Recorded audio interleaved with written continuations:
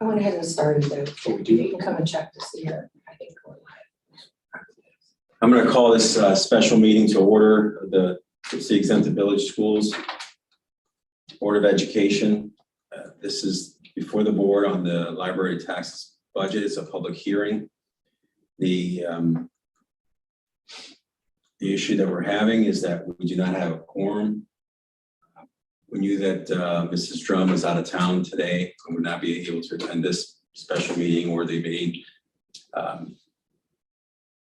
We're not sure where Mrs. Dunaway or Mrs. Zakor are, but we need at least 3 of them to open the public hearing for the library's tax budget. And so we're just gonna keep this meeting open and hopefully we'll get a quorum in time. Mr. Stefanik, is there anyone that signed up for any public comments at the podium? Do we know? Not yet. Okay.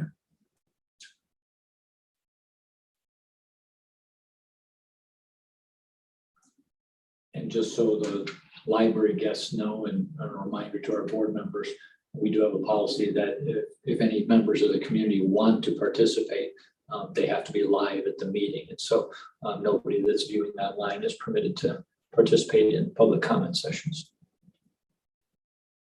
Did we provide notice to all board members about this special meeting, Mrs. Fox? Yes. And was it in the required amount of time to provide them notice? so I know that there's been a couple communications and email from myself as well as Mr. Stefanik. Okay. I sent a reminder email on Saturday morning. And a reminder email on Saturday morning. Did you receive any communications from either Mrs. Dunaway or Mrs. Zakor that they would not be attending the special meeting? No, I do not have that. Thank you.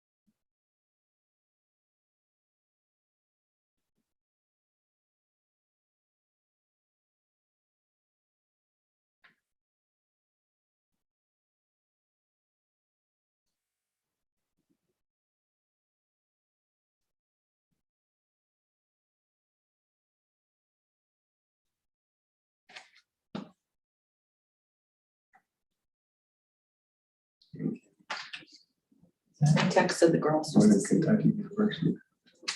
Where one of my granddaughters. They're yellow. Katie Norse. Okay.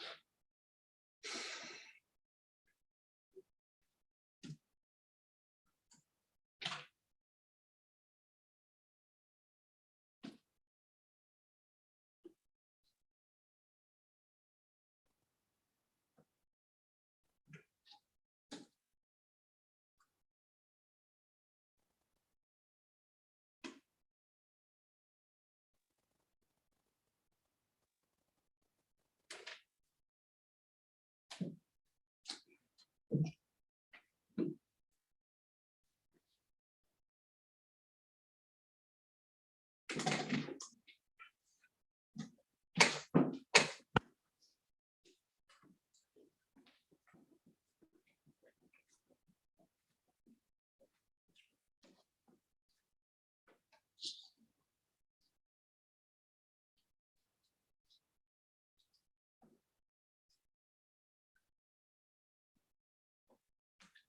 thought the first thing was gonna be confused.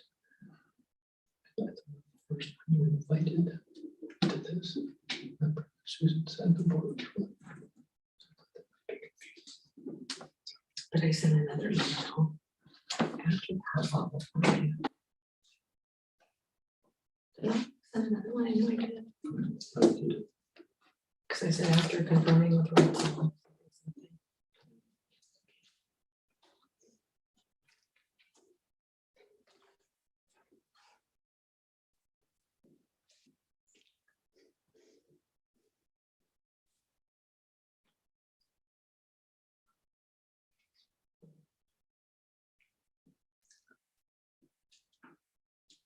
Not sure how long it would be appropriate to.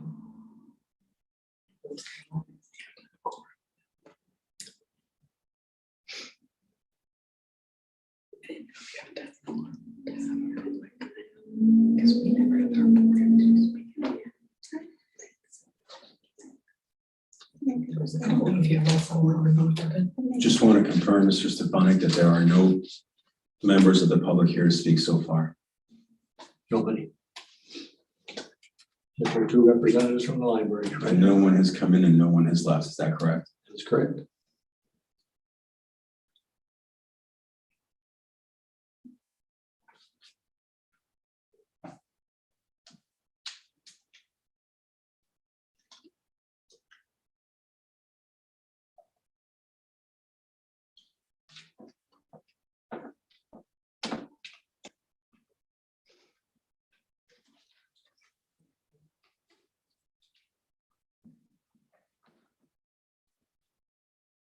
I didn't put the word quorum in here.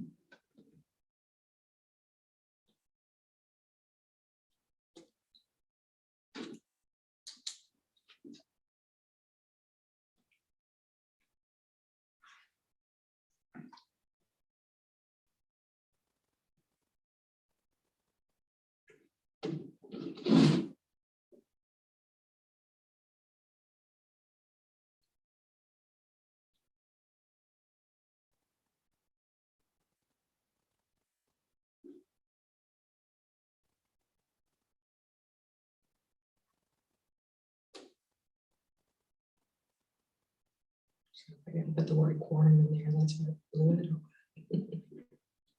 I never- I needed to be in it.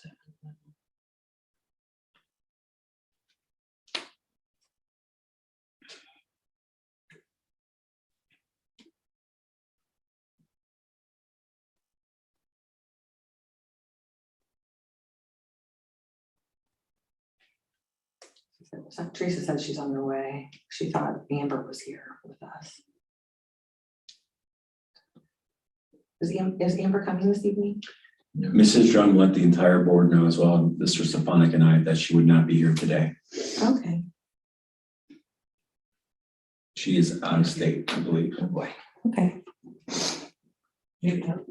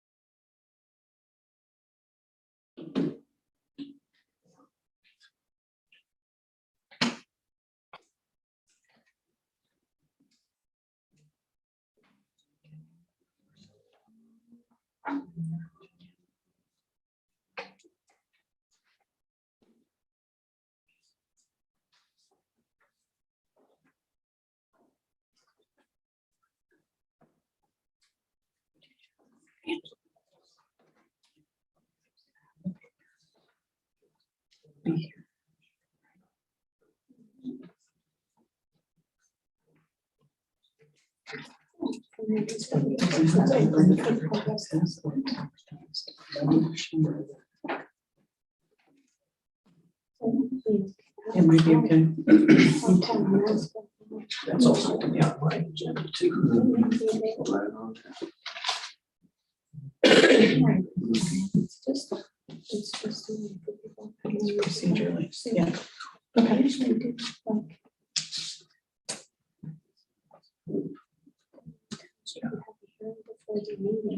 And they're all there, you know. We're actually They're all there. Yeah. Before, like, in the past, those are the same night.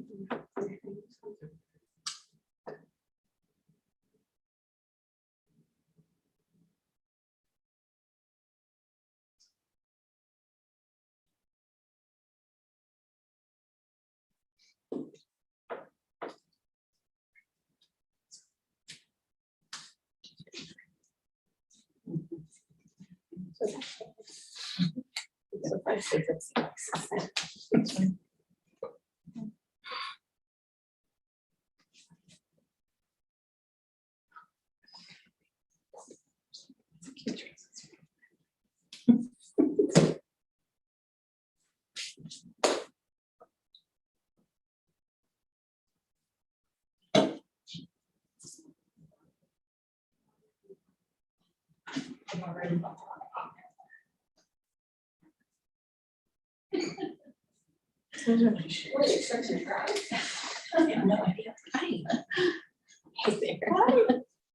Wasn't it? So wasn't it here's- sugar and- This is Dunaway, if you wish, we're gonna proceed here.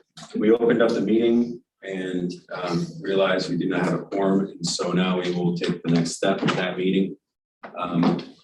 Mrs. Fox, if you could call attendance, please. Simon Patry, Here. Rick Maines, Here. Teresa Dunaway, Here. Amber We have a Drum, and quorum. Ian Secor. We'll start with the pledge of allegiance. Pledge allegiance To the flag of the United States of America and to the republic for which it stands, one nation, under God, indivisible, with liberty and justice for all.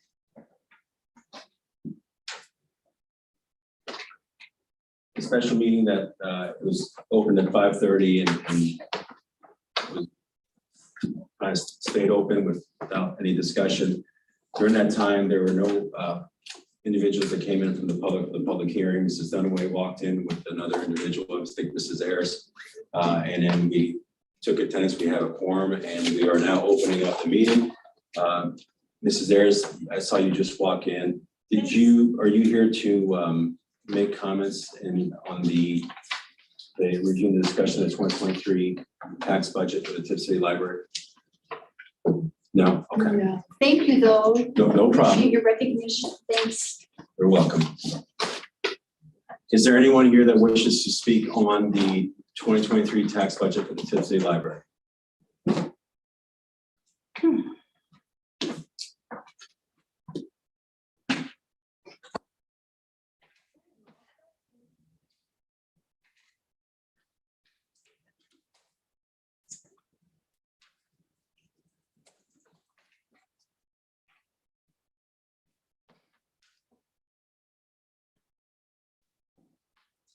I will keep the meeting open here for another probably, let's say, 7 minutes till before our regular meeting to give other members of the public who may be running behind come in to have their opportunity to speak.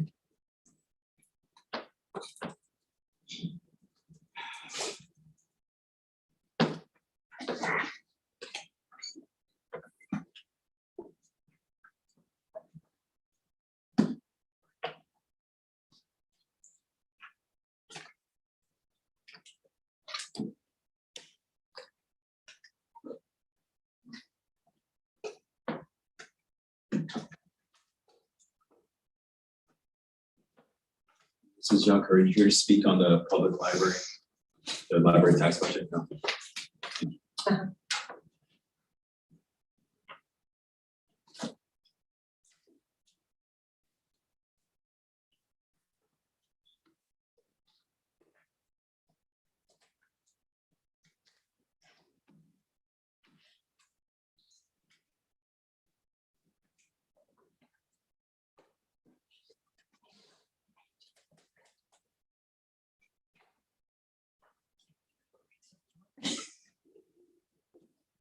It's a while to get acclimated to your brain has to sit down. I know, I do that. Give this-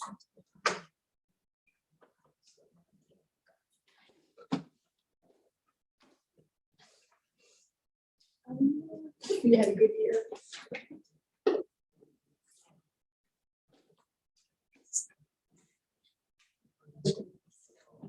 And some girl, she's got to come here.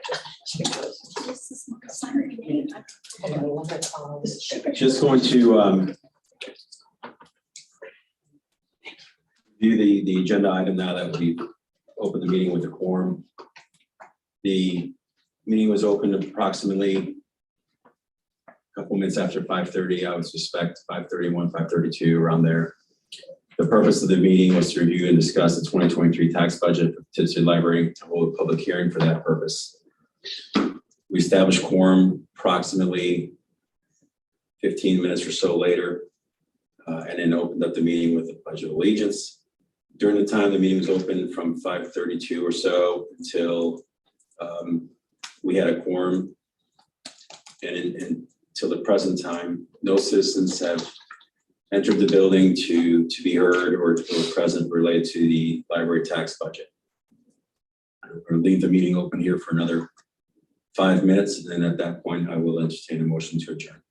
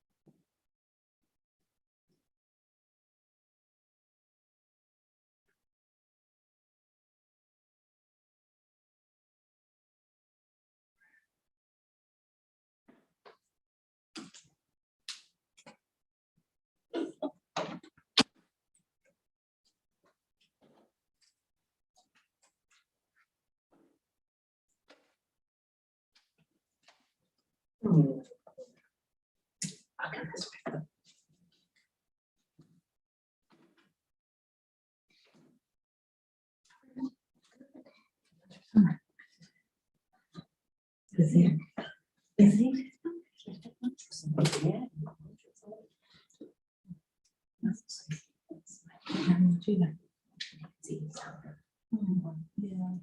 She don't. Okay. That's awesome. That is awesome. Well, then, Diane.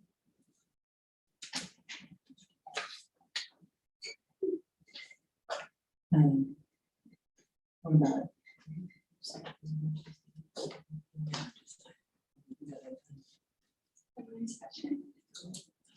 Yeah, come on in. You can come in.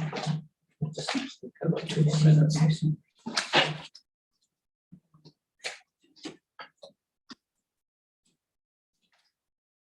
Oh, I heard.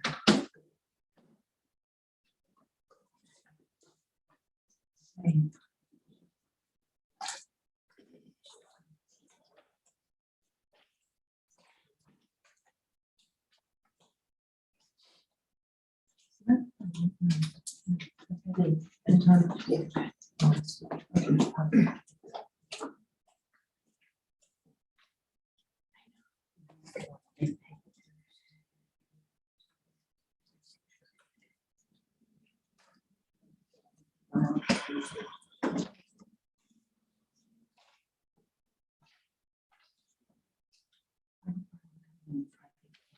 Time is 5:55. Is there anyone in the audience or in this building that wishes to be heard on the library tax budget?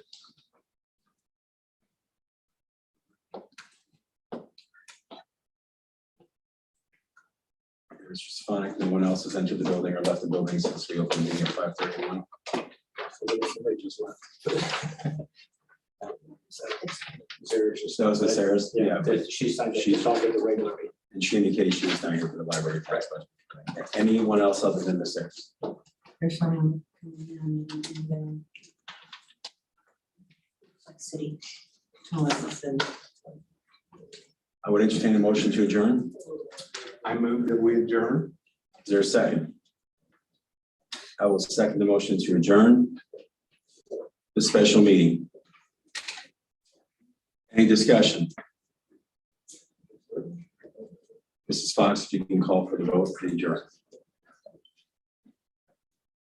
Patry, Yes. Mains, Yes. Dunaway, Yes. Zakor. Yes. Special meeting is adjourned.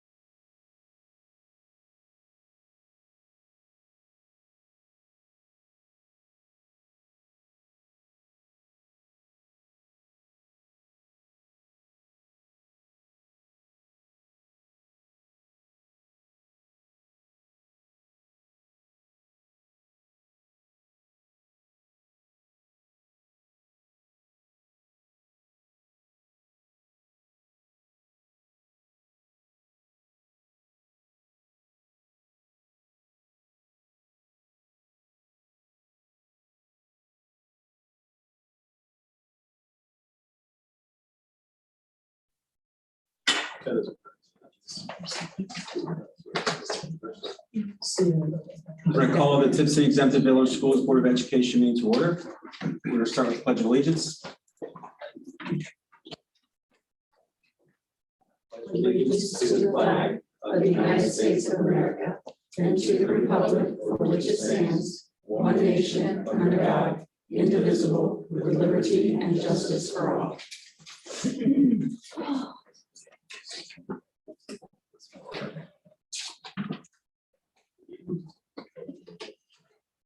Mrs. Fox, if you take the attendance, please. Simon Patry, Here. Rick Mains, Here. Amber Drum is absent this evening. Teresa Dunaway. Here. Simon Patry. I'm sure. Already said here. And the quorum. Here. We have a quorum? We begin the meeting. Thank you, Mrs. Fox. First item is to approve the agenda. Is there a motion to approve the agenda? I'll move that we approve the agenda. Oh, I'm sorry. Way to go, you thief. Sorry. There's a motion to approve the agenda. Is there a second?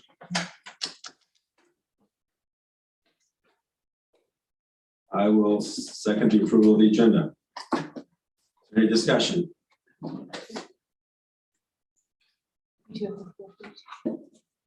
you have anything, Mr. Vance? I have nothing. Anyone else? Well, Simon, who set the agenda up tonight? Was it Mr. Stefanik or you, or a combination? The agenda is presented to me by Mr. Stefanik through email. And then I either meet with him or talk to him over the phone and provide him some thoughts in relation to what I remember in their meetings, what I think we have coming up, and then he ultimately makes the decision. Okay, so I have some items to remove from the consent agenda to be added to new business, Melanie, which would be B, C, D, F, G, H, J, K, L.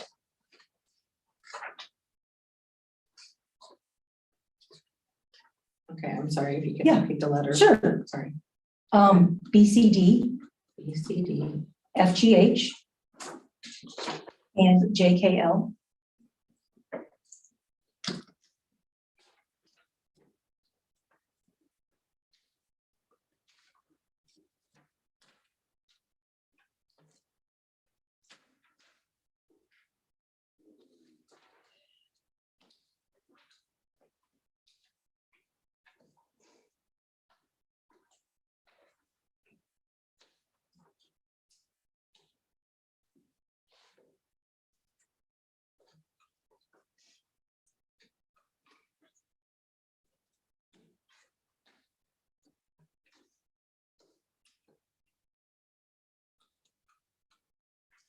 If I could clarify. Yeah, So when is that a vote that we need to do on No, the consent? No, It's not? any board member can remove anything from the consent agenda and put it in new business, but we're not allowed to discuss it. Okay, and this is not an additional motion. This is still. No, this main is- Patry motion. This is a discussion item for the approval of the agenda. Okay, When you have items on a consent agenda, any board member by request without motion can cause the removal of any of those items.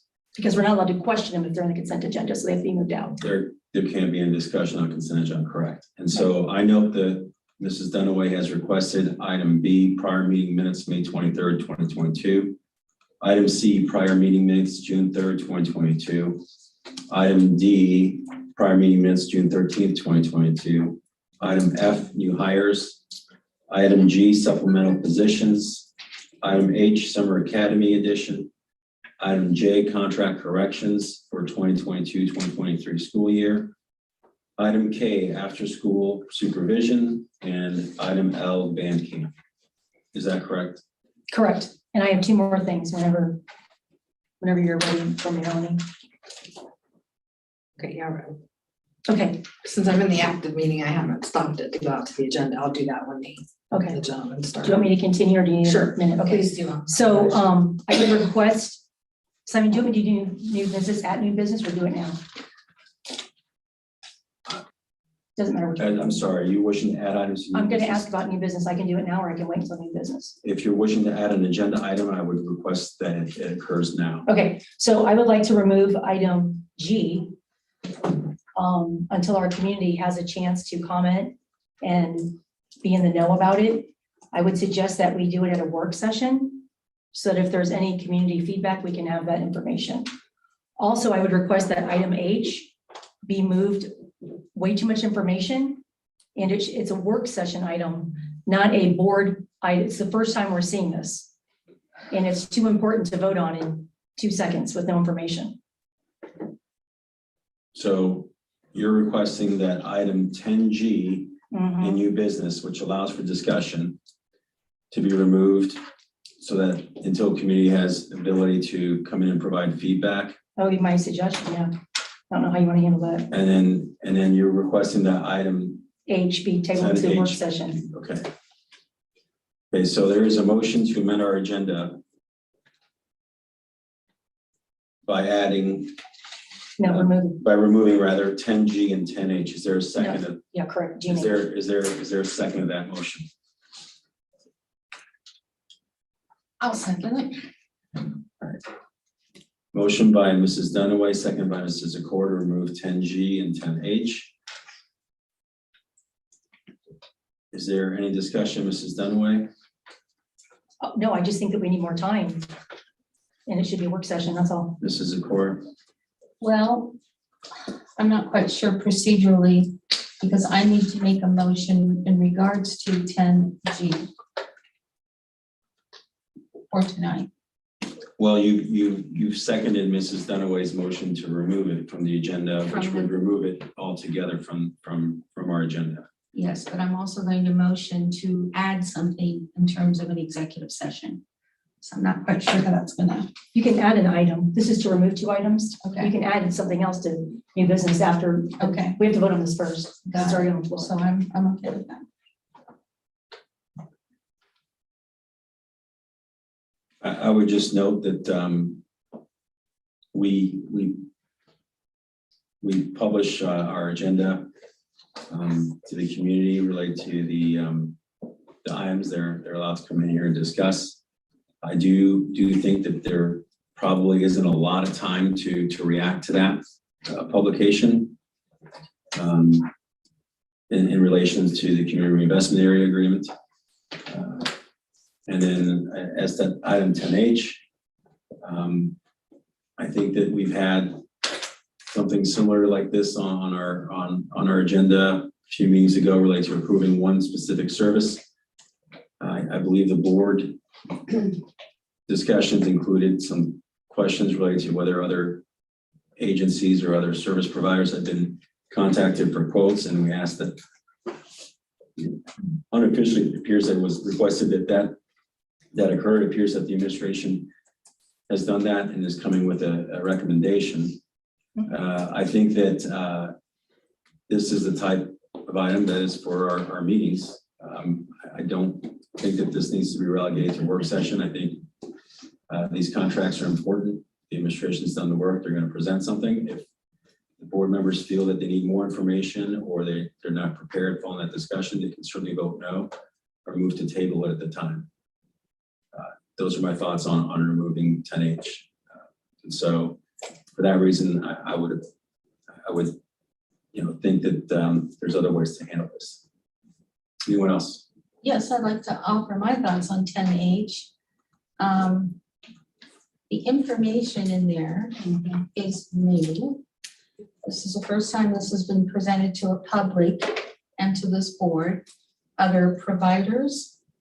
So I think it's a bit misleading to say that we've had discussions on this in the past. I don't see how we could have had discussions because several of those providers, like I said, are first time. It's new information. So just as a point of clarity for that. And I think when we are spending this amount of money, looks like anywhere from $70,000 to $100,000 on mental health services, that it does warrant a bigger discussion for various reasons. So that's what I have to say about that one. Mrs. Dunaway? At the last meeting, it was decided that it was agreed upon that we would get some more information, meaning more providers. We received this information, I think Thursday night, but we've had no discussion. So we haven't discussed it at all. And we've got 2 new, possible contracts. And I agree with Mrs. Zakor, mental health is a very, very big issue. And if we're going to walk the walk, let's walk it. Let's look at this. Let's ask questions. This is a very big deal. A lot of families rely on these services. And I, as a board member, am not going to vote on something which just pops up in a Friday email and I've got 2 seconds to digest it and I'm not allowed to ask questions. We need to discuss it as a group with the people who gathered the information. That's called good business.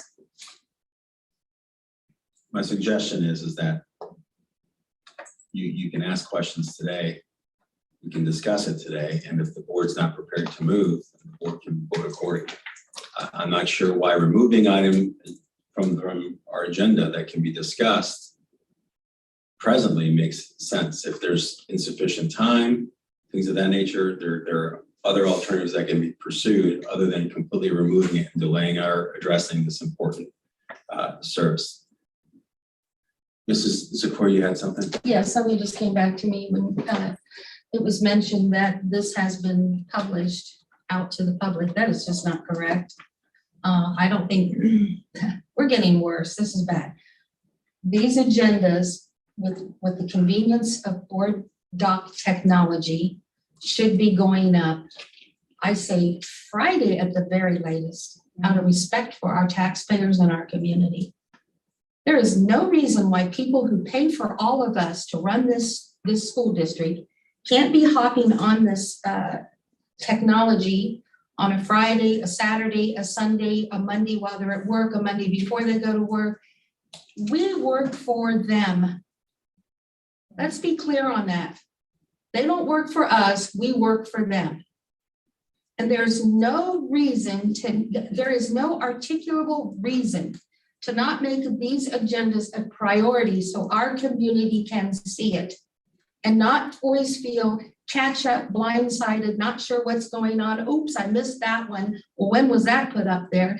And it should be done with regularity and a routine. So our community gets conditioned to knowing that, hey, by Friday, that should be up there. This was not up there on Friday. It's my understanding that there's something on here, and I believe it's a separate item. So I'll say, I won't call it out by name. I know we're on a specific topic. There's another item that still hasn't been up here to the public. So to sit here and suggest that the community has had time to digest this is a falsehood. Thank you. Anyone else? May I ask a question, please? Actually to Mr. Stefanik. Okay, this being the case, what they're stating, what is your opinion? I saw the contracts that you provided to us, and I have no questions really on those contracts, but I'm not in on how those other two entities were entered into the discussion, or why we're even considering. Is my understanding that one of them has been providing services for the schools for a number of years. I don't know if that's the case, but is this standard procedure? Well, the standard procedure is presenting the recommendation to the board. Answering to the idea of when it's presented to the public. When I came to Tipp City, the procedure was that once we hit the day of the board meeting, the board agenda went live. That was a set procedure when I came here. If the board wants to switch that and allow more time for the community to view the upcoming agenda, we can do that if the board feels that's more appropriate. But presenting a recommendation after we gather information or gather quotes, this is how we present it. We do some work at work sessions. We do have discussions about certain third-party contracts, during work session before a vote, and so that could be something that we could do, at the July work session before a final vote stage. If folks want more information. Did we do that last year under the mental health issue? Mental health. That's I think every summer. it's been discussed every time it's come up. Yes, there's been more of a discussion about the mental health contract. So we did in the prior year. We also so-called put it out for bid. No, No, we did not. This is the first time This is the first since the time. inception of the program. The first year was put out for bid. And they had. When the program got started. Yeah, when it got started, so they had 4 or 5. So then we've had an agency working with us for 2 years. And as I stated at the last meeting or 2 meetings ago, was that all of the feedback that we received was positive, about the treatment and about the interaction with the students and the staff that worked with the mental health agency. So we did not go out for quotes again. The board felt that we needed to get some more quotes so that we went back out and asked for other vendors if they would be interested in providing us information about their service. Okay, so it was the board decision to go out and get more quotes, even though the opinion was that the agency that provides those services now has done a good job. Well, the questions came up why we didn't put it out for quotes this year. You got to be careful to use the word bid because Okay. there are laws about bids, and this is a quote situation. Okay. Yeah. Okay. Any other discussion? Yes, Mr. Stefanik, I don't believe that there was a very important agenda item that's going to be coming up here under new business. I don't believe that was placed on the agenda as of the business, today's morning of business. I think that's just been more recently placed on there today for the public. So what I'm saying is I'm countering your statement that these agendas go up on the day of the what time of day? Sunday at midnight, It's right? midnight, Sunday at midnight. midnight Sunday is when they go up. And the MOU is on there, No, it's not. not to. No, it's not on the board docs. The item 10E is not available to the public. It's only executive session content because, Oh, yeah, there are some items that are executive session Right. content, then they go public after the board acts on them. right, No, this is not in an executive session. This is listed in here under 10E. Executive content. Yeah. 10E. which is It's not, when the public can't pull it up because I tried pulling up Not until. it's before I logged voted into on. my board docs and I couldn't pull it up. Not Can we please executive. have one conversation? It's very distracting to me. I Thank you. think Mrs. Fox was providing feedback and clarification That, that what she was saying is it's not executive session material, it's under executive content material, which is different. Meaning that there's public, whenever you're looking at board docs, there's 3 sections. There's public content, administrative content, and executive content. What Mrs. Fox and Mr. Stefanik were relaying is that the TCEA MOU about, PDFs there are not in public content. They're in executive content and they're not published to the public until the board acts on them. well, we didn't have an executive session on them either. It's not an executive session. That's right. No one's saying executive session. We're So saying- it's we're to saying- me, it's a convenient, or it's a massage on words to conceal something from the public.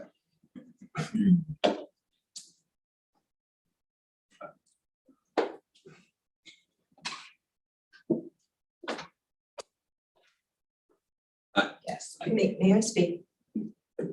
I apologize, but I'm sorry, Mrs. Yunker, it's not.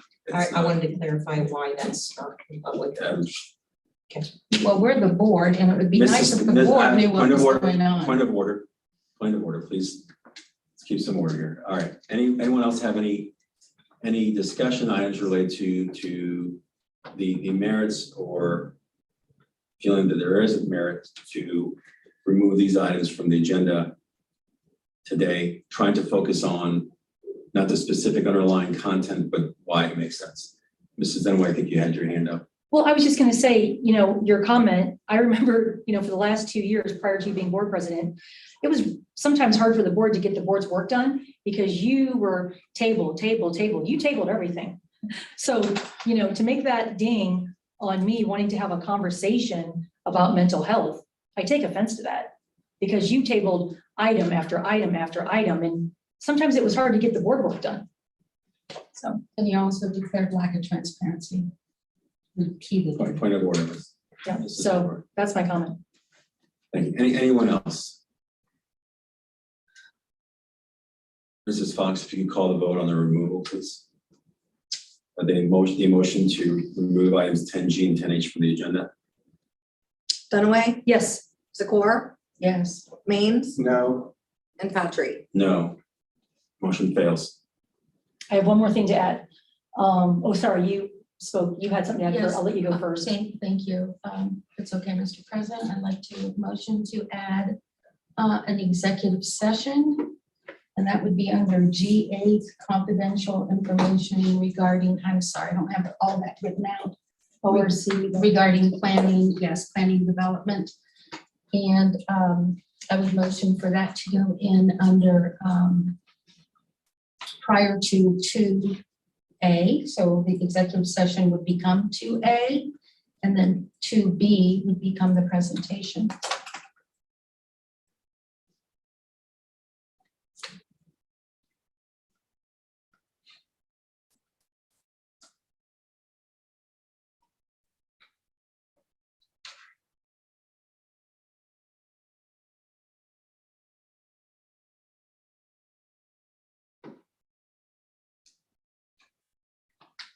If I understand your motion correctly, Mrs. Secor, and if you forgive me, I'll take some liberty with rephrasing it. You are moving to add to executive session item 2A, Add an executive session. to add an executive session and under item 2A to discuss confidential information related to an application for economic development assistance or negotiations with other political subdivisions related to the application. This executive session is necessary to protect the interests of the applicant or related expenditure of public funds. G8, I believe. Yeah. Which is purposes authorized under Board of Education Policy 0166 and ORC 122.22G8. Is that correct? Correct. All right, is there a second? I'll second.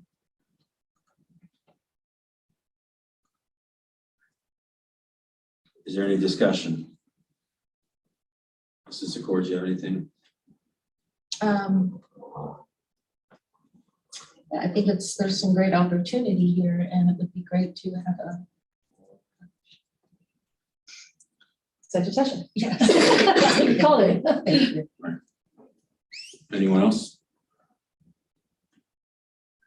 See no other discussion, Mrs. Fox, if you could call for the vote, please.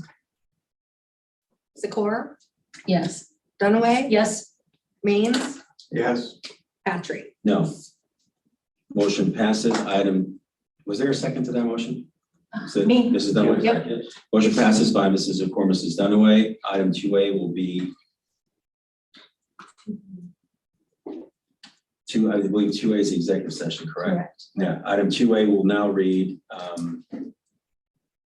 what you just said. Yeah, I don't have that language either. I'm gonna email Email it it to to you. me, I'll just copy. It's a recommended This is action. from the last meeting. Exactly. Yeah. If you look at June 13th, It's the same exact reason we went to executive session last. it's gonna be, 2A will now read, recommended action, adjourn executive session for purposes authorized under Board of Education Policy 0166 and ORC 121.22G8 to discuss confidential information related to an application for economic development assistance, or negotiations with other political subdivisions related to the application, as the executive session is necessary to protect the interests of the applicant or related expenditures of public funds, period. That motion has passed. Anything else? Yeah, I have one final item. Under new business, I would like to add an item to discuss executive session violation from the work session. The date, let me put the date. Was it 2 weeks ago? Oh, hang on 1 second, sorry. So that would be, was it June 13th? June 13th, Ronnie.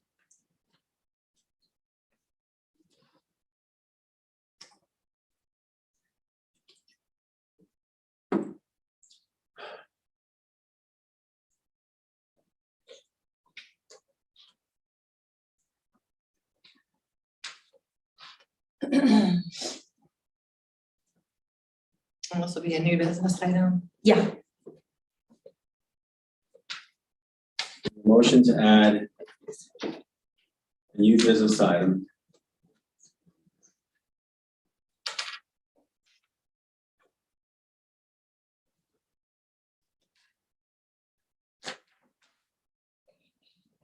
motion to discuss executive session I've got it. violation from the June 13th I've work got the session. form, Mrs. Denoy. There's a motion to add a new business item, Thought I had the floor. which would be, no, you made the motion, I'm restating it. Oh, okay. there's a new business or new motion to add a new business item, which would fall under, if I'm correct, under 9.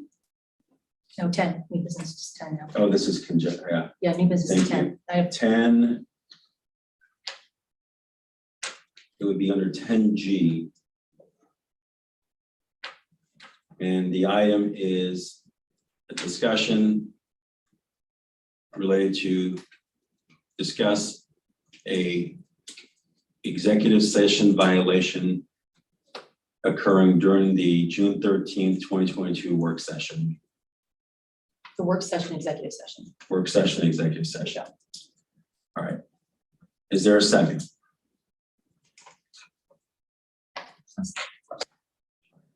Motion by Mrs. Dunaway and second by Mrs. Zakor.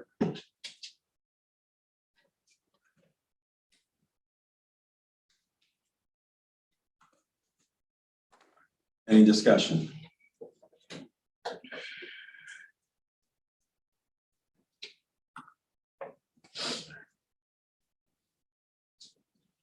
I'm certainly not an expert in executive session or violations related thereto, or the consequence of any violation. I certainly think that if there is a potential violation of executive session, which is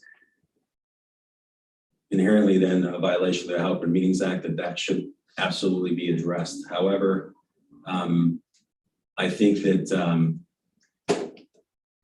the manner in which it's addressed probably needs to be carefully considered related to liability to the school district. And so, and I don't know, again, I'm not an expert, but if I think it needs to be discussed and addressed, I just don't know the best procedure to provide the school district the most protection. And so those are my only thoughts. Mrs. Zakor. Thank you. My thoughts are, I totally agree with you and concur that things need to be carefully addressed. However, that has not been put in practice for past 2 years. One of the most egregiously, uncarefully addressed events was when you presented your 5-page censor document to the community. 5 pages of allegations of wrongdoing and violations of Ohio Open Meetings Act, Right on. violations of OSBA policy, violations of board policy. I don't know how it can get more breathtaking and sweeping than that. So to all of a sudden find the need to, well, no, to sort of groom a carefully addressed approach to how we conduct our meetings just seems out of sync at this point in time for this board. Sorry. I wish you had that same regard back in 2020 and 2021. Anyone else? Oh. Mrs. Dunaway? No, I just can, like I think it's important to bring up because when the community gets misled that the board isn't being transparent and there's only one narrative out there, it seems a little hypocritical to actually, not just based on opinion, but actual happenings. And that needs to be addressed real time. So we're going to discuss it and see what we come up with. So it's been suggested by a member that the censure resolution that was introduced by me was somehow analogous with introducing a new business item to address a specific work session with a date. I would suggest that all the board meetings that occurred in which I addressed issues I had with board action were carefully chosen. The words were carefully chosen to be purposely Harmful to us. ambiguous and not identifying any individuals by name. And so if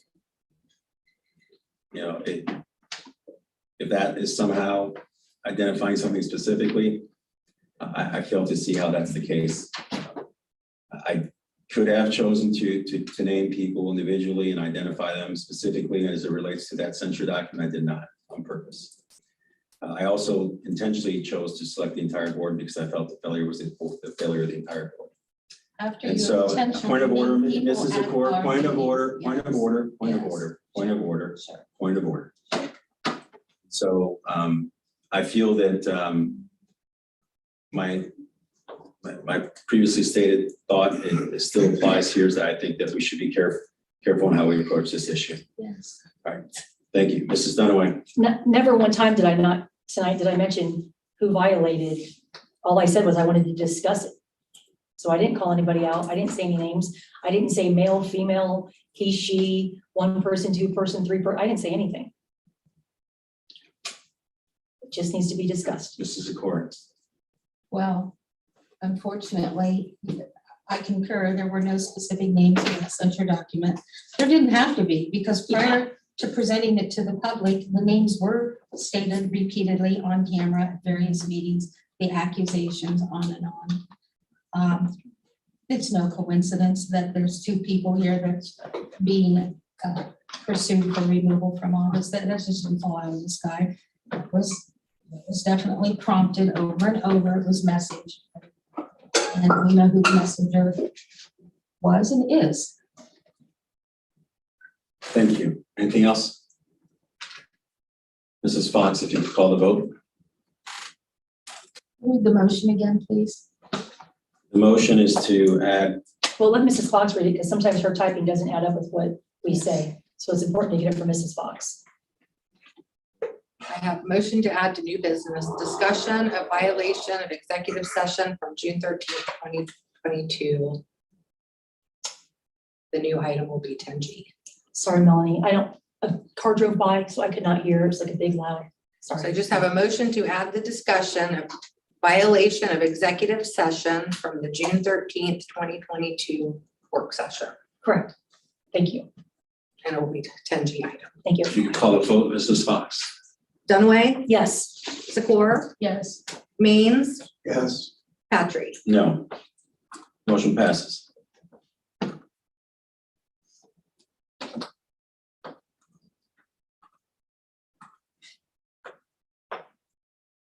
All right, anything else? Mrs. Dunaway. One last item. I don't know if anybody is here tonight for citizen comments, but now that we added an executive session, I have no idea if that's going to be 5 minutes or 2 hours. So I would like to suggest if anyone does have citizen comments, that we move that up, because I don't feel like anybody should have to sit here for 2 hours if they have a comment. I second that. So citizen comments then would be next, before the executive session. So. I don't know if there are any, I'm just throwing it out there. Citizen comments will move up from 5 to 2. 5 to 2, and then everything else will be down one number. Any discussion on that?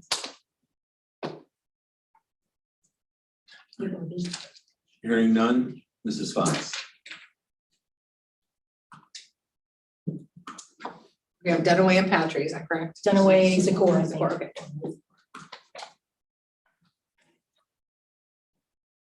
Dunaway, Yes. Zakor, Yes. Maines, Yes. and Patrick. Yes, motion passes. Oh, we didn't have any. Oh, we did? Okay. Yeah. Sorry. I said. Is there a motion to approve the agenda as amended? I'll motion. Motion by Mrs. Dunaway, is there a second?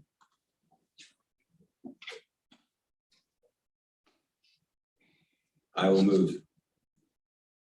Motion to approve the agenda as amended by Mrs. Dunaway and Mr. Patrick. Is there any further discussion?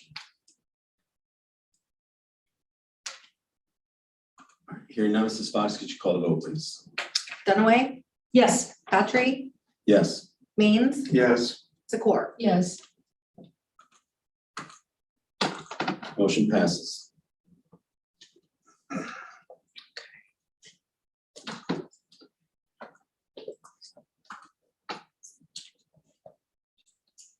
Next item is, Mrs. Fox, how are you doing on the, are you Go ahead. okay for me to move to Yeah, item please 2? continue because it's going to take me a little bit of time. Moving on to item 2, Citizen comments, Corinne Dahl.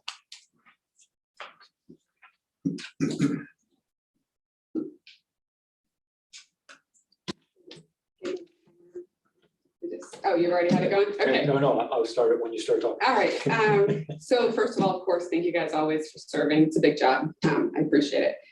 I just have some thoughts after coming to your work session and sitting on the other side and kind of seeing it looking in. I think that you really need to look at considering citizen comments, kind of like the way the city council does it after every topic, because you don't really have a structured way to get input from your community that's constructive and at the time that you need it. So if you're going to discuss something and you're truly considering and thinking, it would be nice to be, as a citizen, to come and give some input then, because generally on these nights, most people have looked over their board meeting minutes and they know how they're going to vote on things. So at this point, it's almost too late to comment because you've already made up your minds. In addition to that, the board meetings, just kind of to your point, the agendas lack substance. Often when I come here, I have to ask, and Ms. Hagan has been awesome to get me stuff and give me copies of what you're looking at that you already have, but they're not on board docs. They're not attachments in there. And I'm particularly very invested in making sure that we get good, safe facilities for our students. And that from the conversation that I heard last time, guys, you got a lot of work to do. And by that, I mean, you really need to get your community involved. I know you guys have a building committee. Why there's not more parent involvement, more taxpayer involvement, more voice from more of your stakeholders that you're going to ask for money, I don't know. But you really need to do that desperately, because you're not going to get people coming out and voting yes if they're not a part of the process. You know, if you're a part of the process, you own it and you want to support it and you want to pass it. Don't count on anything that happened with that old board and that old superintendent. That time is gone. That time is bad. Just forget about it. My mom worked on the committee to help pass that, well, failed, but to try to help pass that bond. So there's people, right, myself, or, Teresa worked on it, that you can tap into to get the information that you need to pass a successful levy. You can make all the plans and hire all the architects and hire everybody else that you want to hire and consider whatever else you want to hire. If you don't give your community a voice, it's not going to pass. And we did tons of community engagement. And then you need to have a vehicle for communication desperately. You needed to have it 2 months ago. I, as a community member, want to give you feedback, and I don't have any way to do it. I can email you guys. I won't hear anything back. There's, thank you for those of you who do reply to my emails. You need to start having a two-way conversation instead of just 5 people that work for Tipp City Schools or on the Tipp City School Board making the decision. The times when those kind of things would work are gone. That's not what communities want or expect from their school boards anymore. And then again, I know I'm going to beat this to the ground, but the stadium's spending almost $500,000 on stadium bleachers when our schools desperately need protection from events that we have no way of knowing when they're going to happen. But leaving our students and our staff unprotected is, in my mind, a horrible way to vote. I can't even imagine what you could have done with $500,000 for every single student that comes into our buildings every single day versus a football game that is attended by some people some days. I know that there's a lot of people that have worked really hard on that and they need to continue to work hard. We all do. I've donated money. Probably everybody in this room has donated money. But you're in charge of educational facilities first. Educational facilities first, always. And when we have a building that's falling apart and you're putting bleachers down at a stadium instead of taking care of our students and our staff, I have a really big problem with that. And I also have a really big mouth and I will talk to a lot of people.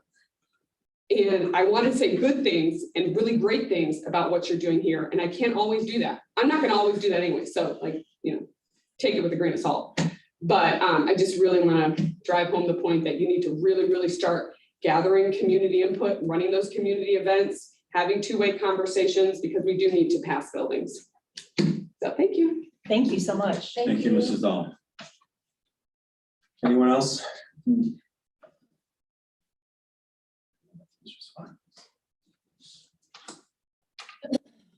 We are now at, I believe, item 3A, which is an executive session. I'm not sure where you are, Mrs. Fox, but I can call the executive session. If you're not ready, just let me know because I can call it another way.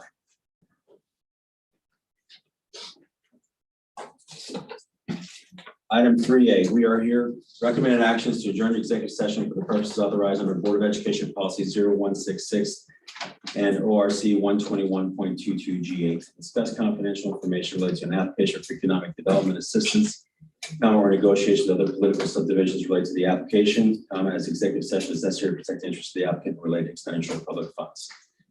Is there a motion? I move. Motion by Mrs. Zakor, is there a second? Second. Second by Mrs. Dunaway. Is there any discussion?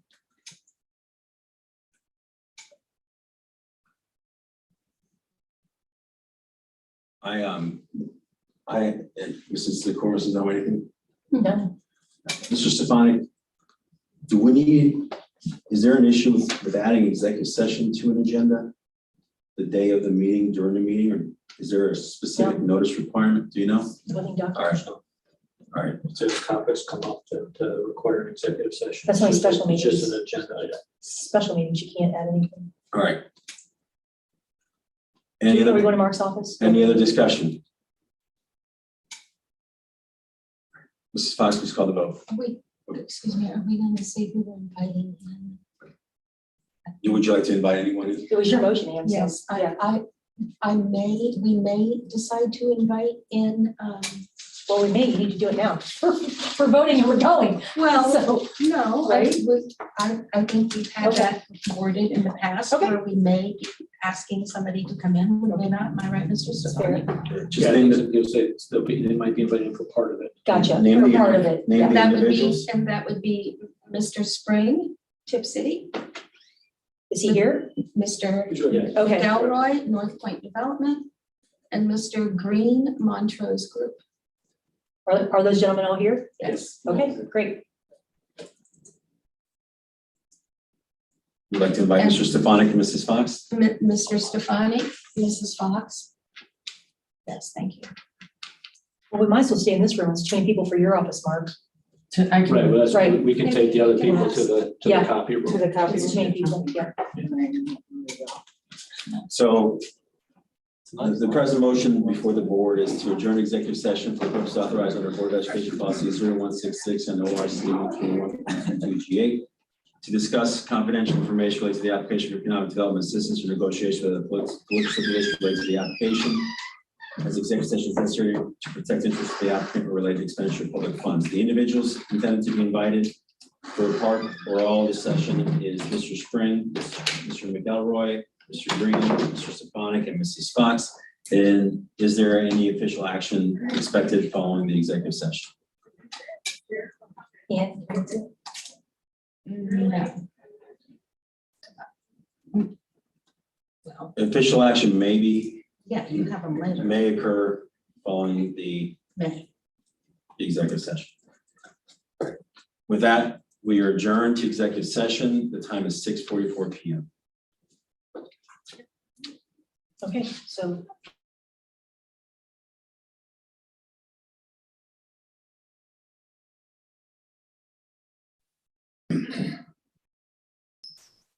no, we did vote. We're still- I have this. No, we haven't We're voted on the done. executive session yet to adjourn.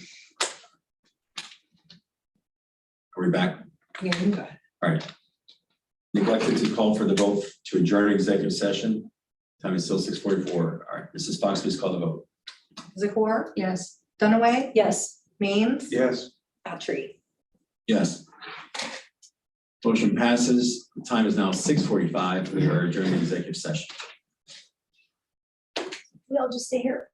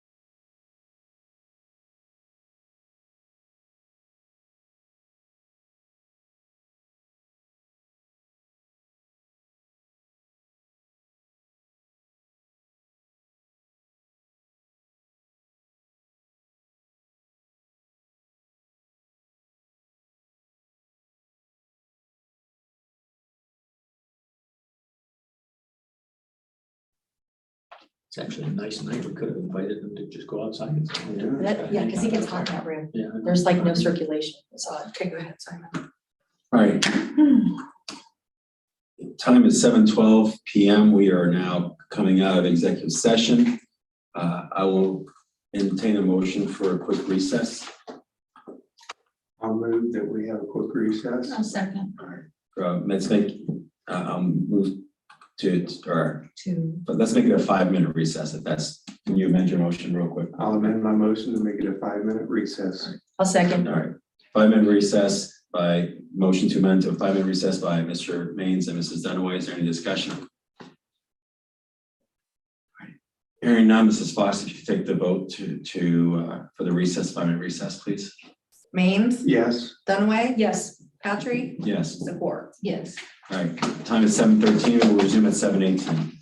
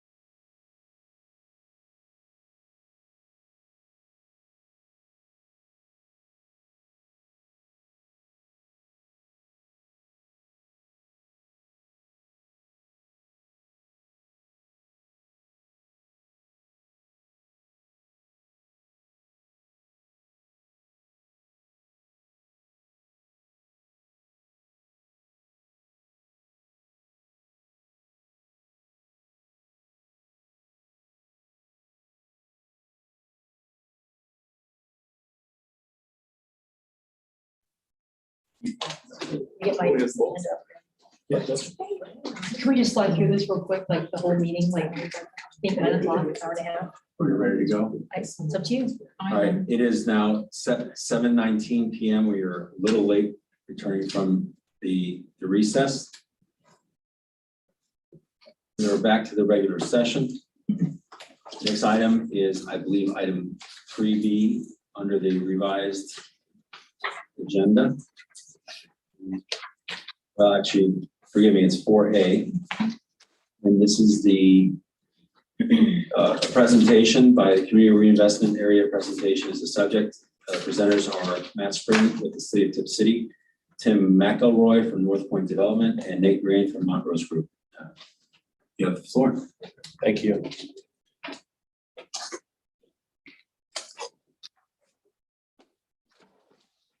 We have to pick which one is ours from last time. Because I wrote in mine. They're all new. They're all new. I wrote mine. It's okay. They're all shiny new. new. Sorry, those They're shiny new. We could, Starting off bad. we wouldn't have been able to match them up. already bad.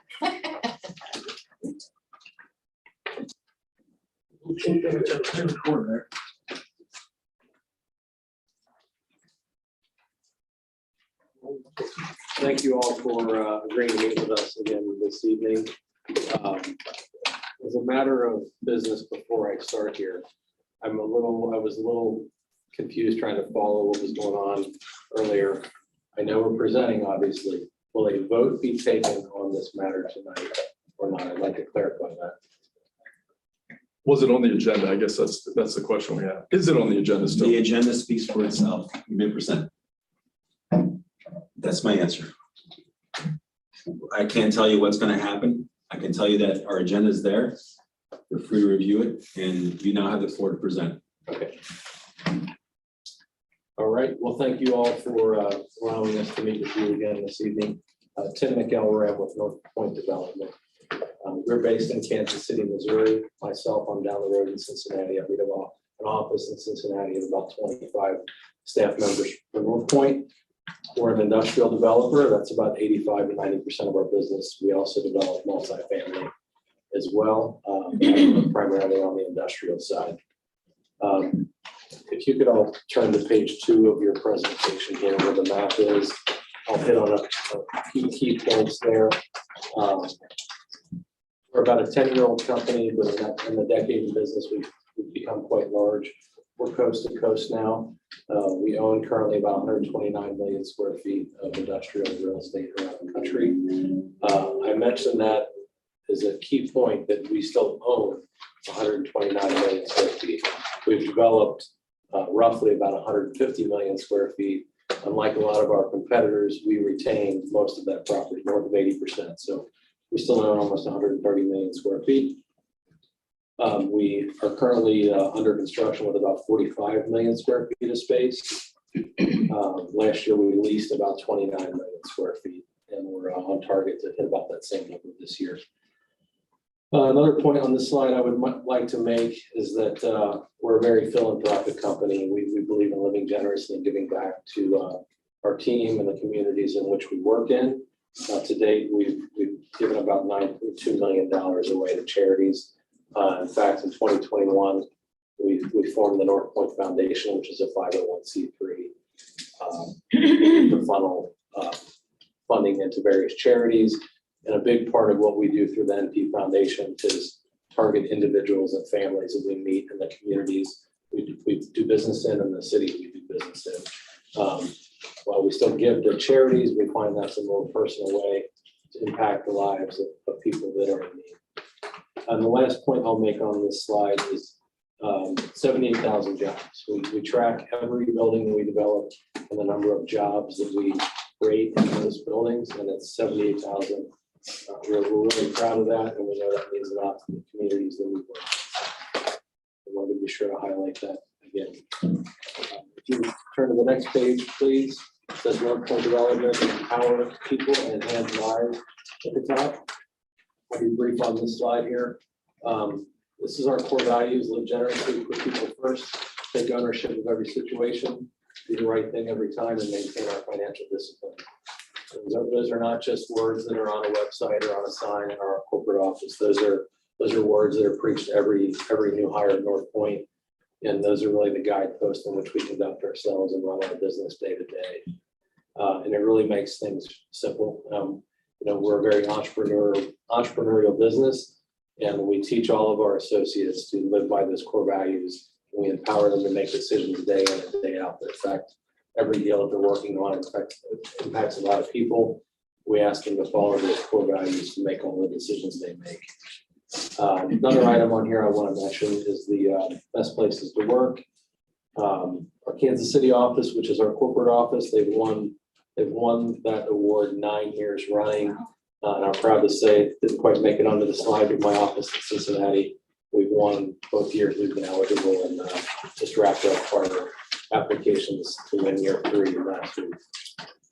We'll turn to the next slide, please. That's entitled Dayton Experience. And this is our nearest projects that we've developed. It's just down the road at Dayton International Airport. We started our work in Dayton in 2016. That's actually the reason why I was hired by North Point, was to kick off that first project. And to date, we've developed about 5.5 million square feet. We've crested over 4,000 jobs in those buildings we've developed down there. Capital investment of about $350 million just from our side. That doesn't include the capital investment that's been made by all of the tenants in those buildings. Okay, the next slide is our site plan for the proposed development here in Tipp City. This is a 2-building scenario, about 1.1 million square feet. It's an $80 million capital investment. We estimate that based on our historical data at 350 jobs. That number could be more, it could be slightly less, but we have to give you some number, and that's the estimate based on our 129 million square foot portfolio. That comes with an estimated $13 million in estimated wages and benefits. I do want to point out that this is a 2-building plan before you. There's also, this site is very flexible. It could also lead to one large building of about 1 million square feet running in the north-south direction as well. The next page is building exterior examples. These are representative of the buildings that we develop, because these are our buildings. We have in-house architecture, and we don't stray a whole lot from this palette and this portfolio of buildings. So hopefully you like these buildings and be proud to have them in Tipp City. And then the last slide in the deck here is really why we're here tonight to talk to you about property taxes and a potential tax abatement on this development. I'll ask Nate Green from the Montrose Group to come up and speak for a moment as well. And Matt, if you would like to touch on any of this, please feel free to jump in as well. But to kind of set the table for the ask on the abatement here, I want to mention that we develop a lot of data, as I just showed you. We develop in the Columbus area where Nate is from. To compete with those regions, Columbus, the Dayton properties, we really need to have a tax abatement in place. The tenants that we attract to these buildings, they look in the Ohio Valley. They look from Louisville to Indianapolis to Columbus and all parts in between. And really to compete and win these businesses and win these jobs as tenants in our buildings, we need to have a tax abatement. We've had it at every building down at the International Airport. We've done it at all of the 7 or 8 buildings we've developed in Columbus.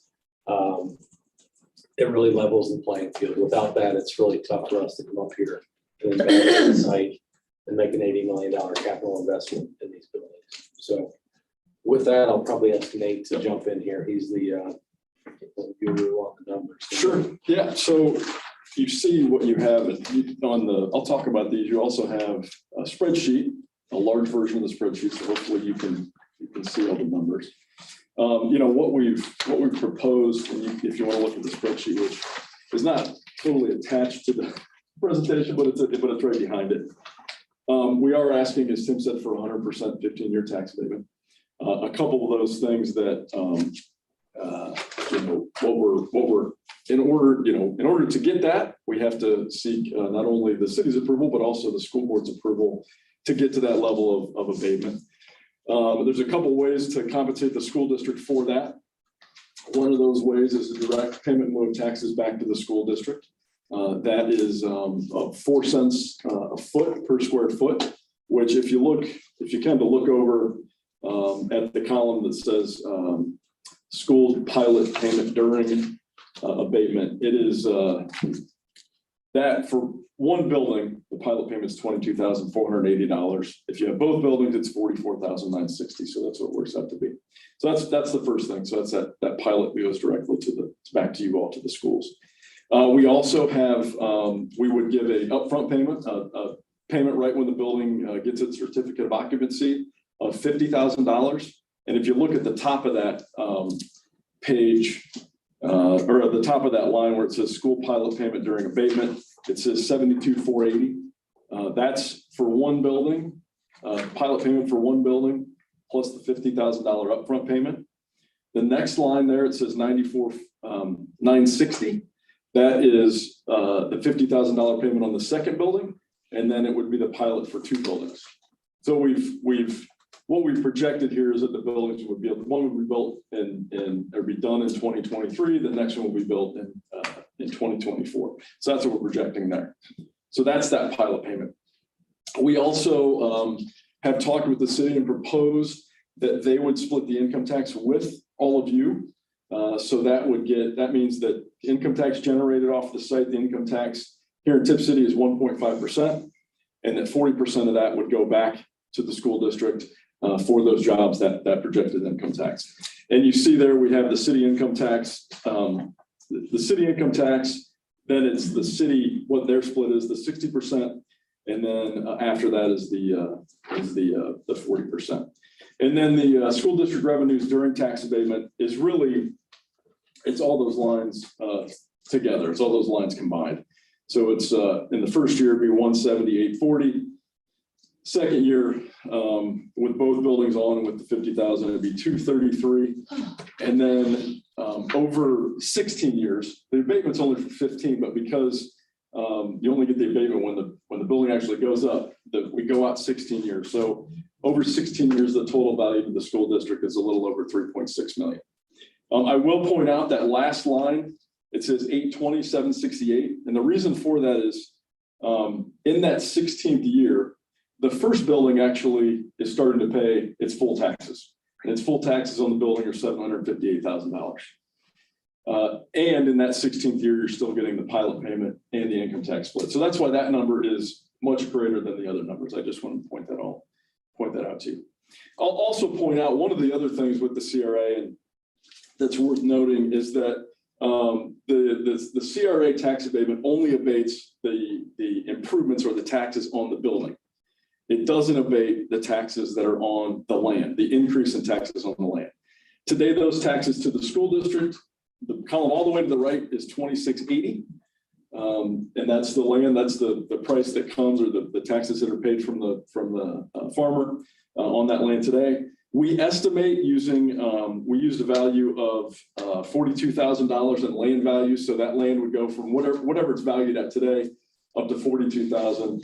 And once that happens, the school district would get essentially almost $59,000, $58,659. So that also is an increase. That's an increase because those buildings there. That's not abated. That's money that goes directly to the school district.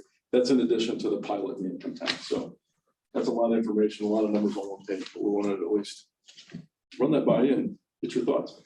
I think my summary is a little better. Your summary is better. than that spreadsheet, but in summary, the current taxes are $2,680. I should have just done the Right. same.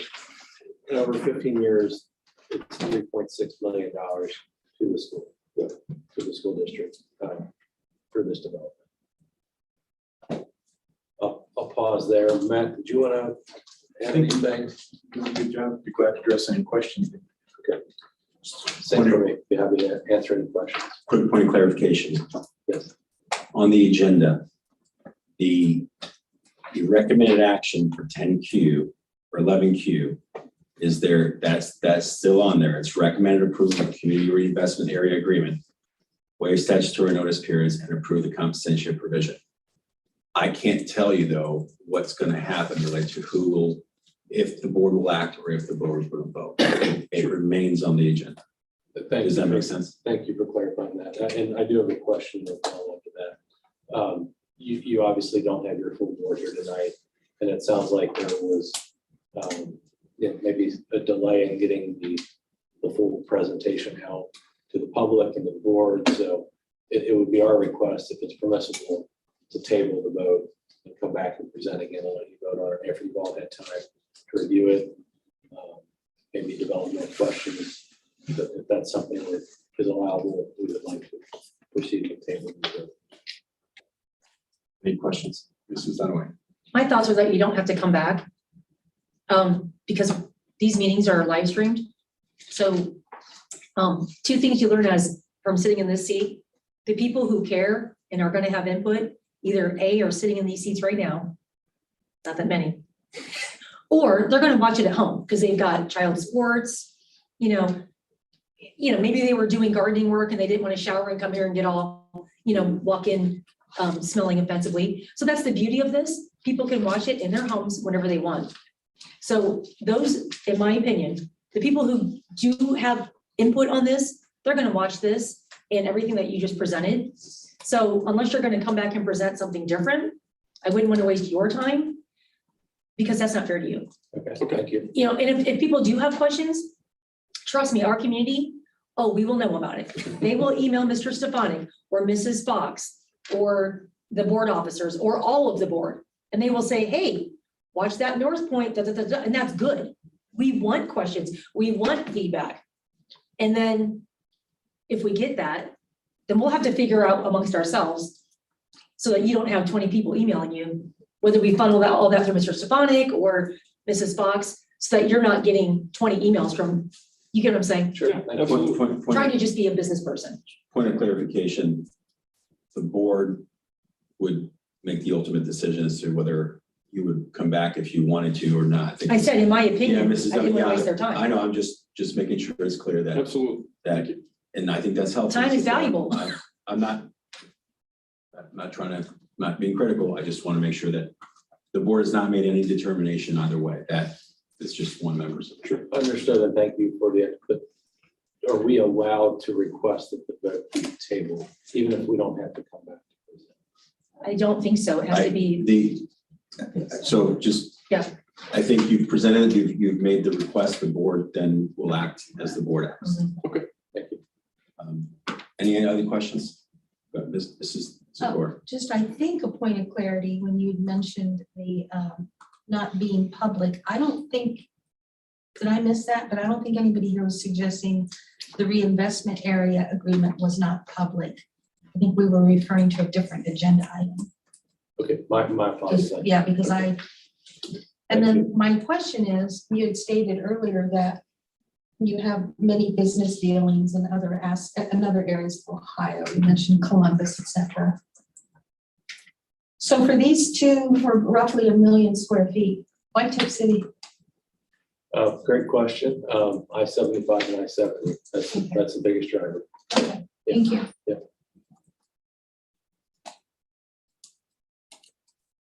Anyone else? And then you indicated that, I have a question, if anybody else has that? Yeah. You're estimating that the increase in value per acre for that land is going to be 42,000 per acre? Yes, sir. Well, It won't be, no, so it'll go to 42,000. and I think that's a little modest. We're actually under contract for a little bit more per acre. So It's about, and then did you use Abbott's valuation for that? Because that's what that is, We did. 42,000 per acre. That's what we use it. Yep. So it's conservative.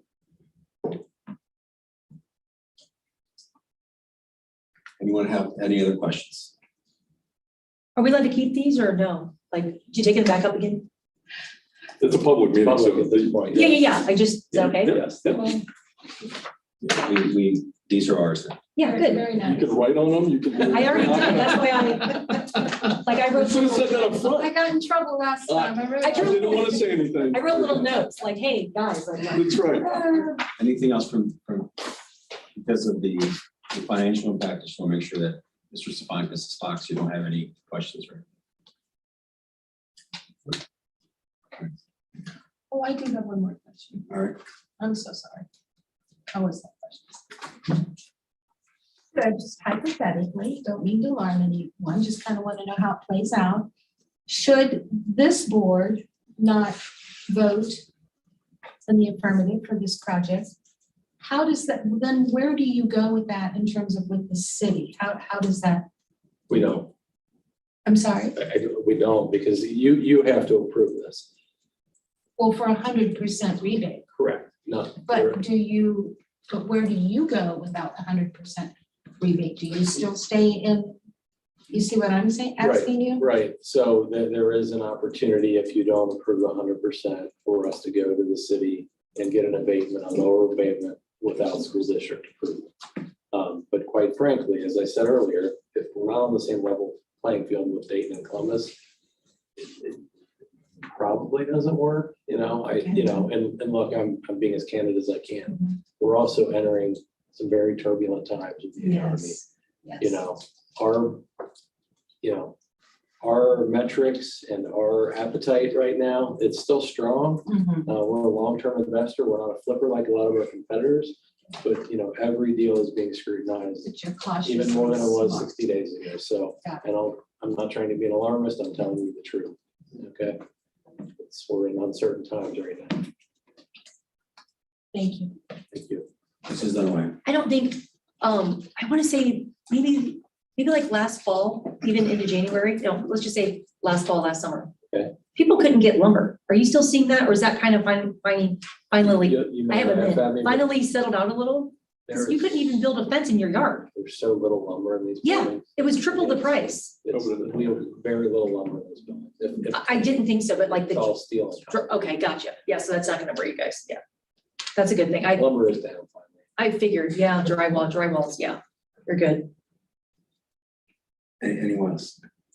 And just to confirm, my understanding is that this is a speculative development and building, and you don't have any tenants who have signed any leases for these. Correct.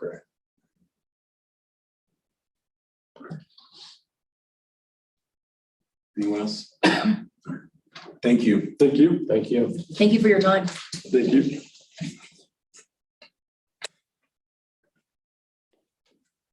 Item is committee reports. MDCTC meeting minutes.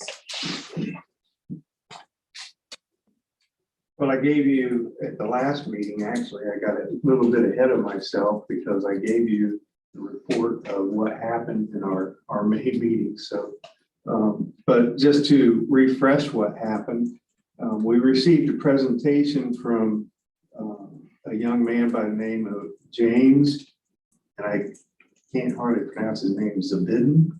Very nice young man. He's a junior at the CTC, and he's studying aviation maintenance in their aviation maintenance technician program. And it was a very, very interesting presentation. He showed different projects that they completed during the year. And 3 of their students placed first, second, and third at the Skills USA competition. And James himself placed first. And that was in the nationals at Atlanta, Georgia. So you'll see if you printed out the agenda or the agenda from that meeting, it was 17 pages long. Okay, so a little bit longer than ours. However, we did get through that program within 45 minutes. So, I do enjoy going to those meetings, but most of it was covering employment issues and new hires and resignations, retirements, et cetera, which is typical of what all our schools are doing at this time of the year. We had yesterday or Saturday, I wasn't able to attend this, but there was the annual retreat that they do. It was at the CTC. It was Saturday morning. And Dr. Weldy gave us an update on what's going on over there. And it was kind of interesting because there's 46 different disciplines or courses of study, I should say. And out of that, we have this year 1,042 students covering those 42 or 46 disciplines. So, but what I found interesting there is some of them that there's so many different ones, but the aviation maintenance program was a big one. The dental assistance is very popular. The pre-nursing was extremely popular. Medical lab assisting was popular. Sports medicine and veterinary science were all big ones. And I think also, well, I already mentioned the dental assistance, but there's so many programs that are available to these kids that it's, you know, anything they want to do, they can find it there. And then also he predicted the growth pattern for what's going on through the program. And on campus over there, they have, they're predicting a big growth in the drones and geographical information system technologies, and in pre-engineering, pre-law, and legal studies. And then again, veterinary science is a big one. So, you know, again, they've got a great program going on over there. He also showed us all the building updates. We had I think it was like 17 pages worth of pictures of the different buildings, and it's beautiful. If you get a chance to take a look over there, it's, you know, I would highly encourage it. So, but yeah, it's a good program. I'm glad to be a part of it. So, and Mr. Stefanik is going to help me with talking with our counselors on students that may be good students that would be interested in these different areas. So, you know, college isn't necessarily for everybody, but I think there's a statistic out there, I meant to get it, but it's quite high. Over 70% of those students at the CTC do go on, you know, for upper level college educations, bachelor's and so forth. So, you know, it's a very, very nice program. So that's all I have. Thank you, Mr. Maines. Any questions for Mr. Maines? Oh, you know how I feel about that whole facility and, you know, Dr. Weldy and what he's accomplished in such a short time and what it does for our students. Mm-hmm. That place is just phenomenal. It's top notch. It's the best. Yeah, it really is. Are there any other committee reports?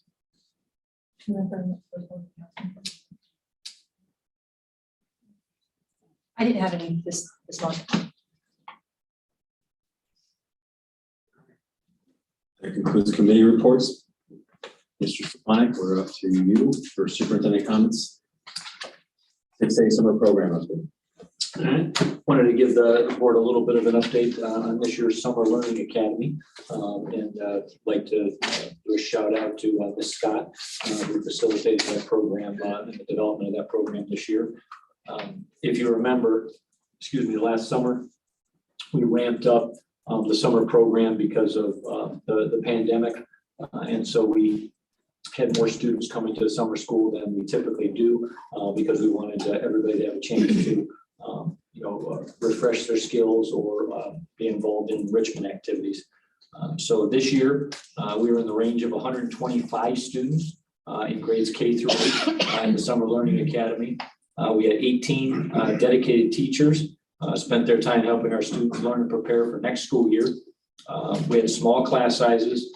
Teachers were able to focus on targeted skills for student growth that included oral reading fluency, phonics, reading comprehension, analytical writing, fact fluency, place value, algebraic equations, and ratios. We utilize learning software to differentiate instruction and personalized learning experience for each student. In addition, we were able to provide enrichment opportunities. One of our very own staff members, Mackenzie English, created scientific activities for the students, hands-on science experiments to learn foundational science concepts like the properties of matter. He helped the students conduct the science investigations using appropriate safety techniques based on explorations, observations, and questions. We were also able to include visits from the Tipp City Library Thank you, Ms. Santucci, out in the lobby here, to cultivate the love of reading and wildlife encounters from Bruckner Nature Center. We'd like to thank Bodega and Dairy Queen for donating free ice cream, which also helps with summer school, and the Tippecanoe Family Aquatic Center for donating pool passes. These incentives helped our students have a rewarding experience in their summer school. Our Summer Learning Academy was successful due to our students' participation or positive attitudes, the committed staff members who gave extra time after the school year was over to teach summer school, our community partnerships, and parent engagement in the program. So congratulations to those staff members and students for giving us a successful summer program. Thank you. Anything else on? Anything for Mr. Stefanik from the board? Next item is 6B, second semester bullying reports. Mr. Stefanik. Okay. Each year, the superintendent is charged with presenting the board president bullying report twice a year. And so we do a first semester and a second semester report in every district I've been in. In addition to just presenting it to the president, we present it to the entire Board of Education. And so this is our bullying report for the second semester 2021-2022 school year. Any questions for Mr. Stefanik? I have questions. Mrs. Dunaway? So, Mr. Stefanik, it says on here, I'll just use the middle school, bullying/harassment investigations. So where did we go? So let's just say the Tippecanoe Middle School was 6. Founded, unfounded, suspension, expulsion, like this information doesn't really tell me much. Well, But you know what I'm saying? Right. Because now we're adding more counselors and we're adding more wellness days and. Right. So my whole thing is always, is it tied to bullying? Maybe it is, maybe it isn't. Right. But as a board member, I don't really have a lot of information. right. And again, this is the typical report that's given to boards of education because in public session. It's required by law. Yeah, but in public session, we can't give out student discipline I'm information. not or asking anything for that. I like would never ask for Yeah. that. But at the high school and at the middle school, it was about, I would say about a third are validated that it is harassment or bullying. Okay. And about 2/3 it's inappropriate behavior and it does not meet the definition of harassment or bullying. And then appropriate consequences and or counseling sessions are attached to those, depending on the severity of the incident. Gotcha. Thank you. Mrs. Zakor. So I don't quite understand, Mr. Stefanik, this chart is labeled incident report summary. And then the actual individual buildings, it says bullying, harassment, investigations. I don't consider an incident report and an investigation synonymous. I see them as two separate entities. So for example, when you look at, I'll take the high number, middle school 6, does that mean there were 6 incidents reported or 6 investigations? Well, there were 6 reports. And then off of the reports, they have 6 investigations. But not every investigation came up with a conclusion that bullying had occurred or harassment had occurred. There was inappropriate behavior, but it has to meet that definition of bullying or harassment to be in that category. So if somebody calls up and they say, somebody bullied my child, that would be in that 6. But then after the administration and the teaching staff did their investigation, they would make a determination of whether bullying occurred or if it was inappropriate behavior according to the student code of conduct. So that's not the data that we have reported to us and the actual validation of whether it occurred or not. You do not have information about the number of bullying or harassment validated incidents. Right. By the math you just gave me, it would be 1 for the high school and 2 for the middle school. Yes. Just about. Sorry, I didn't mean to interrupt. And again, for the board and for our community, a lot of people utilize the word bullying for a lot of different behaviors. And so then through the investigation, it's up to the administrators to determine whether or not that definition of bullying, the state's definition, was met based on the student's behavior. Thank you. Mrs. Dunaway. Follow-up question. Okay. So how does a person go from A to B? So in order to be one of the numbers, a 3 or a 6, is there a student or parent who actually has to file paperwork? If I came in and said, you know, Billy Smith is bullying me, is that in here? Because right out of the 6, only 2 were actual. Right. So how does it come on this paper? Is it like a piece of paper? Is it a form that has to be filled out? Because there's a lot of Yeah, cases where it's not. right. Based on the information that is turned in initially, would determine whether or not it gets on this list. Because Gotcha. again, a lot of people utilize the term, it is a current term. Sure. You know, and so a lot of people utilize the term. So if somebody comes up and says, you know, Joey bullied me because, you know, he bumped me out of line in the hallway, Right, then I would say possibly not. right. You know, that Was it wouldn't be repetitive? on it, Wasn't- right, it wasn't yeah, repetitive, didn't malicious, happen a bunch of right. times, right? But if somebody comes in and says, you know, all this week or for Mhm. last 2 weeks, these things have happened, okay, now it'll be on that and people would have to investigate what the Gotcha. actions were over the last 2 weeks. And is there a form associated with that, or is it just verbal? I don't think there has to be a form Okay. always. Sure. At the end, the report gets documented as a Perfect. harassment offense if it's validated. Okay, thank you. I'm taking your question as like formal complaint type of Yeah, thing yeah. versus informal. Because like you complaint. said, it's a word that gets thrown out a lot, and I don't want to say overused or over, you know. Right. Emotions run high. Right, well, and. Emotions run high. And nobody wants inappropriate behavior. And Correct. some folks, when the inappropriate behavior happens, they attach those words to it. Right. And so we've got to determine whether or not it officially is, or if it's Perfect. inappropriate behavior under another category in the student code of conduct. Thank you. Anything else? All right. Next item is the treasurer's report, 7A monthly financial report. Recommended action is approval of the monthly financial report from May of 2022. Is there a motion? I'll move. Motion by Mrs. Zakor. Is there a second? I'll second. Second by Mr. Maines. Mrs. Zakor, did you have any discussion? No. Mr. Maines, did you have any discussion? No. Mrs. Fox, did you want to present the report to us? All right, May was a pretty good month, wrapping up the school year, of course. You know, the expenditures, we paid a large supplemental payroll to a lot of the staff in May. But then still just had the 2 payroll cycles. The other expenditures were maybe a little higher. I guess I should say that what depends on timing. Last year at this time, we spent more on capital outlay and a lot less this year, but more on supplies and materials. So just to compare, sometimes some years we buy more, and then of course this year things are more expensive. Revenues, there again, I know I've mentioned a couple times that the ODE payments they were higher in January when we got a little boost on the payment, and then since then they've slowly kind of reduced some of those figures on the restricted grants. And so I can tell that is definitely a little lower than the past 2 Mays at this time of the year. The other one revenue, sometimes I were talking about pilot in lieu of taxes and so forth.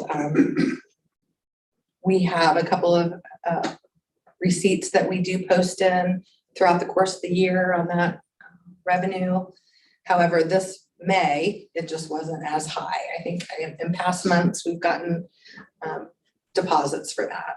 So just in particular, this May was lower than the last 2 Mays, but we do receive that revenue. So overall, it was a pretty good month and good to wrapping up the fiscal year. On the healthcare side of things, we did have a little bit higher claims this month. Just hoping to keep that steady. Sometimes I've noticed that in May, June, school's coming to an end, and some of those folks try to get their doctor's appointments in and their procedures, and sometimes we'll see a little bit of an uptick in claims come in, and then maybe in June too, we'll see how the month ends up for June, but I did see that just a little in May, even though we were still in session, claims were just a little bit up in May. I don't think I have any special notes for May for the monthly report, unless anyone has any questions for me. Any questions? Yes. Mr. Maines? Just out of curiosity, I know the fiscal year 2020 was probably different than anything that, you know, we've ever experienced, but what caused, or why was the unrestricted grants and aid so much higher that year than what it's been for the past 2 years? You know? I know in timing, the unrestricted has changed a little. They've put more money this year into the restricted categories. So, for example, gifted dollars or career tech or student success and wellness. Some of those, the funding formula has now, there should be more in the restricted. So the restricted totals have gone up for the school district. The unrestricted, so the amounts are still similar, but they're putting them in 2 different pots. And then they come at different times of the year, in different months. So if I were to look at compare the whole year, restricted and unrestricted are close to about the same total, but it is down a little bit this year. So, and I know I mentioned that, I think in the forecast last time, those particular grants from ODE they're gonna be down just a little bit this year, but that would be the difference in the unrestricted, because more has gone into the restricted. And I did try on the BVA, that one budget versus actual, I did clean up those revenues this time. So we're trying to come to a year end, and I know that the percentages were a little off. So I did adjust that based upon the state sheet that I get for the whole annual revenue. So. Okay, thank you. Anyone else?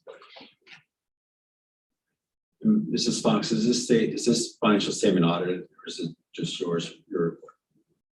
Just my report based upon expenditures posted during the month. Any other questions? Mrs. Fox, if you could call the vote, please. Core, Yes. Maines, Yes. Dunaway, Abstain? and Patry. Abstain. Next item is 7B, Shared Resources Center.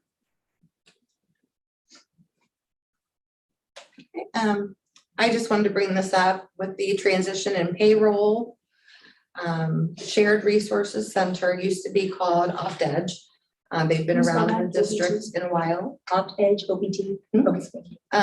The company has changed with owners, some different people that are running it and working there over the years, but they support operational and fiscal areas of the district in times of transition. So we have a new payroll person that we're looking at, and with Michelle changing, and just to assist with the training and the procedures that are going on with that transition.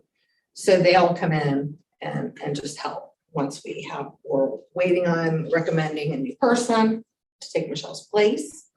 So shared source, they're just gonna help the transition during the time. So right now, there's no official like dollar amount on a contract. I'm just trying to give you information. They do charge an hourly rate. They charge $80 an hour, which is high for this service. So we're gonna really watch how much they're in here. However, it's a definite need. Well, just to help the training of the new person and making sure payroll gets done for all the staff and we don't have any hiccups. So I'm hoping a couple months maybe, and that's all that we'll need. And they only will be here maybe a couple hours, not even every day. So sometimes it'll just be maybe a few hours in a week, depends on how much they'll have to do with the training and the transition.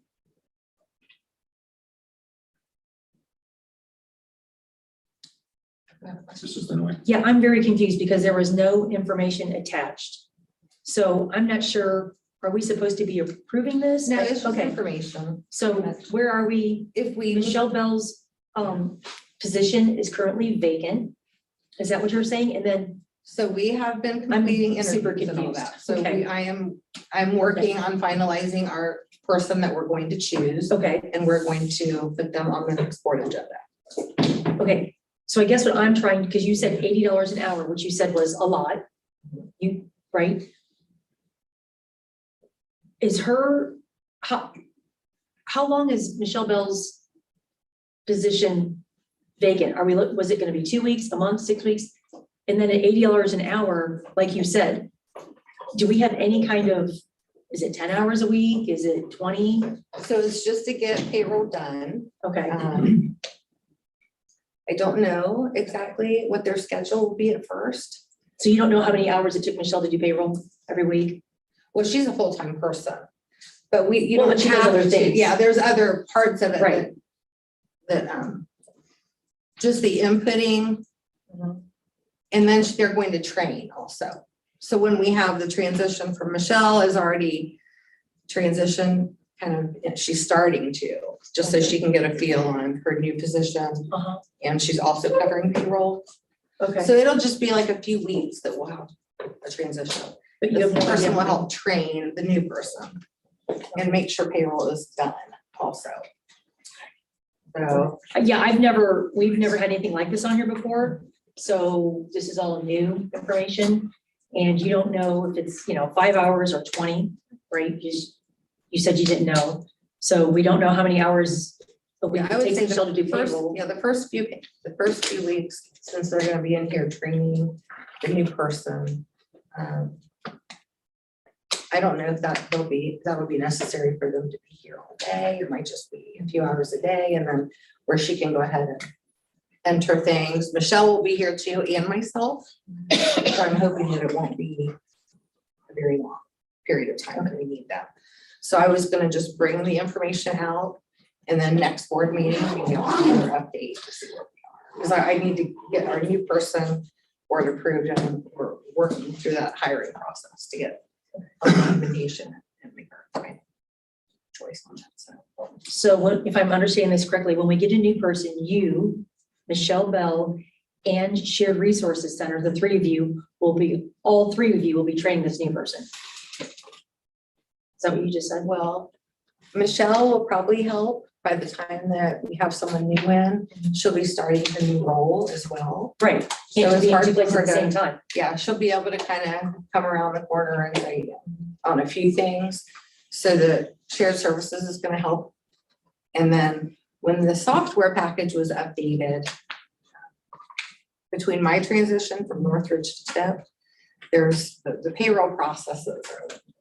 Okay, So that's going to help me too, to make sure that the payroll Right. is done for the district. so I guess the next question would be, why did it take so long to fill this position? Right, because there's a gap. Yeah, we had a tough time trying to make a decision. Okay, okay. We had an interesting pool of applicants, but. Okay. All right, because, we received her resignation a while ago, and so now we have this gap, and in my mind, I'm thinking typically that doesn't really happen that often, so I was just wondering if there was, sometimes people will tell you it's the pay or, whatever the information is, so, thank you. Hopefully, it's going to be a quick, smooth transition. That's what I'm praying for. So all of our staff get their payroll on time. Thank you. Anything else? Next item is 7C. Recommended action is approval to allow the treasurer to advance funds from the general fund to federal grant funds to cover any negative fund balances as a fiscal year end until reimbursement grant funds can be received from the Ohio Department of Education. Okay, and I attached there in the content area. This typically happens year to year in the federal grant area. We normally will expense out and then ask for reimbursement. So when the month of June, anything that's been spent, I don't typically request the reimbursement till the end of the month. And then it's about 10 business days or less, or when the money is actually in, and then the auditors don't really want you to be closing your books on a negative balance. So we go ahead and advance the amount from the general fund over to those accounts. And then in July, what will happen is, once that money is in the accounts, we'll go ahead and put that money back into the general fund. Just procedurally at the end of the fiscal year. And there isn't a motion yet, but is there a motion to approve that action? I move. Motion by Mrs. Zakor. Is there a second? Second, Motion by Mrs. Zakor, second by Mr. Maines. Mrs. Zakor, do you have any questions? No. Mr. Maines, did you have any questions? no. I did like your cash summary report that you attached there too. Yeah, I wanted to make sure I had that in there at first. I thought I needed to show you It that was they're good. negative. Mrs. Dunaway, do you have any questions? Just quick clarification, Mrs. Fox, and Mhm. the funds that we're transferring here is we're transferring, looks like 507-9D222 ARP ESSER, $93,978.01. The 516-9022 IDEA account in the amount of $41,294.24. Account 516-9222, the ARP IDEA, or IDEA, at $700. Account 572-9022, Title I, the amount of $11,069.80. And an item for account 590-9022, Title II-A, in the amount of $3,505.16. Is that correct? Correct. Any other questions or comments? Mrs. Fox, please call the vote.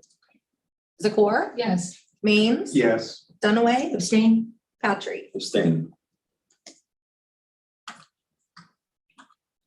I do have a question. Are these passing votes? Yes, they I can pass always with, clarify that. the motion passes. So when we have 2 and 2, okay. 2 votes yes, 2 abstain, with a quorum equals a pass. Thank you. Item 7D, advance pay to play athletic fund. The recommended action is approval to allow the treasurer advance funds from the general fund.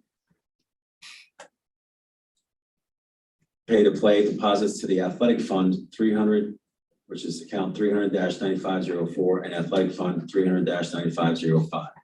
The advanced funds from general fund pay to play revenues to the 300 athletic fund, which is going to be $45,000 to 300-9504 and $15,000 to account 300-9505. Is there a motion? I move that we approve. Second. Motion by Mr. Maines, second by Mrs. Zakor. Mr. Maines, did you have any questions? Just if you could explain that to us. Yeah, from my understanding, a couple years ago, well, specifically when COVID came along, it said, no sports can go to the stadium, no ticket sales. So our athletic ticket sales were way down. And then when the next season came around, you have not much in the coffers to buy your things for the athletics. So 2021 came. I want to say maybe they did it twice, and I should have looked at that better, but I don't know that it's always been something that they've done in history.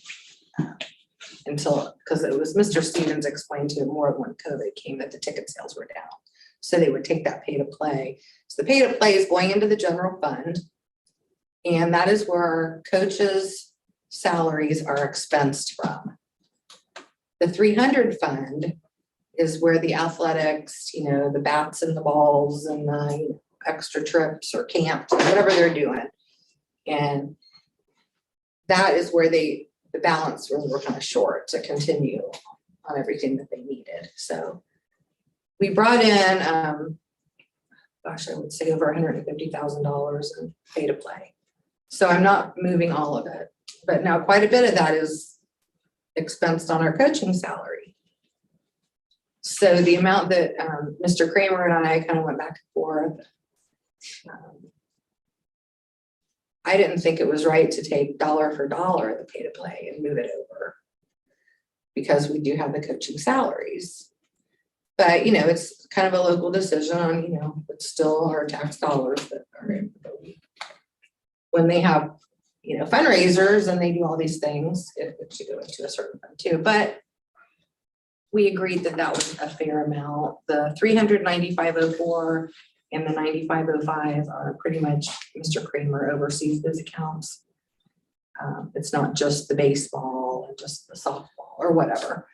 So one's a donation account and one is just more just the athletic, general budget that we have that he can put into the other activities as needed. So is it anticipated then that the revenue that we do collect will be sufficient to pay that advance back to the general fund?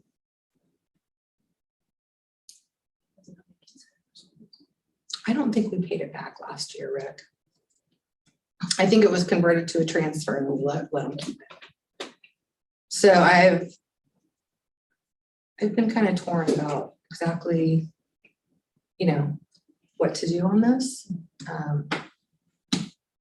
You know, Mark and I have had talks about it. I mean, it offsets the general fund, but that's, you know, our salaries for our coaches are, I don't have that report in front of me, but I know it's over $100,000, well over, for just the coaching salary. So it's just kind of where the needs were, and the kids and their families do put that pay to play out there for us to make sure they've got uniforms and they've got nice, you know, whatever it needs to do to play. So it was just an agreement that that's what Mr. Kramer thought, and then we'll just have to look at whether we're gonna pay that back from the general fund or from the athletics back to the general fund. This is I done. don't want to interrupt. Are you done? Keep going. Yes, yes. Okay. So you mentioned COVID, right? Ticket sales, because obviously we didn't have the crowds during COVID. So are we also doing this for the band because they lost concession money for the same reason? So does this include making the band whole? Well, because I don't think they pay a fee to be a band. Is there a pay to play charge? Yes, Well, it's a club, so I would just, they do, you had a band. Do they? Well, absolutely. it's considered, yeah, it's considered, Yeah. yeah, sorry. So if that is a pay to play by the parent to be in the band and they have is. a need, Because lack of concessions, same as the lack of ticket Yeah. sales. now pay to play, and that, I always just like to see where the money is going, because if they're collecting that online on our, on the website, the school fees, I know we can do pay to play and it goes all into general fund. I would just, for the band, just make sure where the receipts go and then which account needs, you know, their expenditures. I mean, they have a student activity account. So if they have a fundraiser, you know, they put that money in, they expense it from there. Yeah, like the band director, for example, would be out of general fund. But their extra activities or would be out of that, probably the 200 account, not the 300 like athletics, but same principle. Right, that was my question. Yeah, It's if the they same need principle. money and they're paying, there's something that we would just have to look at that. See. This particular one is the 75 for middle school sports, $100 for the varsity sport, and then they for high school. And then we divvy it up to see how each account is going. Athletics have probably 25 different accounts out there that we're gonna move the money around. Sure, yeah.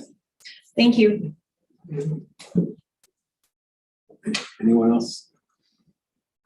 Mrs. Fox, I'm looking at these two accounts on your cash summary report. I've got 9504, which it says Mr. Kramer, it says Tipp or THS athletics, Tipp City High School athletics, or Tippecanoe High School athletics, Kramer's in parentheses, shows initial cash, then fiscal year to date received, and then has a fiscal year to date expended, and it looks like the fund is in the hole by about $35,000, $196.27. Then there's an encumbrance of $7,400, leaving an unencumbered balance of $42,648.27 in a negative. And then we've got 9505. And we have initial cash of 16,000 roughly, about close to 30,000 received, 29,100 or so received. And we have 22,000 expended, and we got a remaining fund balance of 23,000 roughly. An encumbrance there of 7,700, and then an unencumbered balance of 15,000 roughly into the positive. And that account, 9505, is Tipp New High School Athletics donations account. Again, with Mr. Kramer and in parentheses. And so I guess we had expenditures that exceed our income, and so we're in a negative right now, and we have to make that positive, correct? So we need to advance these funds, right? Yeah, so typically, the fund is the first three numbers. The auditor is gonna look at 300 fund. So the four numbers behind it are special cost centers that the district can utilize, for tracking purposes. So it's a subcategory. So at the fund level, if the auditor were, to take all those 300s, add them together, that's the concern. If that was negative, yeah, there would be a big problem. Okay, so, but I guess it's just, in this instance, this is that account, that 610. Yeah, and he just, I think what Kramer wants to do maybe with the 395 and 4, pardon me, the donations on 95 and 5 is what he does with that is fulfills needs that maybe just cannot be met, or if he feels that there's a certain, I don't know, football or certain, certain, like the guys that run the polls. I'm just trying to think. We had a conversation with Don. He was Poll holder. poll voting. Okay, they wanted to buy a special thing for one of their guys that they think that could potentially take into a scholarship, track or whatever. They want to get some equipment. It's not been updated for a long time. Sometimes we don't have maybe enough money raised, for example. They really would like to get something special. They didn't have a fundraiser. Maybe they should have had one, didn't have one. So then we can kind of maneuver some of that cash between the funds. So Kramer kind of will move that, as needed, those donation funds. Do we have Just an example. a budgeted amount for this 9504 for the year? What was the budget? So this year we kind of just copied that. And I know that I don't think that Mr. Stevens and athletic department ever really did a budget on the 9504.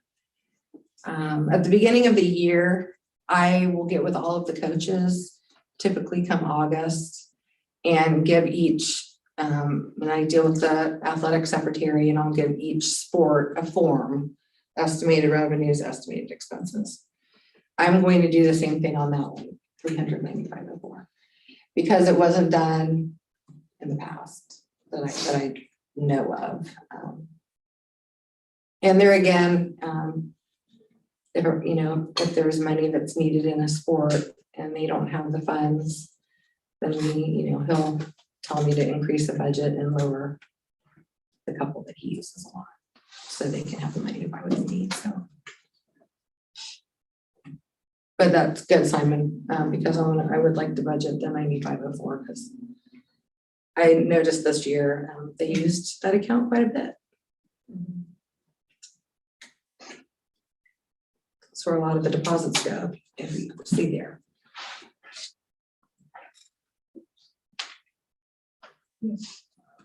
Anyone else? No.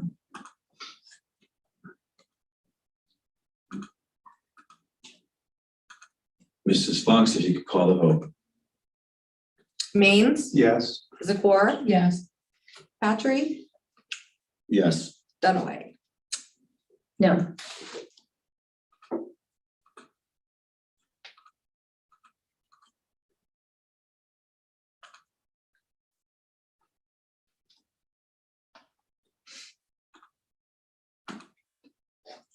All right, next item is item 7E, conversion of previously approved advance to a transfer. The recommended action is approval to convert $50,000 in total advances from the general fund to the 006 nutrition food service fund to a transfer. This advance was originally approved by the board on September 27, 2021. Resolution 2021.09.08. Is there a motion?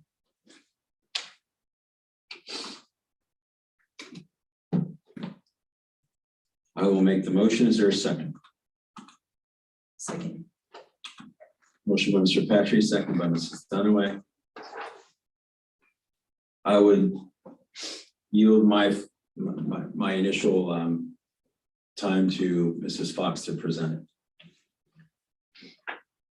Okay, well, the food service, right at the beginning of the school year was hurting on cash. I know that they continued throughout the school year, not collecting from the kids. And then in the meantime, you know, food prices went crazy and we ran out of all these items. It was a tough deal. We expended more. And I think at first when the reimbursements were coming in, we thought, oh yeah, you know, we'll put the 50,000 back, you know, to the general fund. But unfortunately, things continued to get more expensive. And so I think, in my opinion, with the cash balance where it stands, and now next year, all the kids will be buying food. And we're actually having vendor issues. So the free lunch is Hagan can probably vouch, they've got all these issues with what food and how much. And so we're working on fine tuning how much the kids will pay and the vendors for food service. But I'm comfortable allowing that 50,000 to stay in the food service account because of the fund balance. It kind of lingers and gets low, and which is typically how a food service account is for a school district. It's not a big money maker. It kind of, you know, there's a wash on what they bring in and what we expense. But going from COVID to not COVID now and having the kids now pay, and there will be a little bit of tweak in the budget this year. We'll have to keep an eye on it. But I personally, after looking at the figures and watching the fund balance, I feel better just leaving that money in the food service fund. So I have a question. The nutrition services balance, cash balance, because you're asking to leave 50,000. Right now, I think we have an unencumbered balance. If I'm correct, that's fund is 006, all zeros after that. We have an unencumbered balance of $474,326.92. Does that sound right? I guess the same question is do we have, I guess I was surprised to see this item in there because I know that we've been getting reimbursed for all the lunches that government's been paying for, other than this government, I guess. And so the kids haven't had to pay. And so I was kind of wondering why we were needing to retain that transfer, which is an advance to the funds that have been reimbursed for. So I guess I was kind of curious as to what the need is. And then I look at the cash balance being over $400,000, almost 500. And I'm wondering why that $50,000 makes sense. Like, why do that now? Why not just transfer it when we need it, if we need it? That way we have an understanding. I guess I don't understand why the need exists. Well, yeah. And you know, I'm kind of torn on that because 50,000, and you see the cash balance, but I don't really know how things are going to start out for the reimbursements next year. When we were getting, you know, 110 to 120,000 a month consistently. That's because the kids were paying zero. And you know, when we have picked up, and then when I look at salaries, because I'm looking at all of the 006, we've got quite a few people in the department that's now getting health care. And that's just been a couple of years that we've added maybe some folks that are taking health care in the department. I was kind of going back and looking when I was doing the budget. But even if we get the so 1,000 a month, I feel like that's not what we're gonna get, because now if the kids are gonna pay full price, I went back a couple years ago and we were only getting like 40,000 a month. So, and if we don't pass this motion, you know, it's not the end of the world. It's out there because I don't really know where the account's gonna go, that's all. You know, I don't know how much our reimbursements will be. I mean, I know our kids are probably gonna bring their $3 or $4 to eat at school. They're not gonna get it for free, so they're gonna have to pay it or load it up on the, you know. But the reimbursements and the cost of food were my main concern. So if we don't advance it now, we can just watch the account. So I guess what you're indicating is Month the to month, I watch the account. So. inflationary cost increase of food is causing some uncertainty, and even if the kids are paying for it, we may not know exactly what we're charging, and then we also don't have that reimbursement. Is that? Yeah, and charging the food, I think we're getting ready to finish something with that. Aren't we? We're working on if we're going to make changes or not make changes. The reimbursement will definitely change. So you know, like I said, 50,000 isn't going to break the account, but I just thought maybe since I don't know where we're going with food services, just kind of keep it in there. All right, I'm sorry, I don't know who was first. Well, I second, remember you motioned. All right, I'm sorry, go ahead, Mrs. You're Dunn. right. So Millie, I guess I'm confused. So for the second year in a row, like, you know, we've had the free lunches. So I thought we made a lot of money this year because of the free lunches. Was I incorrect? Did we not make a lot of money because of the free lunches? Well, we brought in a lot. I didn't mean make, but brought But in. the total, I would have to look at the whole revenue on a year when I didn't look at that. Okay, A whole year of revenue when kids were paying okay. So, compared to, I'd have to compare those. but so to stay focused, we had free lunches this year. So our district actually made money. Yes or no? Right, but I'm just saying, normally Yes or kids no? would pay that. Well, yes or no? Did we make money this year because of the free lunches? So I don't, because I don't, the reimbursement. Because Simon asked about okay. the 400. Rick, can you clear this up? Do you want to chime in? I think so. I'll yield my floor if you're, because I'm going back to what Simon said. I'm confused because the 474,000, we had the free lunches. So I know that schools, because we are a low free and reduced lunch school, very low percentage. So we, on a year where there's no free lunches, like you said, we have to cover the coffers. But with the free lunches this year, I thought we made money. So I'm super confused. We still have expenses though. No, I All right, understand I'm sorry. that. Yeah. And we also hired that consortium, remember? We had the consortium come in so that we could get the best prices, kind of like a Sam's Club. We tagged in with the other districts so that we could get the best prices on milk and produce and et cetera, et cetera. What I'll do is run a report on the revenues when we had the students paying. Mhm. And then the revenues with just federal and state reimbursement Okay, and compare those. go ahead, Rick, if you can. Okay, so just looking at the numbers, Right. fiscal year to date received 1,386,000. Fiscal year to date expended 988,000. So that's a big difference. That's $400 and some $1,000 difference. So what's going to change this coming year? So our revenues are not going to be from the state reimbursement, $100,000 a month. It's going to be from our How much? students. Like 112, 120, they vary. Okay, so $1,000 a month. that's going to be gone. So I don't know if kids are gonna buy lunch every day, if they're gonna pack. So I can probably find an estimate. If every kid paid every day to come to lunch, what would we bring in versus the state reimbursement? Because it's gonna go from like 100,000 to like 30, so that's changing. But we're gonna bring in from the students.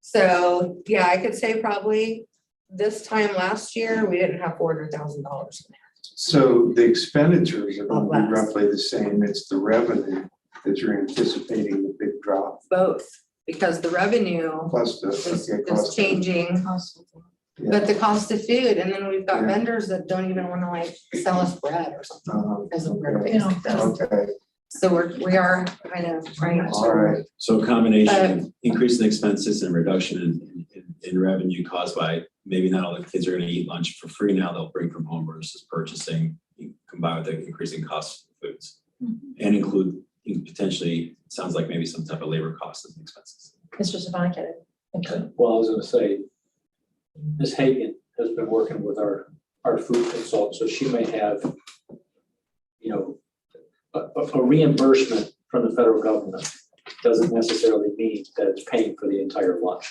It's just a set rate from the federal government. So Ms. Hagan might know what that percentage is based on what the expenses that we have for food and staff. I don't have that percentage right at the top of my fingertips, but we did very well this year. Because of the free lunches? Okay, because Right. in the past, our district, We struggled, we were always in the red. because we have such a low free and reduced, that harms us. But this year with the free lunches, I was under the perception that we actually made money, so to speak. Yes. Okay, thank you. But we're expecting, I guess, to come back to the red as we go back to business and as usual. Don't know. We hope not. Yeah, we don't. We're trying to put a plan in place so that does not ever occur again. That's the goal. I also have noticed that a couple years ago, like health expenses for those working on the department were out of the general fund. And last year and the current year, I mean, from what I can see, it was out of the food services fund. That was board healthcare. So that's quite, you know, if that's one probably mechanism to keep it from going in the red is to just have the general fund pick up those benefits. But right now, the way we were able to do it is keep all the benefits coming from the food service and the salaries and all the expenses. So that's just maybe a way to look at if we do start getting in the red again in the 006, then we just change some of those benefits to come out of a different fund.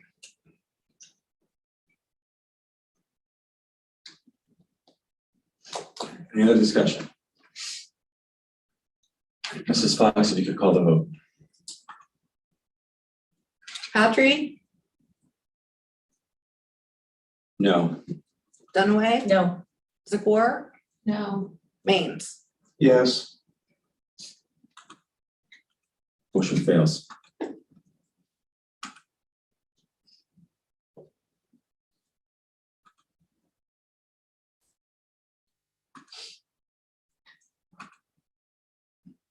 So we're on to the next, we have FY22 final appropriations.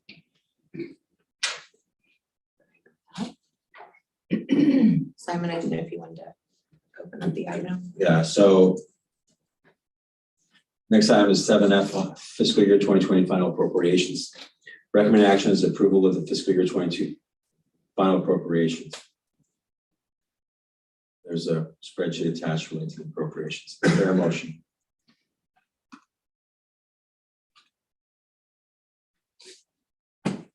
I will move. Is there a second? I will second. Motion by Patrick, seconded by Mr. Maines.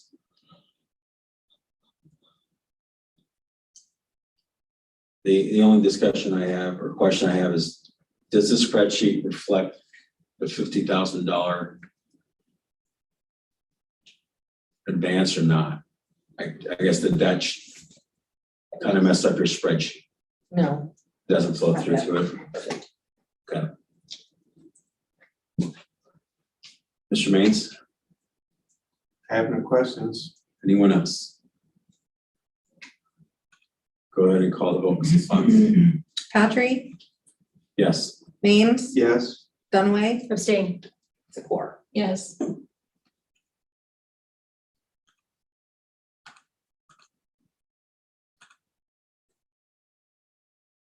Motion passes. Next item is fiscal year 2023 temporary appropriations. Recommend action is approval to adopt temporary appropriations for fiscal year 2023.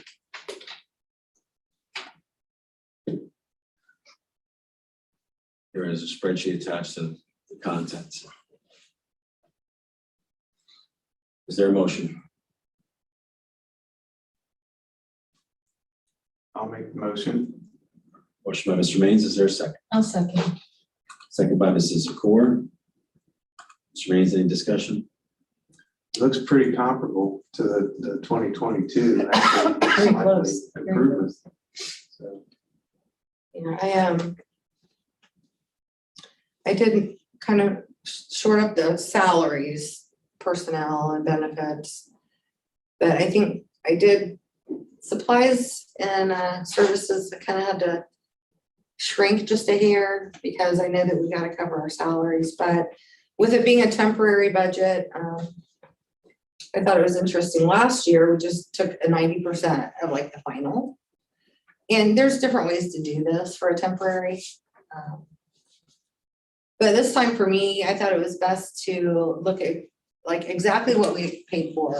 Like I ran the report this morning, I was flying through.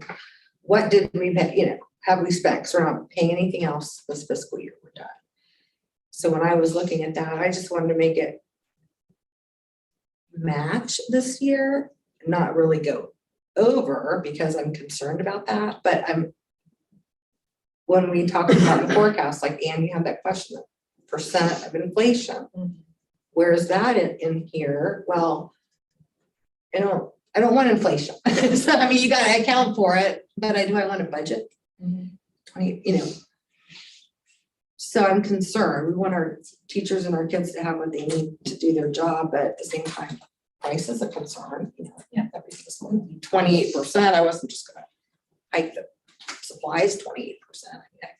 Because we have to kind of start watching with these things. So anyway, I kind of matched it. Federal grants, everything all the way down. I just kind of, we're working on, the rest of this week, even finalizing where do we stand with all of the federal grants and allowances and approvals. So we're working on those. But of course, general fund is pretty much the same. So.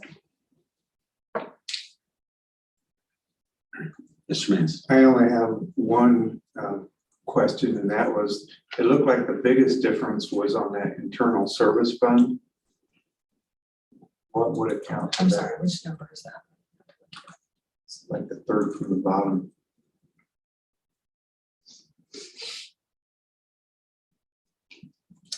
Okay, so that's our healthcare. And I could have just made it 4,686,000. And I'll probably revisit that on the amended appropriations as I'm watching the resources come in. As far as premiums and then where I wanted to just be conservative on claims. Okay. Everyone's gonna be healthy this year, right? Because I don't want to just say, oh yeah, I just raised that 5% or 10%. So that's when we are able to have a permanent budget due September 30th, and then amended appropriations can come within the month. So that will be one that I'll be watching closely. So, I'm sorry, Mrs. Sequoia, did you have anything else? Mr. Raines? No. So are you indicating you're anticipating a nearly, I guess, $800,000 difference? Meaning in reduced benefits on the insurance But fund? those are just claims. So, I mean, 1 week we can have a $50,000 claim, and the next week we can have $100,000. So, I mean, it can swing. Is that based on averages of what we've had since we've been self-insured, or how did you come up with that number? I think I just took this year. I think I did this year. The original budget from this year, the original budget. So now it's 4,880,000 because I could maybe have estimated a little higher. The original, we've slowly increased that number a little bit as the year has gone, but And our permanent appropriations is just has to be adopted by September 30th, 2022. So we can revisit that if that's an issue, I'm guessing. yes, that'll definitely be on the September agenda. And once everybody is back in school and I can if there's things that come up, I know everyone's planning on what events are taking place, what we have to buy. And so sometimes the budget does get addressed again. That's why we want to represent in September for any. Events at that point. Thank you. Anyone else? All right, Mrs. Fox, if you can call the vote, please. Maines, Yes, Zakor, Yes. Dunaway, No, Patrick. Yes. Motion passes.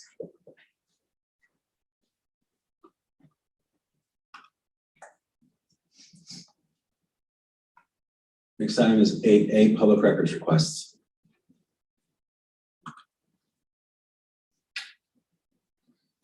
I just have an update. We had a few that we had to finish up. This last round, we didn't have, I even went through the last attorney bill. I don't think I saw anything relating to public records on the last bill, though, was the May 20th or so bill. And we didn't have that just prior to that last board meeting from Retzel and Bricker, and I went over that today. And I didn't see any services for them, so that's why we don't have any attorney invoices. And then I've gotten the information from Mr. Bush and then Mark and myself and reported that. So, and I think we just have maybe one, I think, outstanding public records request right now. We're trying to wrap up. So. Thank you. Any questions from the board? Next item is old business 9A, facilities update. The recommended actions, recommend approval of next steps for the facilities committee is going to take. There's an attachment. Is there a motion? I move that we approve. Is there a second? I will, go ahead. I will second.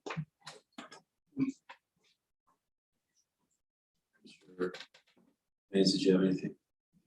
No. So I asked Mr. Stefanik if he thought it would be a good idea to add this as a discussion item / voting item, recommend action so that the board as a whole could provide the facilities committee instruction on its next steps. It sounded at the last board meeting that there were differing views of where the facilities committee should go and the next steps in the process. During that meeting, I had made a suggestion that board members should email Mr. Stefanik their thoughts, and then realize that that's probably was a poorly phrased thing. So I emailed Mr. Stefanik asking if he thought it's appropriate to take all those suggestions, gather them in a document, and present them at a meeting so that we can discuss and deliberate them in the public meeting and then provide the facilities committee some instruction as a board. And he thought it was a good idea, and I think already anticipated doing that. So the PDF that's attached are the suggestions that he's received. Is that right, Mr. Stefanik? Yes. And so we're not limited to this, obviously, but that's the purpose of this. Or the thought behind is that now we can discuss if we want to add to this list, what we want to remove. And then if we feel so inclined, we can even make a motion to instruct the committee to proceed. We can also make a motion to table it to work session. It's up to the group. I just wanted to get up here and put it in front of you. And Mr. Stefanik thought that was a good idea. is there a motion in a second, or is this just general conversation? That there's a motion and second. Mr. Wayne said sorry. nothing, and this was my summarizing how it got to, and I have nothing else further to add at this point. Anyone?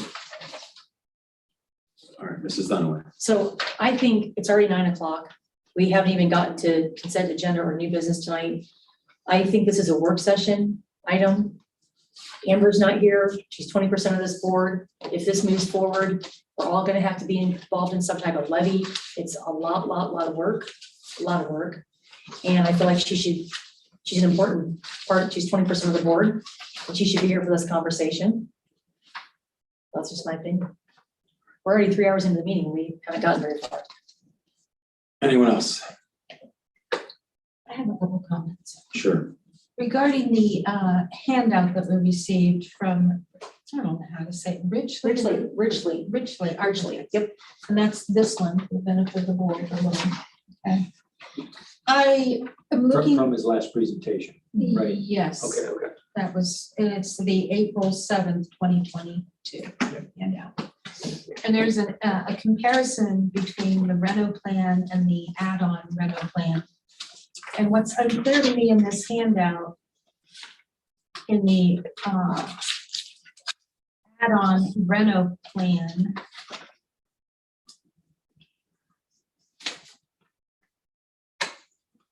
let me just rephrase this. I don't believe that in either column, there is any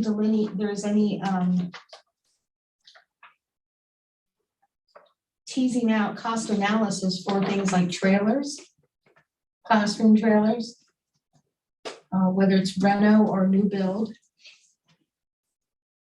I don't see that in here.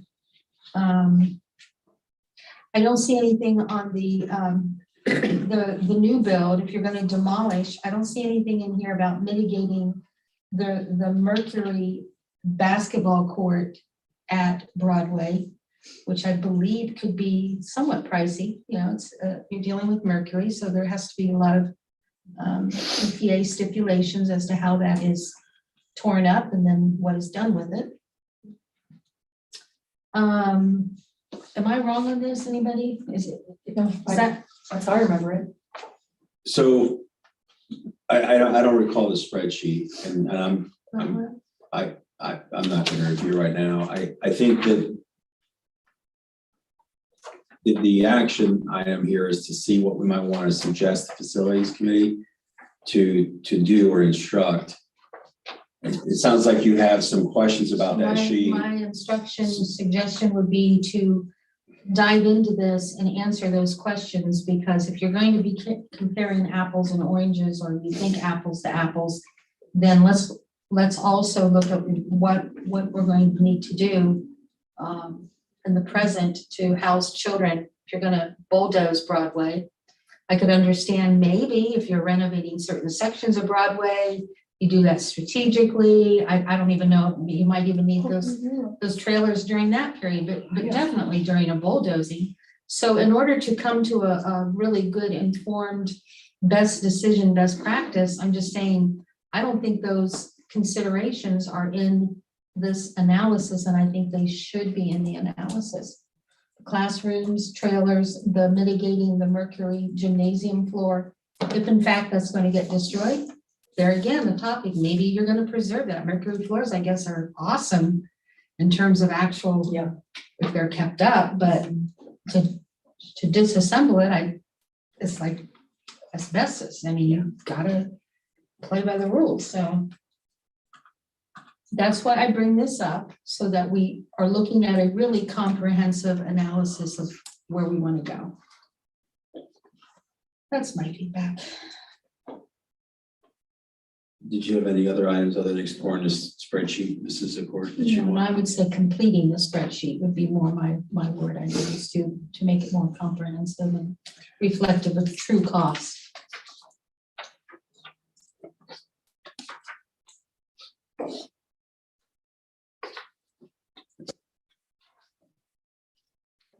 Denise, do you have anything else? No, Mrs. Dunaway? No, I was just surprised at the last meeting when we voted on a specific model. I just thought that was really jumping the gun. We heard Mrs. Dow come in tonight. We haven't engaged our community. We don't know what they want. I still have questions about the traffic study, meaning the traffic at the LT Ball campus. That question has never been addressed. So I feel like we're kind of missing some of the basics here. Or Mr. Vance? I think that part of what Mr. Richley had presented was a time frame for getting all that information, for allowing public input, including board input. So I think that's what he has scheduled, was I thought that the way he laid it out was pretty good. I mean, he had a time frame for Yeah. it and several presentations to the public. So that's in process. So yeah, that's what we want to do. Mhm. And as a committee member, you know, I want to hear from you and I want to hear from the public. Right. So, you know, questions that you have on your mind, Mhm. I want to get answered. Mhm. So. So you bring up a good point. I guess the first thing we would have to decide is something you just said. I just feel like the decision has already been made to use Ridgely. And I'm really not okay with that. Nothing against them, but sometimes fresh ideas, you know, we've been down this road before, it failed. Sometimes you get a fresh idea in here, and because you're so close to it, and it's kind of like your house.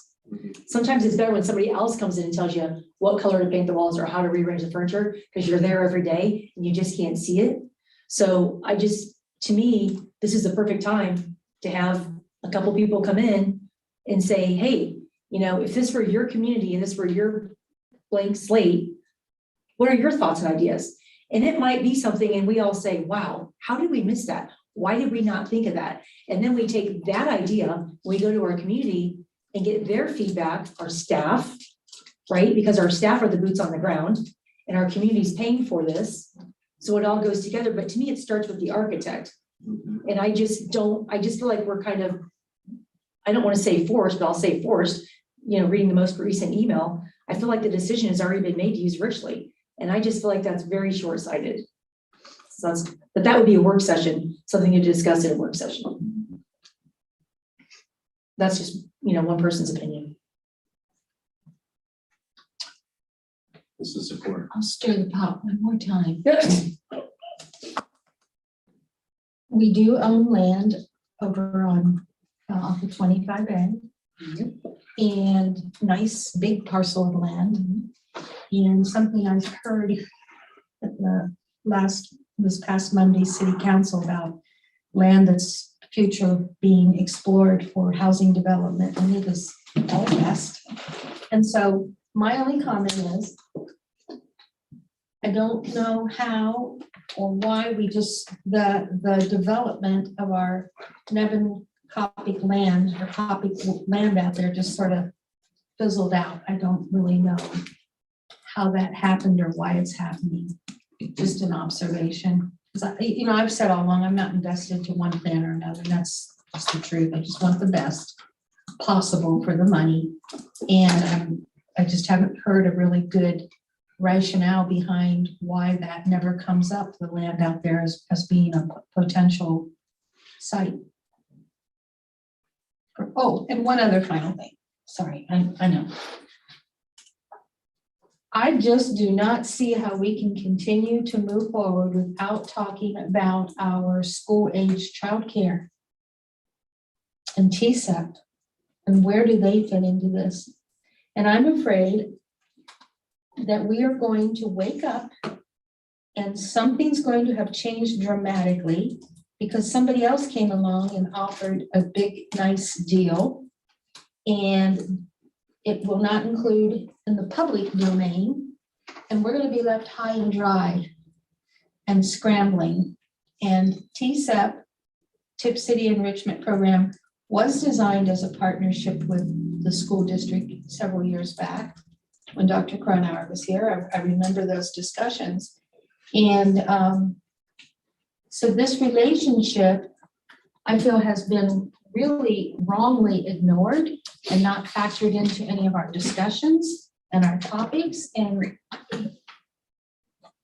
this is going to be, you're taking something really for granted that that just may not be there. And there's a lot of corporations around here that are looking to be creative for their childcare needs.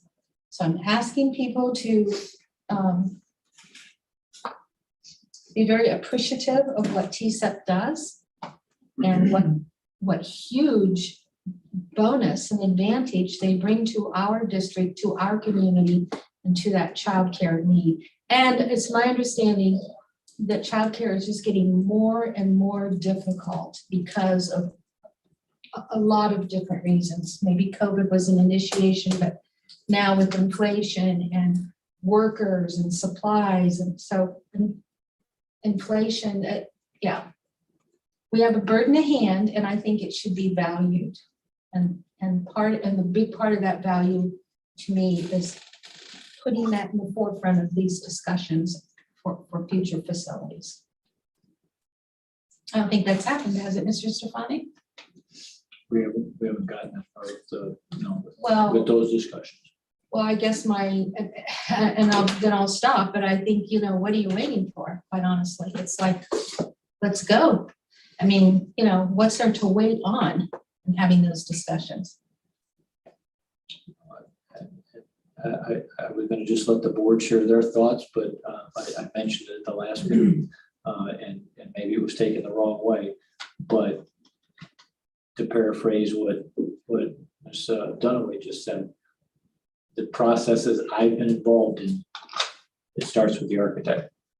The architect is Paramount. is the facilitator of these discussions, because we don't know what we don't know in the design and the planning stages of schools that they know. And so we can have the community input sessions, we can have, hey, we want to fit this partner, into our plans, in the new facilities. How does that fit into the design, of a school, and then a partner area in the school? And so all that goes forward. And at the last meeting, that was my agenda item. It wasn't to give the green light right to Ridgely. It was give the superintendent the green light to start the RFQ process. And that's just gathering whatever architectural firms want to be involved in our upcoming process. They get here, the board decides on which one to select, and then we involve that person in every discussion and every planning phase that we have from that going forward. And then that timeline that Rick talked about, the architect can say from their experience, okay, this is the date you're shooting for a bond, then they back it up. And they said, we need to have this by this point, we need to have this activity by this point, we need to have this activity by this point. And so they draw in all those ideas, and they have this gift to put it in a plan, and it's a draft, and you will have a lot of drafts before we get to the final plan. And you bring in groups, and they give information, and the architect then leaves, and he comes back after so many days or weeks, and he's got a plan based on what I heard. Is this what you were looking for? And then again, everybody has an input on that draft, said, no, that's not quite it. And then you put in, you critique it, and he goes back and he does it again. And then you keep presenting that over and over to the staff, to the community, and you keep getting all the pieces of the puzzle. And I appreciate this ongoing process, but what I think is missing in this dialogue, what I heard you just say, is nobody's interjecting, nobody's demanding, nobody's requiring that TSET be a part of these discussions. And that's where I think it's wrong. Okay. And I think that needs to be corrected. Okay. That's just I don't see how as a community, we can sell this, whatever it's going to be, and do that without bringing TSEP into the dialogue.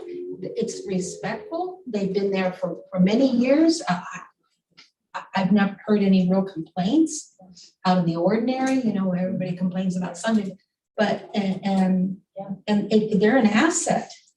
They're a gem. They're a value, and I think we need to be protecting that value for our district and not taking it for granted that somebody else, another private corporation, doesn't come along and wiggle, dazzle, which they could probably easily outdo Tipp schools. Yeah. And they take the whole entity, pick it up, and move it there. And you're going to feel a sucking sound. You're going to hear a sucking sound, a void with the people that in this town that won't be associated with that private entity that are scrambling for childcare. That's my view. Good input. So I do like the idea, going back to my original suggestion, is like I said, it starts with the architect. And typically, it doesn't matter if we choose Smith & Sons or Ridgely. They typically partner with a specific or certain levy person. because they do this for a living, build schools, at least we hope they do, right? So they're gonna say, this is the levy person, so it kind of goes hand in hand, they dovetail. And that's what you want, because from the get-go, it's levy, engaging the community buy-in. You get community buy-in through these multiple meetings. But, you know, like I said, this is a work session topic, but my suggestion would be, you know, we just say, here's our current, right, the five physical locations. And then you say, we also own this piece of land. You give them the map. And then you just say, give us your ideas. And then if we have 3 people that are interested, or 5 or 10, you put all that in a work session, you hang them all up on the wall, and you have everybody, whether it's just the board, whether it's facilities, I don't care who's there. And you just say, out of these 10 plans, these 10 people want to do business with us, what are the top 3? And then you go from the top 3 to the top 1, boom. And if that happens to be Bob and Sons architecture firm, that's your guy. And then boom, you're off to the races. Then you got to get a levy chairperson. Without a levy chairperson, we're not going to get very far because we have no money in the current levy thing, unless I'm wrong. So there's a sequence of events, but I do agree, it starts with the architect. The reason why I didn't like it the last time is I just felt like it had already been decided that we were doing, was it B1 or B2? B2. I just felt like, whoa, hey, who decided on B2? Because there was no conversation about that. So that's why I was like, whoa, time out. We're not just going to shove this down people's throats. That was my pushback. Okay. Well, I am 2 separate items, so. Yeah. Okay. I will move to table this to the next work session that we have. That way Mrs. Drum has an opportunity to weigh in. Is there a second to my motion to table? I'll second. Second by Dunaway. And if people have further ideas, should they email Mr. Stefanik so he can bring all those ideas to the work session in addition to what we have tonight? Yes. Only Mr. Stefanik, with just for information only, then to be deliberated Right. on the open meeting. Just like this paper was, same Yeah, process. I'm just confirming the process, correct. That makes sense to me. So there's a motion to table by myself and seconded by Mrs. Dunaway. Any further discussion on that motion to table? All right, hearing none, Mrs. Fox, would you call the vote on the motion to table this to our next work session? Patrick, Yes. Dunaway, Yes, Maines, Yes, Zakor. Yes. All right. Next item is our consent agenda. Is there a motion to approve the consent agenda? I'll make the motion. Motion by Mrs. Dunaway. Is there a second? I'll second.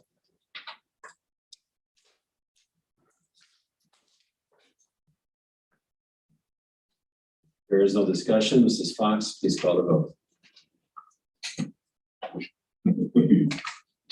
Dunaway, Yes, Zakor, Yes.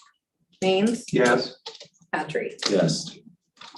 Consent agenda passes.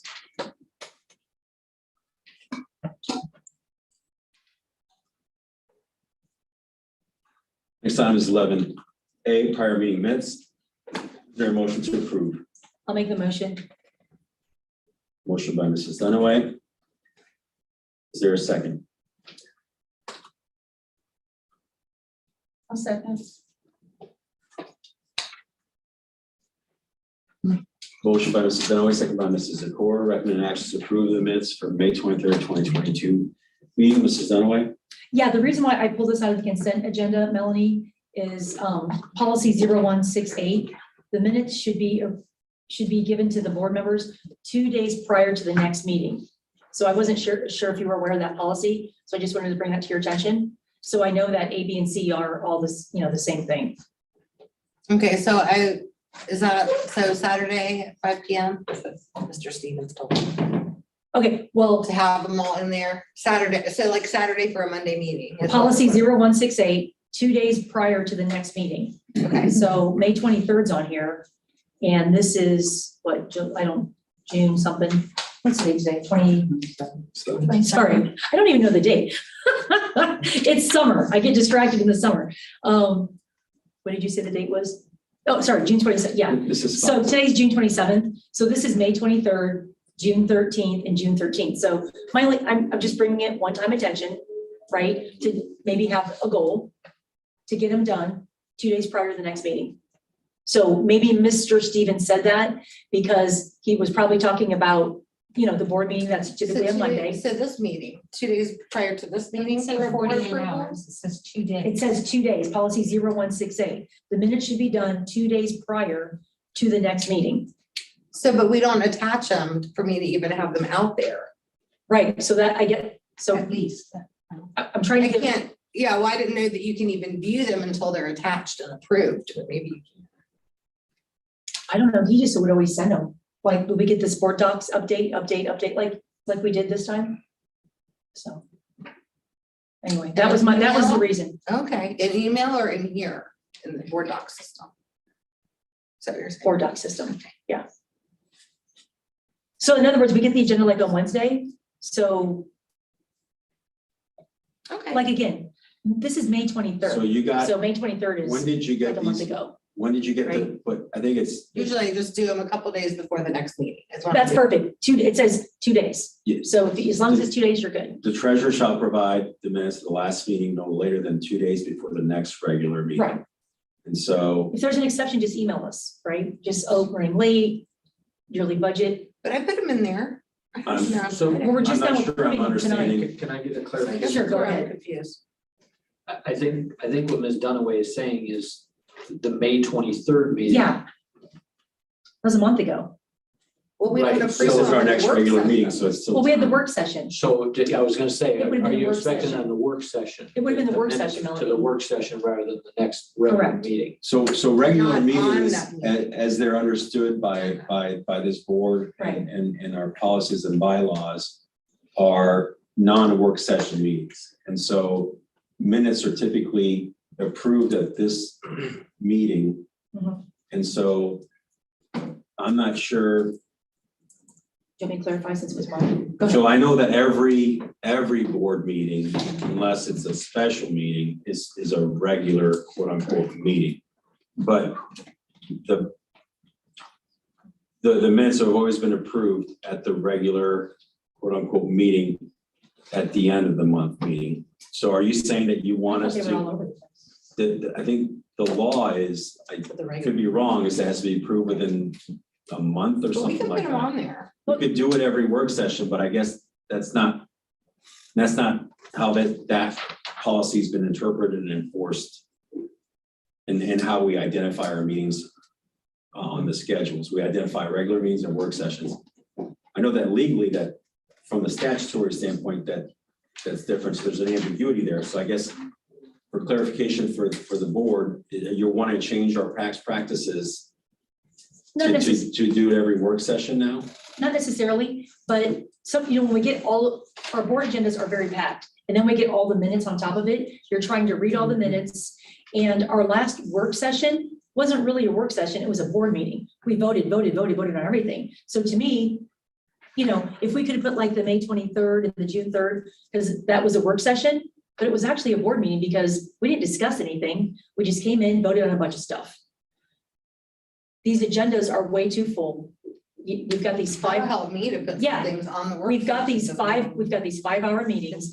And then on top of preparing for all the big ticket items of what I'm supposed to get up to speed on, now I have to spend an hour reading board minute meetings. And when you have 3 meetings and they're 5-hour meetings, who has time to read an hour and a half worth of minutes? I mean, it's exhausting. And who's gonna sign up for this job if that's the expectation of coming in and being prepared? It's just a lot. So however you interpret the policy, Simon, however you interpret, if anybody has any weighing on this, it's just a lot all at once. I'm just trying to clarify your request because of what we've always done. I just remember doing them like, At work. Work session. yeah, I just remember doing them at work session and board meetings. So like 2 opportunities. I could be wrong. I could be too. I could be wrong, but my recollection is that when we've had to do them in work sessions, because there were revisions that needed to be made or there were issues related to the minutes themselves. Well, they're time consuming. And so I think, I guess, I don't care either way. I just want to understand is your request then, so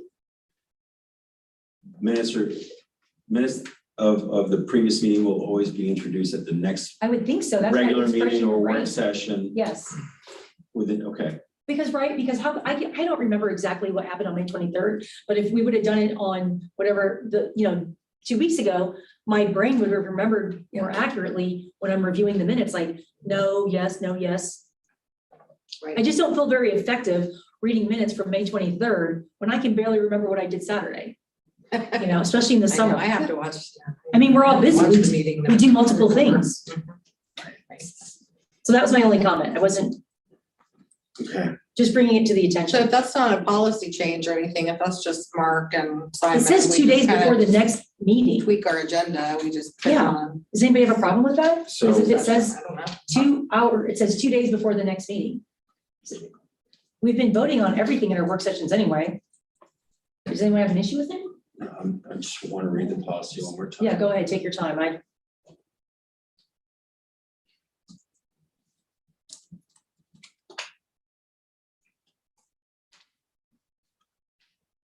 There's nothing prohibiting us from having minutes approved in the work session. It's no later than 2 days before the next regular meeting. It says, And so potentially, depending on your reading and interpretation of this, the regular meeting could be the work session. And so I think either we do it that way or we clarify the policy itself. I don't care either way. we could try to make it a goal. I guess my question would be, Mrs. Fox, is that something you're able to take care of? Yeah, I would like that. Would that be All right. easier for you instead of jamming it all Right. into one meeting? Why? I think then that's I taking, tend to push those off. Yeah, because I don't it's know why. time Now all of a consuming. sudden I'm like, that I then got like certainly 12 makes. hours of board meetings. It's time consuming. I get that. And the previous treasurer, I mean, that was a big complaint he had. It's like, I cannot keep up with the minutes. They're just voluminous because we have 5-hour meetings. And it's a task for me to even review them. Sometimes I want to put more in the minutes, but I don't want to just rely on. It's time consuming. Yeah, Some things in. I understand. Okay, I was just can do whatever is doing an FYI. good for the board. Is there any other discussion related to the No, minutes? that was the only reason I pulled those 3 was just to have a quick conversation. Hearing, did you have something, Mrs. Secor? All right, hearing no other discussion, Mrs. Fox, if you could call the vote. Dunaway, Yes. Zakor, Yes. Maines, Yes, Patry. Yes. Next item is 11B, prior meeting minutes of June 3rd, 2022. Is there a motion to approve? Motion to approve. second,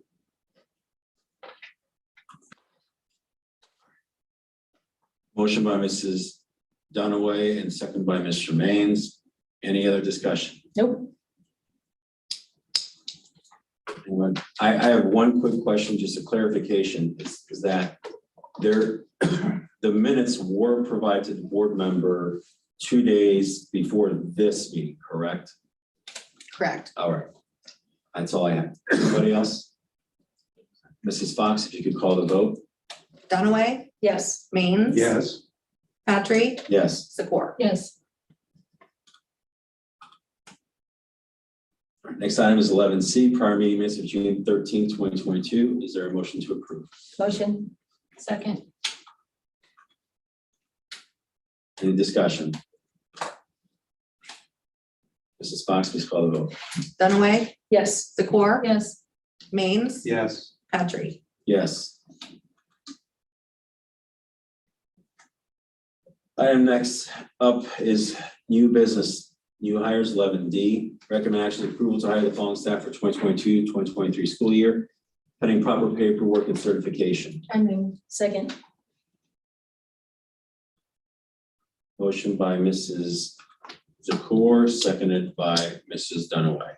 Mrs. Zakor, no discussion. Mrs. Dunaway. Yes, I pulled this item because I had a question. I noticed that there's 2, Mr. Stefanik, there's 2 guidance counselors on here at the middle school. And we've never had 2 guidance counselors at the middle school. This year, we approved earlier in the year, February-ish, Mr. Cahill as kind of like a temporary long-term sub. Yeah, finish up the year. So when did this become 2 permanent guidance counselors? I have no knowledge of this. All right, based on the use of the 2 counselors in the second semester, and based on the reorganization of positions, we had a position available to get that second counselor, at the middle school. So Help me out, I'm so confused. We used to have 1 guidance counselor. And then what position, A teaching position. We had a teaching position because we didn't need as many teachers in a department as we've needed in the past. And so we had a position that we could use, and based on the number of student visits to the office last year, but Okay. definitely in the second semester, when we had 2 counselors there, Mhm. we said that position would be well used for a second middle school counselor to take care of the students at that building. Okay. Again, on counselor numbers, the recommended number for a counselor is a head count God bless you. of 300 to 350. Okay. And so with over 600 students at the middle school, and being that they're the middle school ages. Yeah. What do you say about that age? They've got some. Hard to get a needs handle on? that we are. It's the first time they got cell phones. It's the cell phones. Maybe. We should look at taking the cell phones out of the schools. Cell and cell have a real phones and then some. conversation. But we believe that that those 2 middle school counselors will definitely, be an enhancement to the middle school experience for the students Okay. and a support. Okay, so I guess for future reference, it would have been nice to, you know what I'm saying, just maybe in your Friday board update, just to let the board know, we are making, How they did. no, not on the guidance counselors. Yeah, a while back. It wasn't recently. It was Okay. when we were considering it. It may have been in a May type Okay, of thing. so that- just because Okay.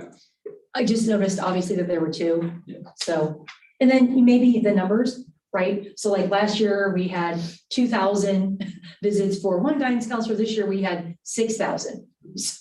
So there's no disputing that data. It's pretty obvious that one person can't go from 2,000 to 6,000 Right. visits. So when you say there's a lot more visits, I don't know what a lot means. I don't know if it doubled, if it tripled, if it, Well, I can. you know what I'm saying? I can get the chart. We got a chart from Miss Alexander last year, and it's well in excess of 1,000 visits in the school office. And so, Okay, with all the other duties that the yeah, counselor has besides. sure. just, I'm just saying that's valuable therapy. information. Yes. Because, when somebody asks me, hey, why did you do this? And I can say, well, wow, geez, we saw this data and it's more than warranted. I just like to, I can get. people question us why we voted a certain way. And I just always like to answer. Okay. Thank you. Good question. Anyone else? All right, Mrs. Fox, if you call the roll, please. The core, Yes. Dunaway. Yes, Maines. Yes, Patry. Yes. Next item is 11E supplemental positions. Positions are listed in public content. Is there a motion? I move that we approve. Motion by Mr. Maines. Is there a second? I'll second. Mr. Maines is seconded by Mrs. Dunaway. Mr. Maines, did you have any discussion? No, Mrs. Dunaway, did you have any discussion? Hang on, my thing is on a different section. My computer's still catching up. We're D, right?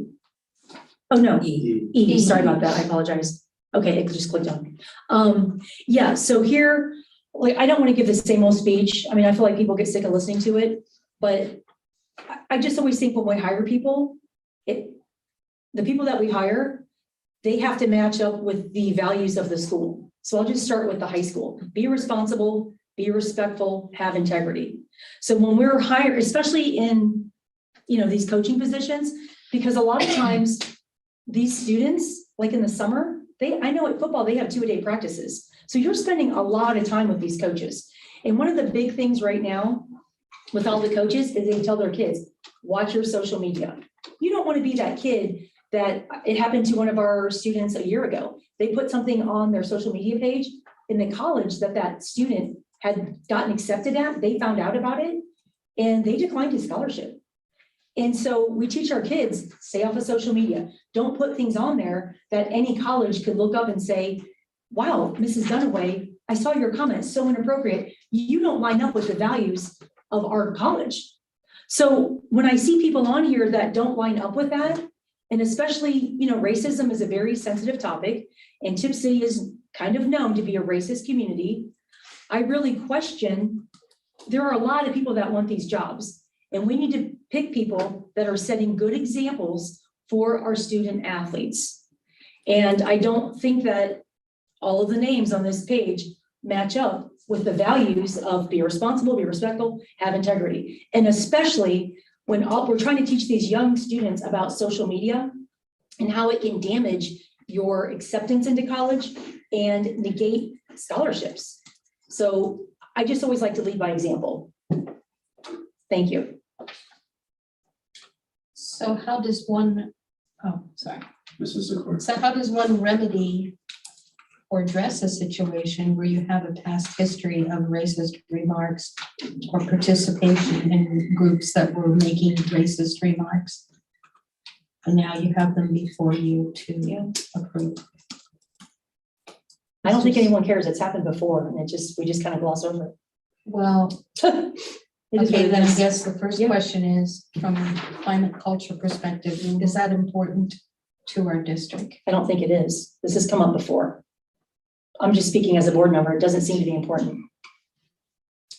That makes me sad because it should be important because we're supposed to be teaching by example, leading by example.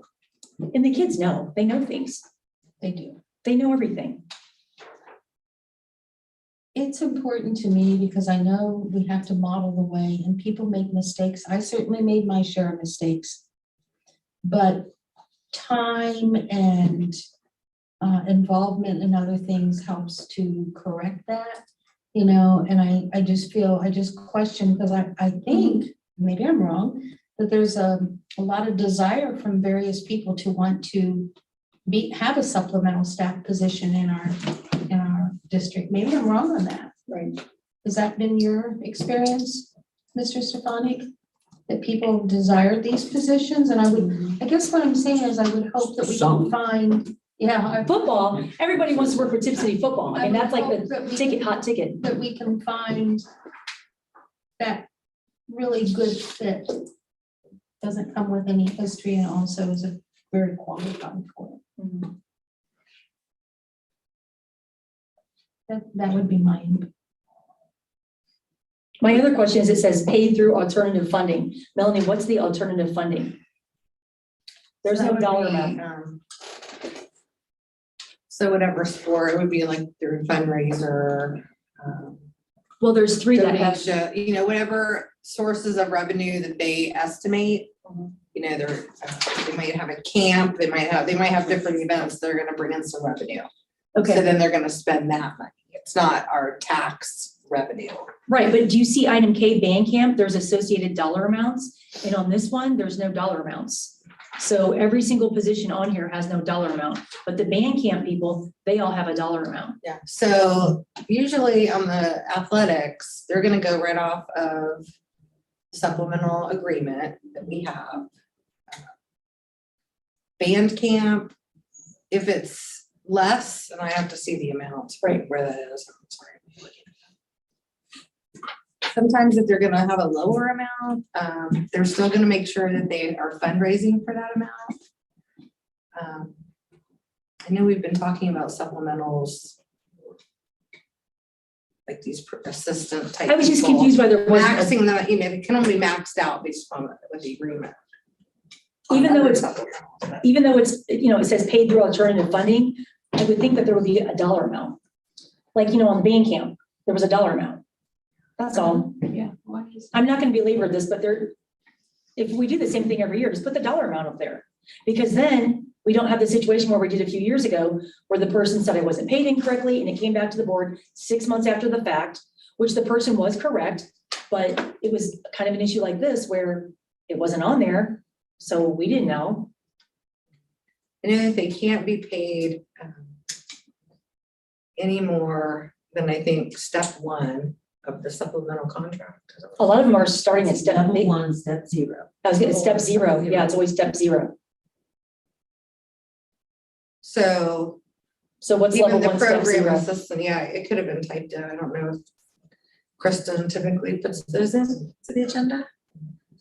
Mark, do you know in the past on the football assistant? No, I'm sorry. We had a discussion when the money was coming from an alternative funding source.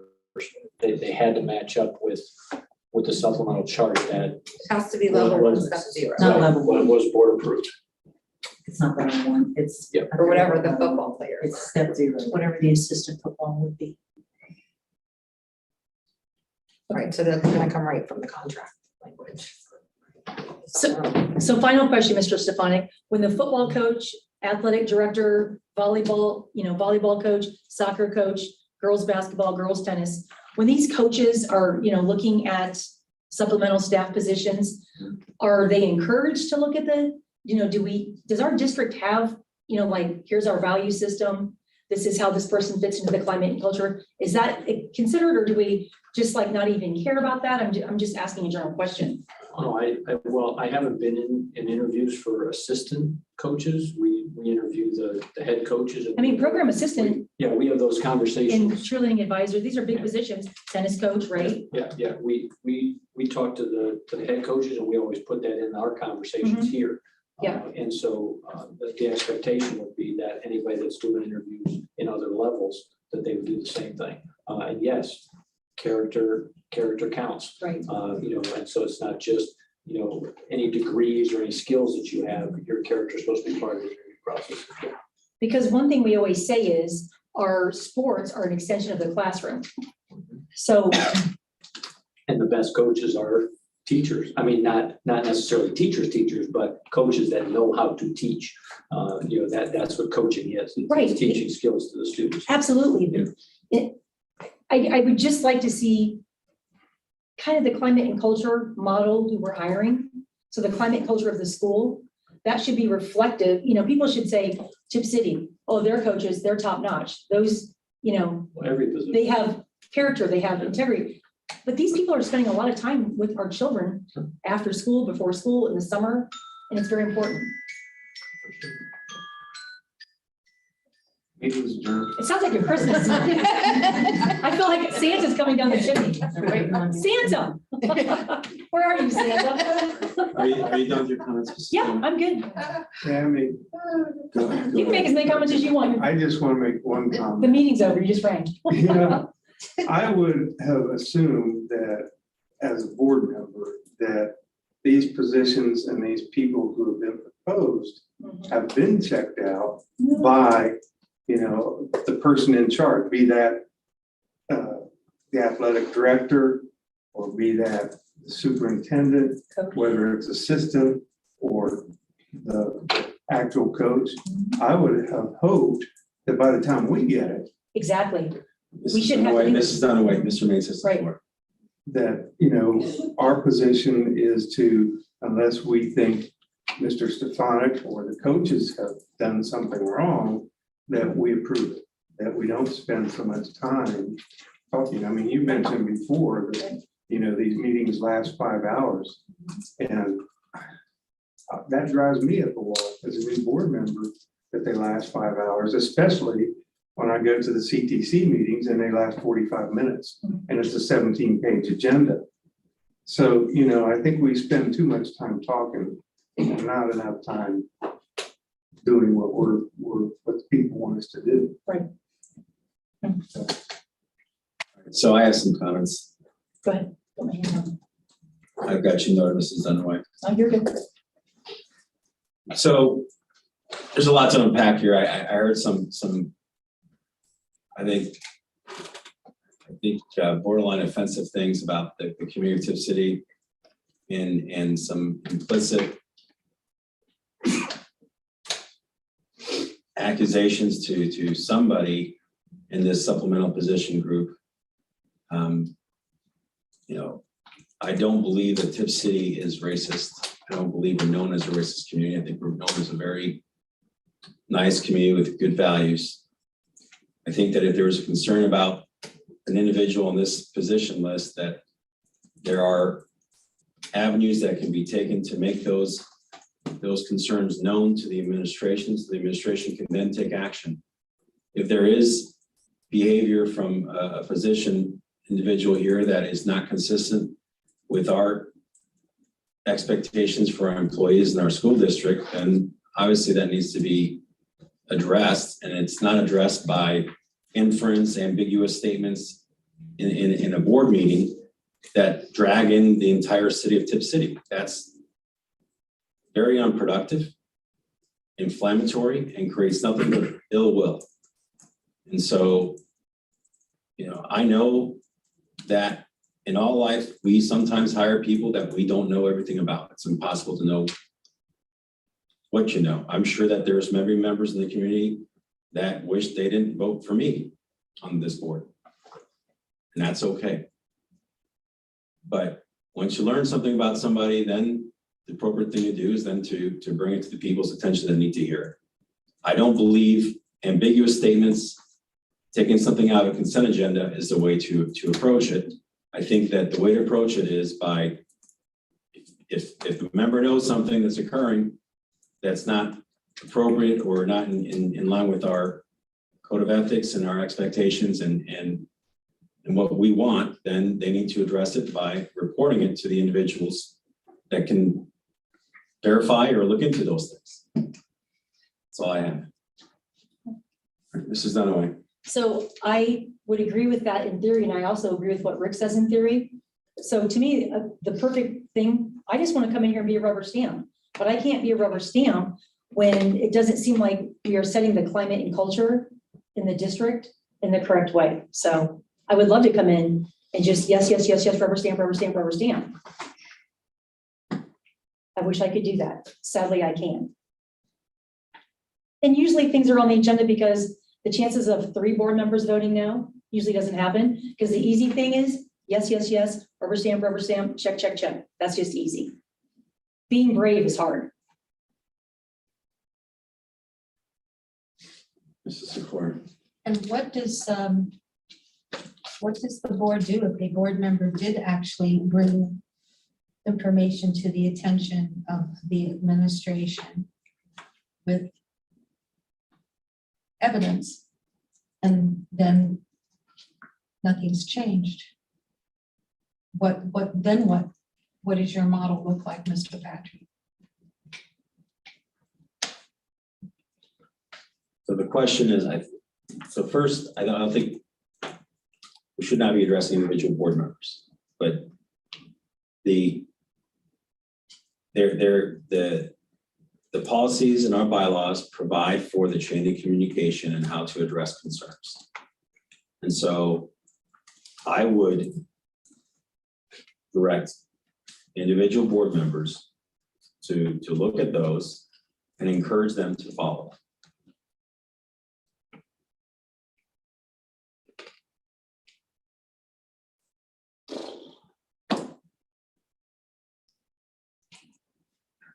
Mrs. Zakori, are you done? Your comments? Well, I don't think that really answered the question or is resolving this problem. And once you go to a certain level, there's nowhere else to go. Right. So other than maybe your public, people that elect you and put you here. And that's the beauty of the Board of Education. It still retains a lot of very key local governance. And I think that's really one of the benefits. I mean, it is the benefit of having a Board of Education. And the state of Ohio still promotes that and allows that, and local governance for your local school district is very, very key. And it's very attached to how the board sets that tone and that climate and that culture for that community. And it's not easy to go against the grain.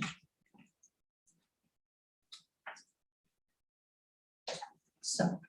Anyone else? I'm sorry, you're done. I am. I didn't answer the real question, but I'm done.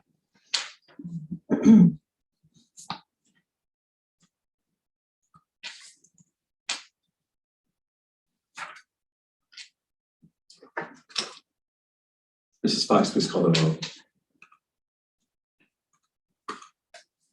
Maines, Yes. Dunaway, No, Patry, Yes, Zakor. Staying. motion passes. Next item, 11F Summer Academy Edition. Recommended actions approval to change the following staff designations for 21-22 Summer Academy. There's public content below. Is there a motion? I'll make the motion. I'll second. Motion by Mrs. Dunaway and Mr. Maines. Mr. Dunaway, any discussion? Yeah, Mrs. Fox, I just had a question. I just feel like over the last couple meetings, we keep adding more positions. Wait, summer academy. Oh, wait, hang on for a second. Never mind, I'm good. I thought this was, I can't think of the name of it right now. It's been a long meeting. Stagecrafters. Because we changed the name of the summer, so I'm good. Okay. I apologize. No discussion. So remove that. So I'm just good to vote. Yeah, I have no discussion. I made the motion. I have nothing to say. Jermaine, say anything? No, I would say that when we remove things from the consent agenda, we're just gonna vote on it. That's not helpful.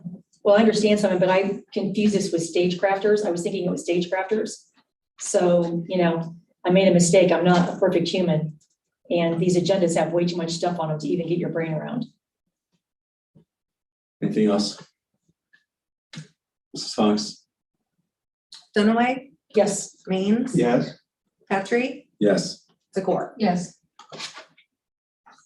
Next item is 11G, contract corrections for 2022-2023 school year. Recommend approval to revert the following certified contracts back to the originally approved contracts from the May 23rd, 2022 regular board meeting. Public content indicates to keep in alignment with the TCEA master agreement, the following certified contracts will revert back to their original status as of the May 23rd, 2022 regular board meeting. The positions listed are certified staff positions as listed in public content. Is there a motion? motion. Motion by Mrs. Dunaway. Is there a second? I'll second. Motion by Mrs. Dunaway, second by Mr. Maines. Mrs. Dunaway? Yeah, I just had a question for Mr. Stefanik. So typically, when these kinds of things pop up at meetings, I always ask if we've, spoken with TCEA and if there was an MOU needed. So did we just forget to reach out to TCEA, I'm assuming, on this? Or was there a different explanation? You mean before the contract? Right, revisions are- Correct, right, because we already voted on it. Yes. So I was just wondering, Yes, okay, yes, there was there wasn't a belief that we needed to reach out to TCA, but then when we did have a conversation with TCA, we found out that there was a provision in the contract that we missed. And Okay. so we just have to put things back to where they were. gotcha. The one time I didn't ask that question, it ended up, shame on me. Have the staff been contacted about this? Yes, And are they in agreement with this? they're okay, yes.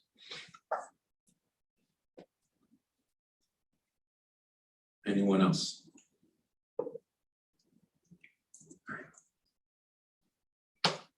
Mrs. Fox, if you call the vote, please.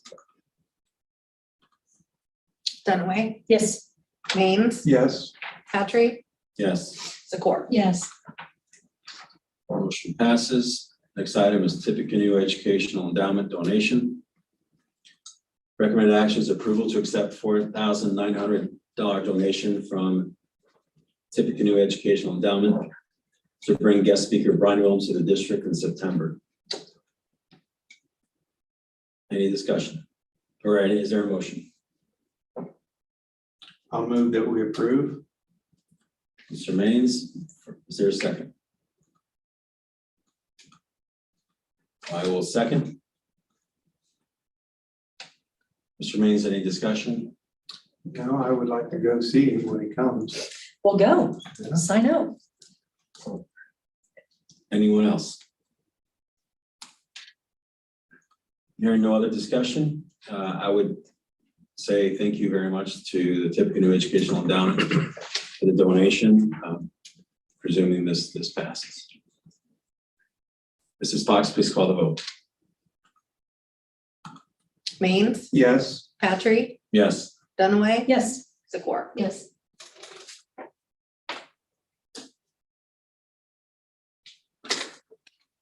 Next item is item 11I, violation of executive session discussion, and it's violation of the executive session of, I believe, yeah, 13. June 13th, 2022.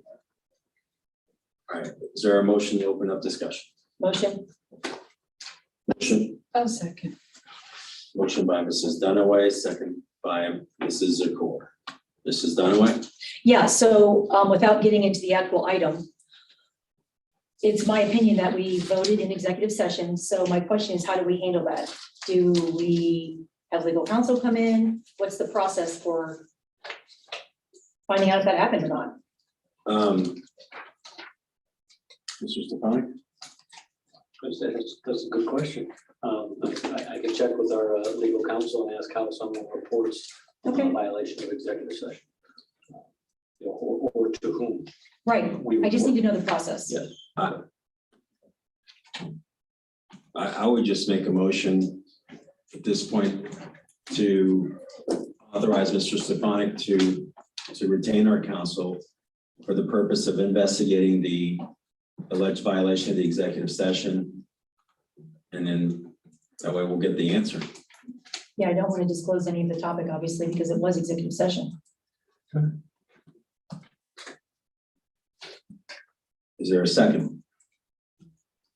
I'll second. All right, motion by Mr. Patry, Mr. Maines to authorize Mr. Stefanik to hire our counsel to investigate the alleged violation of the executive session by myself and Mr. Maines. Is there any discussion? I don't think so. Yeah, I have a discussion, please. All right, I think you don't want to intentionally violate anything. I don't believe anybody on this present board or past boards have come in with that mindset. I just don't believe it. It's easy to fall into situations where you unwittingly, unknowingly, unintentionally do make a violation. And doesn't make it right. But my bigger message here is don't throw, if you live in glass houses, don't throw rocks. I guess that's my big message here. That's all I need to say. any other discussion? Mrs. Fox, please call the vote. Patry, Yes, Maines, Yes, Dunaway, Yes, Zakor. Yes. motion passes.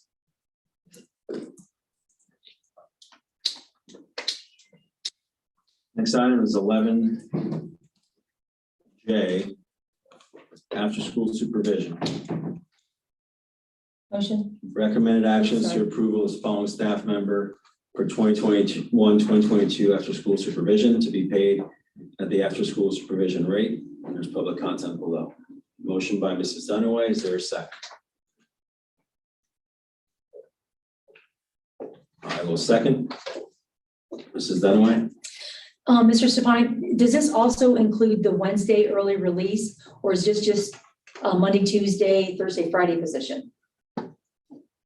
Or, because I would this say- person's also a teacher. Yeah, the after school is when the teacher. Not the early release. Right. Perfect, that's all I needed, thank you. Yeah, it's I'm good. for student activities that would happen after a typical school. I got you. Yeah.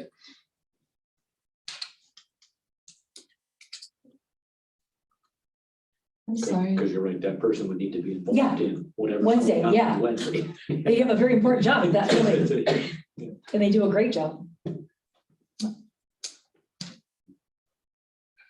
Mr. Mays?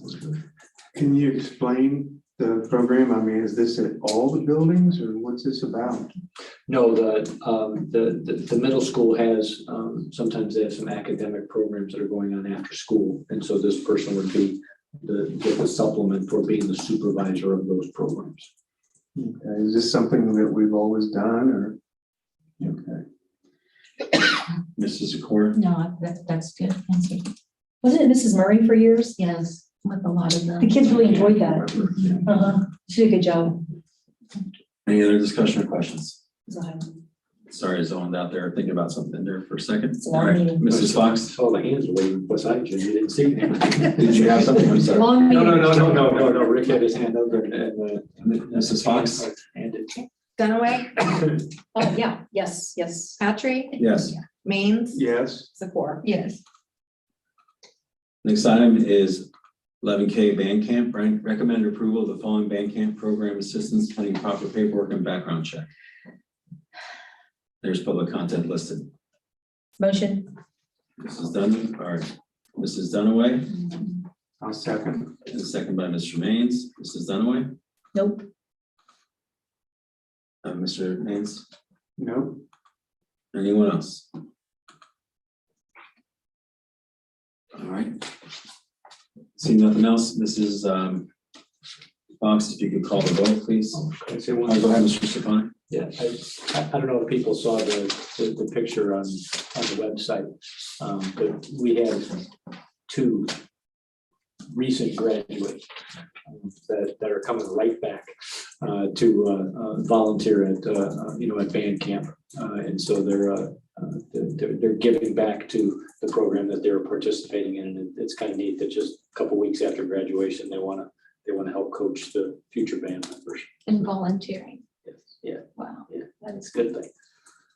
Mrs. Dunaway, just point of clarification. Yep. Did you intend to remove the band camp? Yeah, but I asked the question with the football one. I just wanted to know why there were amounts on one, not the other. Gotcha. So I didn't know if one answer would then lead to something on the next item, because it was the same item, one with dollar, no, So I guess your question has been answered. correct. Yep. With the football question. All right, thank you. Anyone else? Mrs. Fox, please call the vote. Dunaway, Yes. Maines, yes, Patry, Yes, Zakor. Yes. motion passes. Item 11L, recommended actions approved to accept $500 donation from the Dayton Dragons for a classroom makeover for Beth Haynes at LT Ball Intermediate. Is there a motion? Motion. Mrs. Dunaway, is there a second? I'll second. Motion by Mrs. Dunaway, Mrs. Zakor. Mrs. Dunaway, do you have any discussion? No. Mrs. Zakor, Oops, sorry, Mama jumped. I just want to say thank you very much for the $500 donation from the Dayton Dragons. anyone else? If you recall, this was a contest, and I think it was announced in the spring that she was one of the ones that won the contest. So congratulations to Ms. Haynes. Oh, congratulations to Mrs. Haynes. And thanks for the contest, Dayton Dragons. Absolutely. I'd like to echo those sentiments. Thank you, Dragons, for having the contest, and congratulations to Mrs. Haynes. Mrs. Fox, please call the vote. Dunaway, Yes. Zakor, Yes. Maines, yes, Patry. Yes. Next item is 11M Tipp Foundation Grant Acceptance. Recommended actions approval to accept $4,538.94 in grant dollars from the Tipp Foundation. There's public content listed below that shows the donations. Any discussion or any motion? I'll motion that we approve. Second. Mr. Maines and Mrs. Dunaway. Any discussion, Mr. Maines? No, Mrs. Good. Dunaway? No, thank you very much. Anyone else? I agree. Echo the thank yous. Thank you. Mrs. Fox? If you could call the vote, please. Maines, Yes, Dunaway, Yes. Patry, Yes. Zakor. Yes.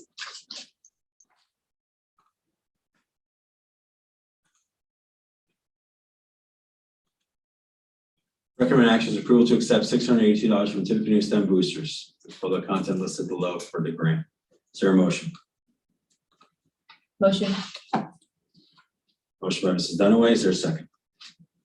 I'll second. Second by Mr. Maines. Any discussion? Mrs. Dunaway? Oh, I just love their passion for science. 9 years, and I just never get tired of seeing these awesome donations from them. So thank you. Anyone else? I'd like to echo those thank yous. Also, thank you to Dr. Martin English for everything he does for our school. Mrs. Fox, if you could call the vote, please. Dunaway, Yes. Maines, Yes, Patry, Yes. Zakor. Yes. Next item is item 11O. It's a memorandum of understanding approvals or recommended actions, recommended approval to adopt memorandum of understanding between Tennessee Schools and TCA in relation to teacher evaluations in the pilot program. Executive content attached, which reflects the memorandum of understandings. Is there a motion to approve? I move that we approve. Is there a second? I will second. Is there any discussion? Mr. Means? I think they do good work. I would use my turn to ask Mr. Stefanik to provide us some feedback on these. And maybe explain a little bit about it. Okay. First one, this year, the teacher evaluation system was a new system. I'll call it an upgraded system at the state level. And they permitted some local decisions to be made about certain parts of the evaluation process. We had an evaluation committee, and we went through the process of going through all the sections that allowed for local decisions, and we finalized the pieces to the evaluation. So this document just outlines those local decisions that were agreed upon by, again, a committee of administrators and teachers. Second one is a pilot program to help our teachers with, I'll call it the transition time between the teacher day and the student day. We've got some time slots at the beginning of the day and the end of the day where the teacher day, excuse me, either starts before the student day or lasts a little bit longer than the student day on the other end. And so there were some concerns about the way the program was designed in the past, call it even historically designed. And so we have worked through the starting points of a pilot program, and we've even involved TCEP in helping us out with some slots that we don't have the capacity to even come up with any ideas for. And we're going to continue to look at the program to see what assistance we can provide to our teachers and all of our staff members to help out with that process. Thank you, Mr. Stefanik. Is there any questions, comments from board members? You do have this motion second. Mr. Maines had indicated he had none. I was turning it over to Mr. Stefanik to give us some feedback and overview, and now I'm asking Ms. Dunaway, Mr. Decor, if you'd like to say anything over here. Before I go into content, procedurally, I don't think you can combine these two MOUs under one vote. I don't think Robert's rules allows that. And for a specific reason, let's say you want to vote yes to one and no to another.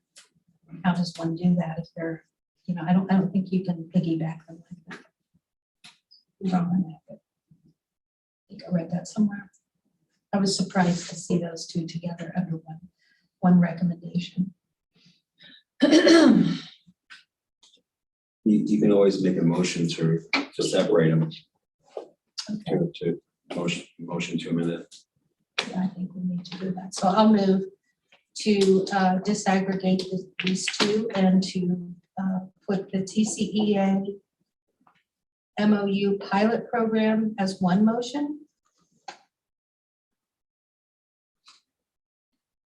And the other is itself. I'll second.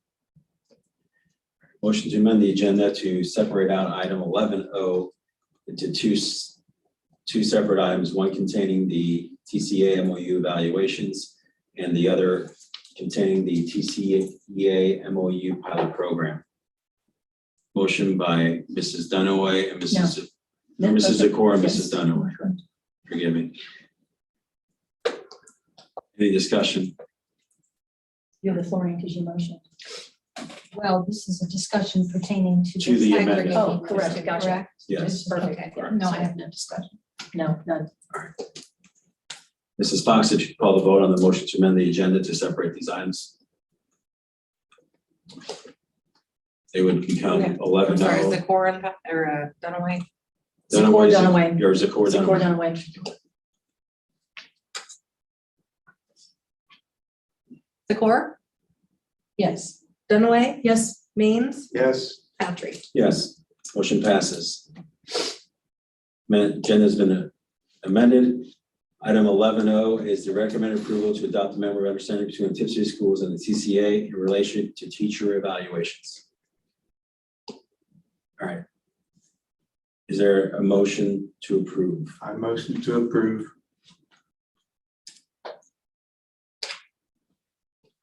Mr. Maines, is there a second? I will second. So right now, the motion before the board is item 11O as amended, particularly recommended approval to adopt memorandum of understanding between Tip City Schools and TCA in relations to the teacher evaluations. Motion was made by Mr. Maines, second by Mr. Patry. Mr. Maines, do you have any discussion? No. I have no discussion. Mrs. Zakor, Mrs. Dunaway, any discussion? No. Hearing no discussion, Mrs. Fox, if you could call the vote, please. Maines, Yes. Patry, Yes. Dunaway, Yes. Zakor. Yes. Motion passes. Next item is 11P as amended, which is the recommended approval to adopt a memorandum of understanding between the Tip City Schools and TCA in relation to the pilot program. Is there a motion? A motion that we approve. Motion by Mr. Maines. Is there a second?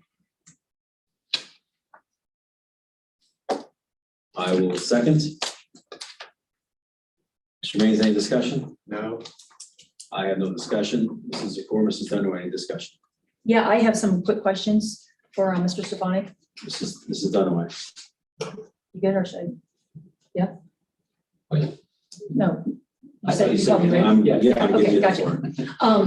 Well, so this was a blind side, because this kind of came up out of nowhere, I feel like it comes up every July, August timeframe. But for the last couple of years, we've sort of been consistent on this. So that was unfortunate. So my first question is, who drafted this 2-page document? I say 2-page because the third page is a signature page. Oh, the So, MOU document? yeah, so who drafted it? Well, we had some assistance from TCA and some assistance from myself and our council Okay. to make sure that it was all official. Okay, so our legal counsel has signed off on this document? Yes. Approved as is right now. They're perfectly fine with everything in this document? Yes. Okay, that's fine. And so when did these conversations start? Since I just found out about it tonight, or I'm sorry, Saturday, Friday night or Saturday morning is when we received this MOU. It wasn't on the original agenda. This MOU popped up either Friday night or Right. Saturday morning. Right, but So- the board received information about the project prior to receiving the MOU.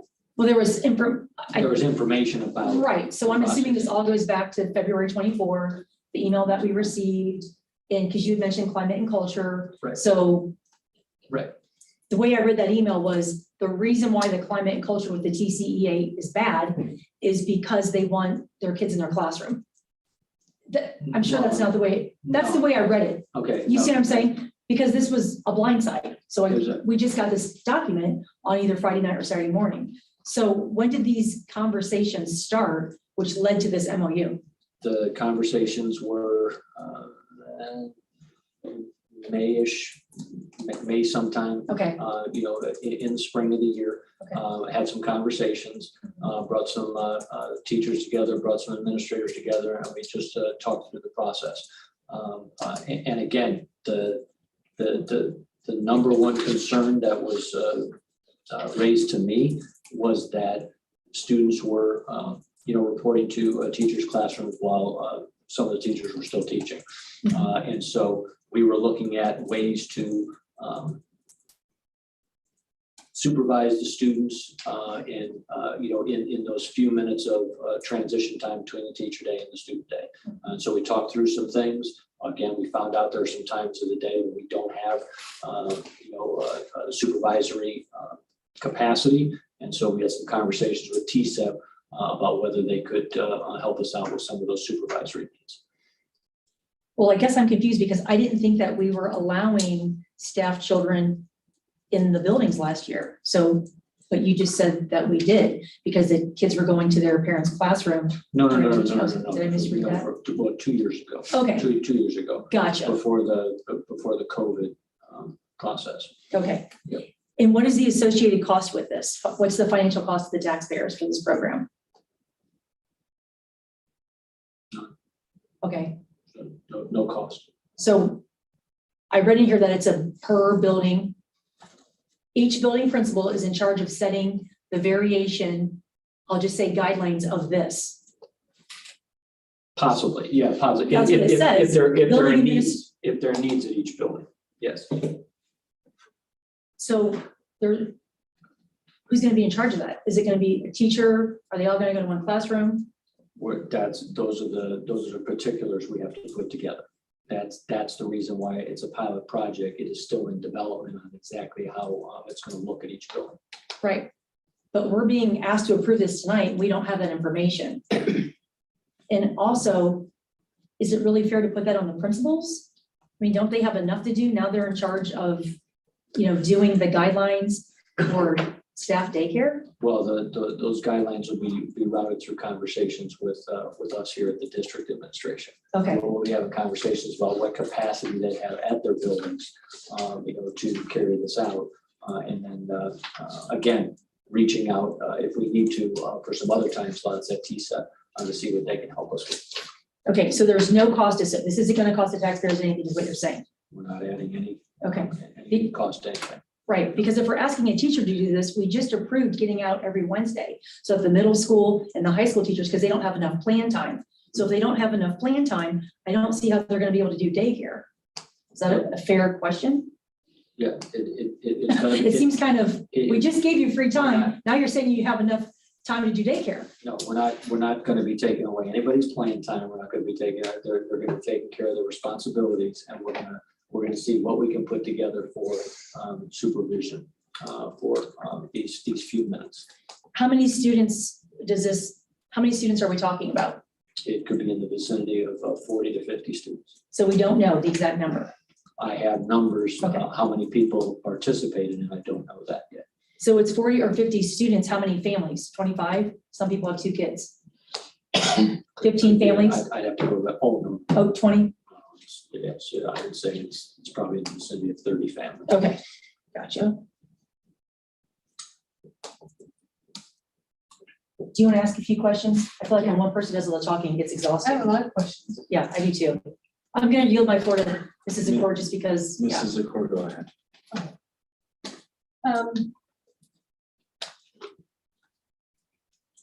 It was my opinion that procedurally this was approached very wrong. Because this is an MOU between the board and the TCEA. And to be the last to know on the totem pole, we received this on Saturday, I believe around 4 something, I have to go back and check that. I felt incredibly disrespected as a board member. When you create something between the board and the TCEA, it shouldn't be like slip it through there and kind of like get it in. No, and because it is the board that's got the agreement with the union to begin with. That was a negotiated contract last spring between the board and TCEA. So now to add the possibility of adding an MOU to that, and the way this was done was very disrespectful to the governance process, in my opinion. You say that this was created by our attorneys. Is it your statement that our attorneys approved this final version, that they actually witnessed and read this final version of the MOU? I read the version, yes. And they agreed to it? They sent it back. I asked That's for amazing. any other revisions that they would suggest to the MOU, and I received. May I ask who those attorneys are, please? Susan Keating was involved in it, and David Hurt was involved in it. Okay. So,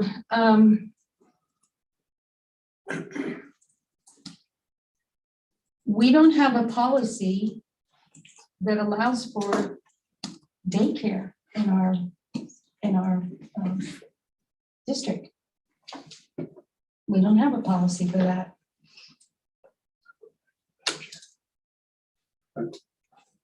And I'd also like to know, just out of curiosity, where have the children been these past 2 years? Since this is this was eliminated for the school year 20, 21, and 21, 22. Where have these children been, especially if there's 40 or so? Have to survey the teachers to find out where they've been in the last couple of years. Okay, so we don't know that. Okay. We don't have a policy, and the policies that we do have are in contravention to this.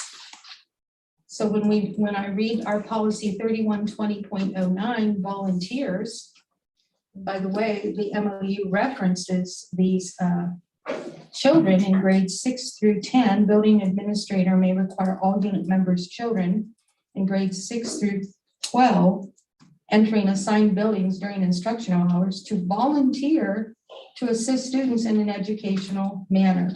Are you kidding me? This is why it's hard to believe that this became a legally approved document. When you read our volunteer policy, volunteers are to be background checked. You cannot check adolescents because you don't have access to their juvenile records. Fingerprinting. Some of our volunteers may work unsupervised with children on a regular basis. We're not going to allow adolescents to work unsupervised with children. What are we thinking here, grades 6 through 12? They will not be unsupervised. It has been brought to my attention that the students have been involved in the Project More program in the past. We can only go by what's in this MOU, and there's nothing that talks about that. There's nothing that prohibits that. In fact, when you look at the word volunteer, that's going to take on a meaning. And you put this in the hands of lawyers who are litigating some type of liability, and you'll be surprised how meaningful that word volunteer will become when they read our policy 3120.09. So I am really surprised about this. I think another area that it's an insult to teachers, and I had a couple educators reach out to me. For years, the teaching profession across the United States has been combating the image that they are glorified babysitters.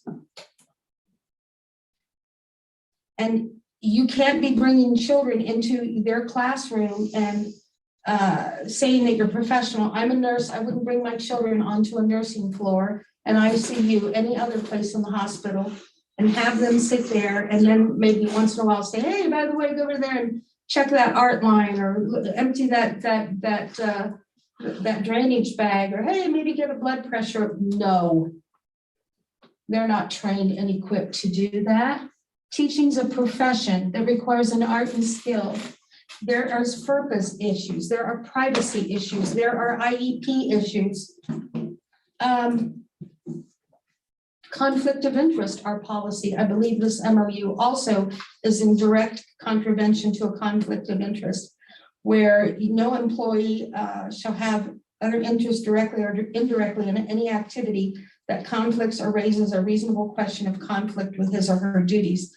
So now you'd be asking a very probably wonderful, loving parent to have to choose between being a parent and being a teacher and turning in their own kid. And then we have this over here saying that our building administrators, if there's violations, that unit members' children can be asked to be removed from the program. I don't think that most likely will not happen. It would have to be very egregious, because it puts the building administrators in a very uncomfortable position, and they're working with unit members on this, to have to be the one to come and shut it down or to eliminate it for that person.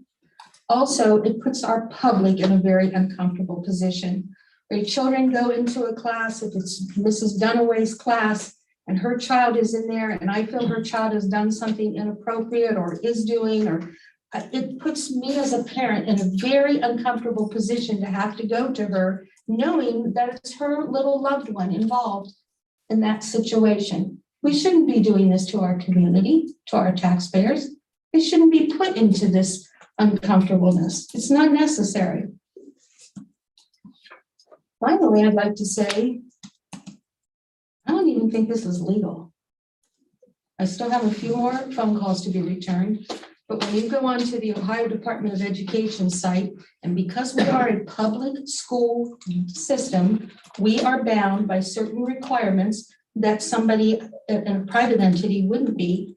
And I'm not sure under the SAC, the school aid childcare laws, we can even do this without licensure and oversight. Is that your understanding, Mr. Stefani, that we are allowed to do this without licensure and oversight? It's my understanding that we're allowed to offer this, program. That's what I checked on. Who gave you that understanding? I checked with the same two attorneys I just gave you the names with. Well, then I'd like to hear their source. That's because this is not what's coming back to me. And I've been on several of the ODE sites. And so this is absolutely, do you have any Yeah, things on this for the, what, I can do that. well, yeah, go ahead. Mrs. Noah, go ahead. Yeah, okay, so I only asked 7 of my 14 questions, but my 14th question is more of a statement. So when I got this on Sunday, I did spend several hours researching on the ODE page. So what I found under Ohio Department of Education was school age childcare licensing, otherwise known as SAC, S-A-C-C. So what you're asking, I was shocked that 2 attorneys approved this, because this is what SAC says. Ohio Department of Education is responsible for licensing school age childcare, 5 to 14 years, programs operated by public schools, educational service centers, community schools, boards of developmental disabilities, and chartered non-public schools with multiple grades above kindergarten, following chapter 3301-32 of the Administrative Code School Age Child Care Program. To operate a program means being directly responsible for the day-to-day planning, organizing, and managing of the program. That is, fiscal agent and location do not determine jurisdiction. A SAC program operated by an entity that is not listed above should contact the Ohio Department of Job and Family Services. So for instance, Troy Christian is licensed. I believe Kettering Schools has a SAC program. I think we've talked about Kettering in the past. Yeah, so there are so many holes in this MOU. One of the things is, like I said, did anybody reach out to our insurance company? Because the insurance issue has come up in the past with allowing the daycare before and after. I did not reach out to them. Okay, because what we were told in the past by legal counsel is the reason why we couldn't do this in our buildings is because kids who aren't supposed to be in that building aren't insured. So if my kid came in with me in the morning, an hour before they had to go to the next building and they broke their leg, the school could get sued. So that was the answer we gave in the past. I don't know how things have changed, but the insurance company prohibited this from happening in the past. And then I also agree with Mrs. Zakor. It says students of staff will help with educational matters. I don't think the taxpayers in this community want anybody other than the professional teachers helping their children. And to Ann's point, have they been fingerprinted? Have they been background checked? I have a real concern with that, a real concern. And the other thing is, now that we're going to let each building principal kind of, give us their version of what this is going to look like and set their parameters, we're going to have 5 versions and variations of what, well, it says each building print. Right, in consultation with district administration. But I'm just reading the MOU as we're supposed to vote tonight. We're not gonna have 5 silos. Right.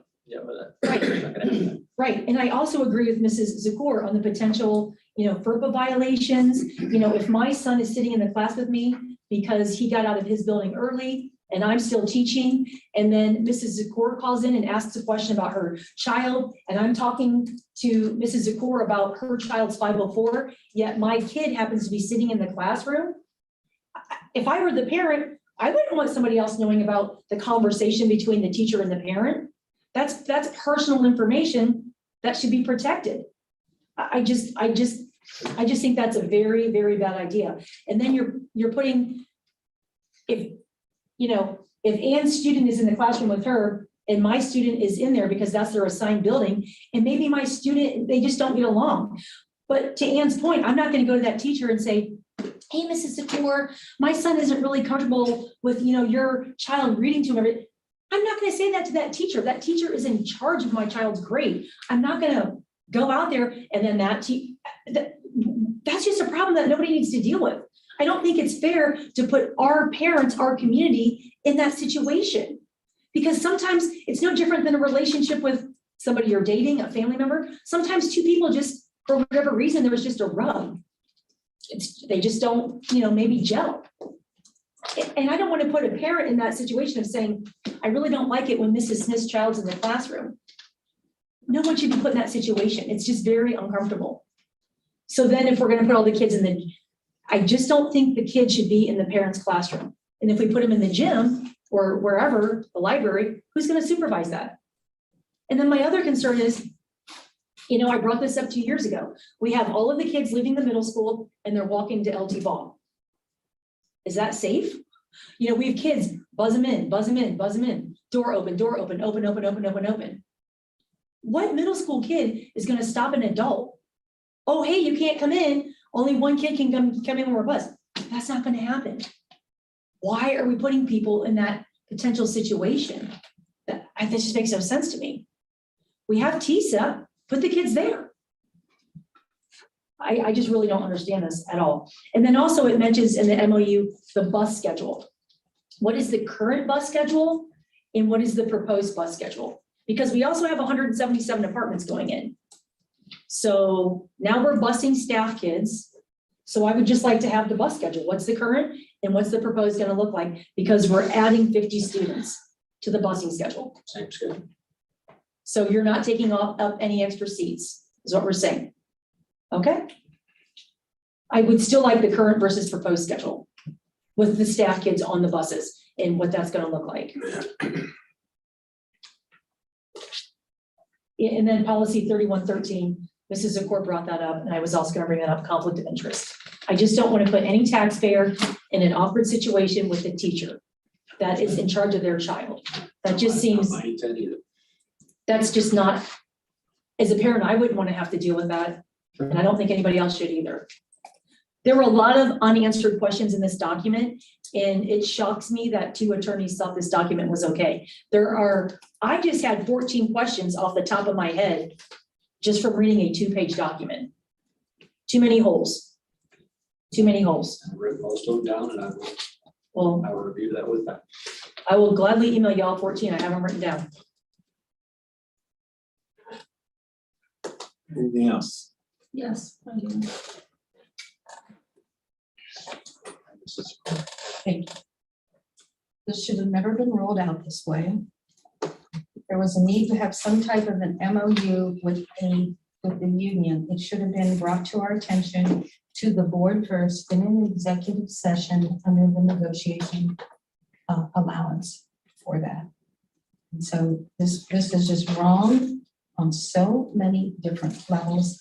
And I'm not convinced yet it's even legal to say that we're just going to sort of invent and create our own model of free daycare for teachers' kids using our public school system.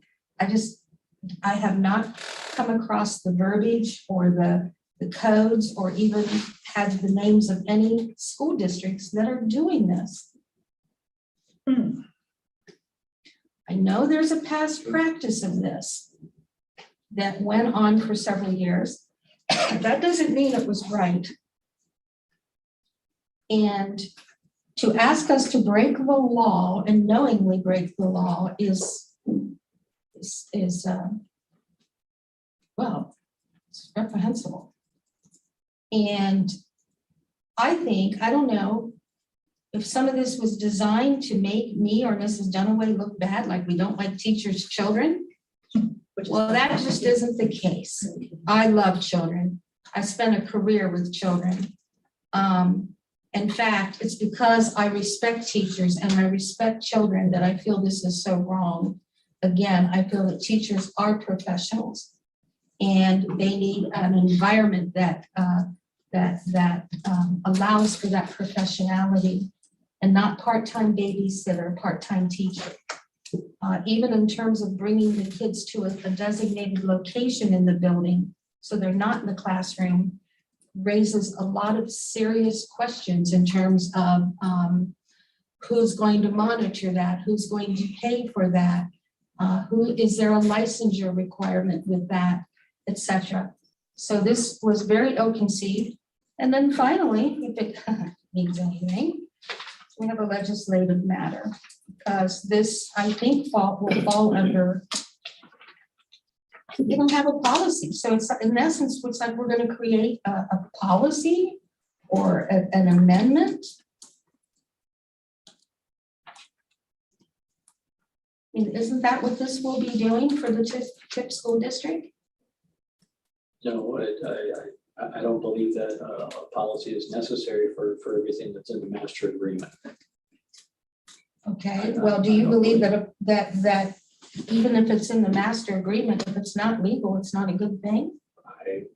I did not intend to get into any issues with legalities. Good. And so that's why I checked with attorneys, and I'm going to bring up all these concerns to the attorneys and get their version of it. And then also, I don't know, I'm really shocked at this, because if I can find it, I would think the legal minds can. Under 1A, unit members shall sign the written expectations procedures provided by the building administration. How can we endorse, I don't even think we can, but even if we could, how can we endorse this MOU without even seeing what those written expectations and procedures are? That was one of my questions, those 5-year. Who would do that? You're gonna, oh, I'm going to approve this MOU and everything that's in it, even though I don't understand what's in it. So again, I think there's a lot of work to be done. Childcare issues are very important, and if they are needed for our district, then let's talk about, you know, the really ethical, legal ways and fair ways to do it. And not one of these slipperoos, slip it by you very quickly. It's very insulting to me. Very insulting.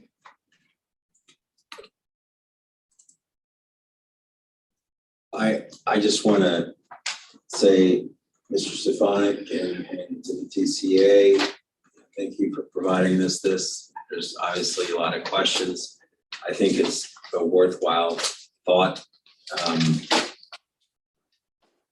you know, it's certainly something that needs to be examined.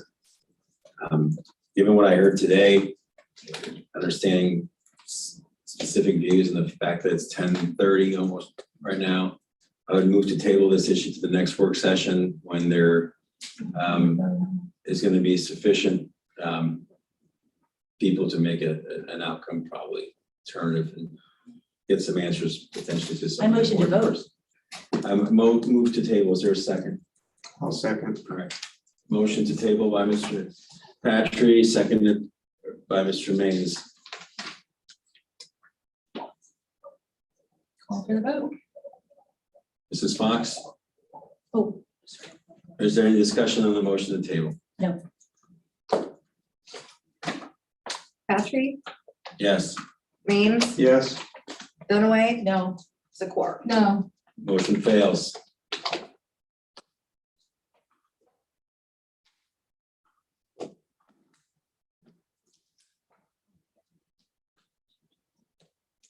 Back to the original motion now. Yes. Any other discussion? I was gonna say, doesn't matter. I'll think of it later. Okay, I have a discussion point. This wasn't even put under public content.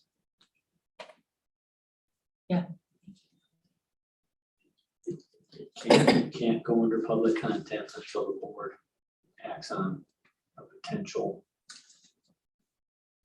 negotiating with it. It's a proposal, and until it becomes enacted can't become public content. So how do our families and how do our resident children, how do they get represented and weigh in on this type of an arrangement? How do we make it inclusive for their voices?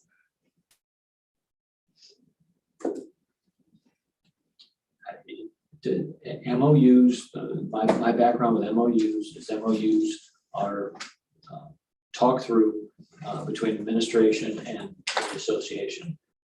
When it gets to a point where a proposal is prepared, the MOU is brought to the board.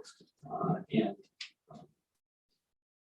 you could be right that it could have been discussed before tonight in an executive session. That's another question I have down here for attorneys. I've done full contracts, proposed master agreements in executive session before the board acts on the actual full master agreement. But MOUs, I'm trying to remember if I had an MOU where there was an executive session before it was discussed, at a board meeting. I'd have to check on that. And I'm going to check with the attorneys about how typical that is. But much like the negotiated agreement or the master agreement, that document is not made public to the constituents of the community until it's enacted.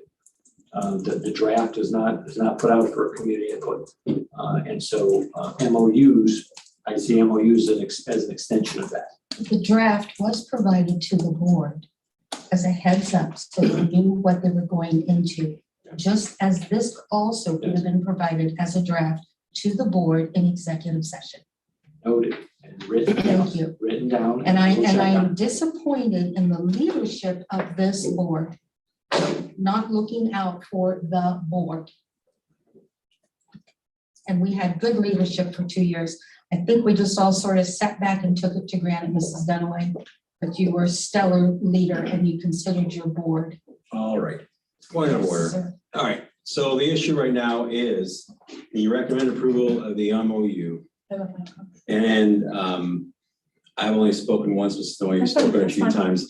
Look, guys,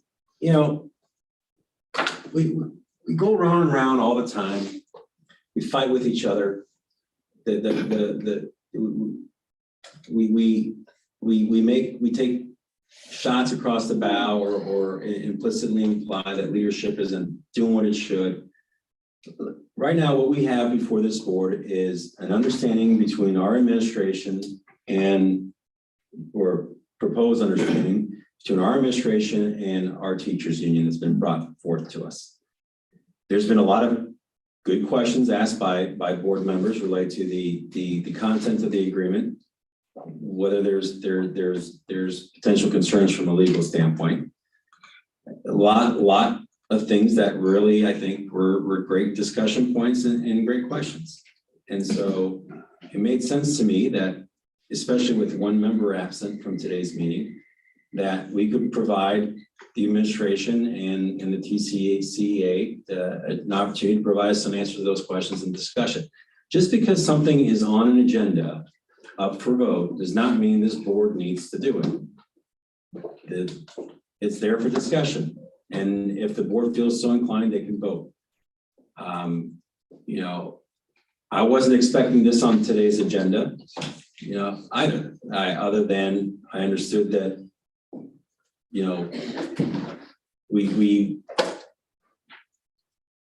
there was a desire to do that. And so it's here. I think that it makes sense to hear more. And I look forward to that opportunity to do that. And so I would make a motion to amend this, to authorize Mr. Stefanik to obtain more information about this and to report back to the board on all the questions that have been posed of him today.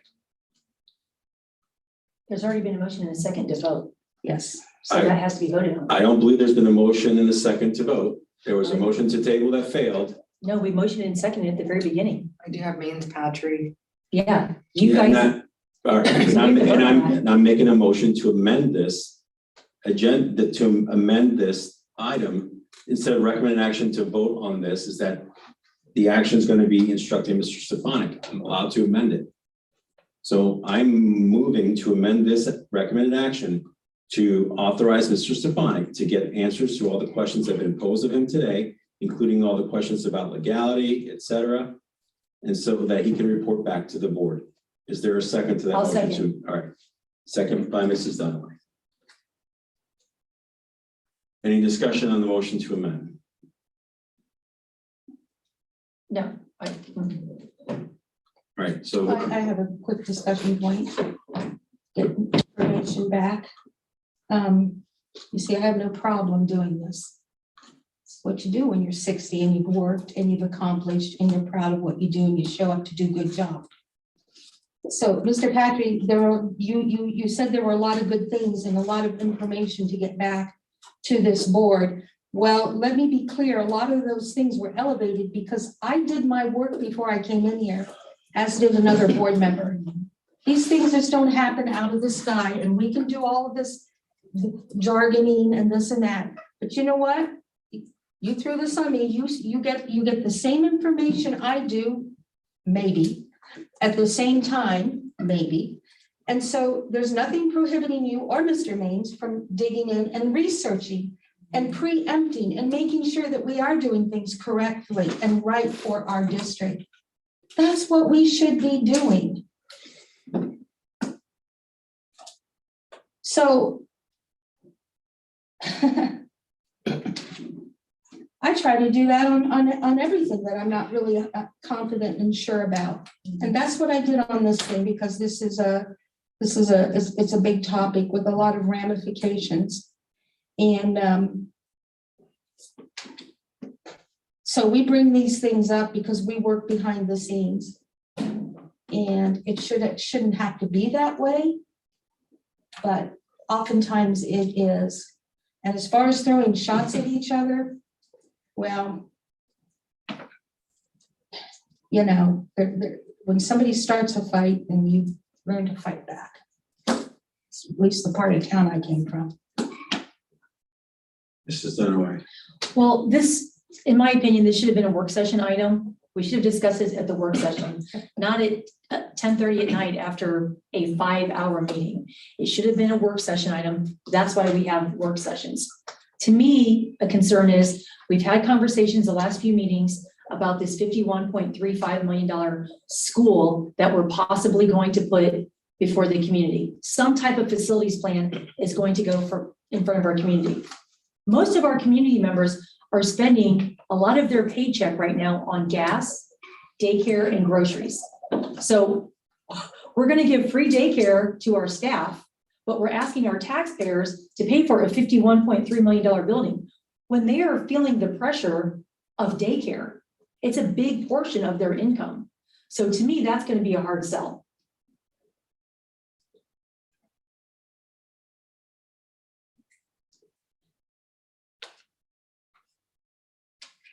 Anyone else? Present motion before the board made by Mr. Patrick, seconded by Mrs. Dunaway, is to authorize Mr. Stefanik to obtain answers to the questions and discussion items provided by this board and to report back to the board. Mrs. Fox, please call the vote. Patrick, Yes. Dunaway, No. Maines, Yes, Zakor. No, Amended motion fails. Motion to vote on the original item. I think we've discussed it plenty. It was. Recommend action, present motion before the board is to recommend approval to adopt the memorandum of understanding between Tipp City Schools and TCEA in relation to the teachers pilot program. Mrs. Fox, please call the vote. Maines, yes, Patrick, Abstain. Dunaway, No. Zakor. no. Motion fails. Next item is 11P, Tipp City Public Library tax budget. Motion. Recommended actions, recommend approval of the 2023 tax budget for Tipp City Public Library. Motion by Mrs. Dunaway, I'll second.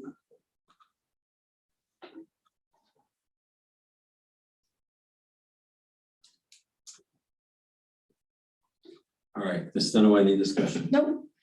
Mr. Maines, No, Mrs. Zakor? No discussion. I have just one comment on this, is that I believe that procedurally, for this to pass, we need to have a public hearing. We opened up the public hearing today, prior to our regular meeting around 5:31 or 5:32 or so. We did not have a quorum. We maintained the meeting open. During that time, we had no one appear to make any comments. Once we got a quorum, we went ahead and took attendance. The quorum was made up of Mr. Maines, Mrs. Dunaway, and myself. And then we kept the meeting open for any public comments until approximately about 5:55 or so, when we closed the meeting. And so I'm not sure whether the delay from taking attendance and to having quorum from the time the meeting was open till the time that occurred, which is about 10 or 15 minutes, is procedurally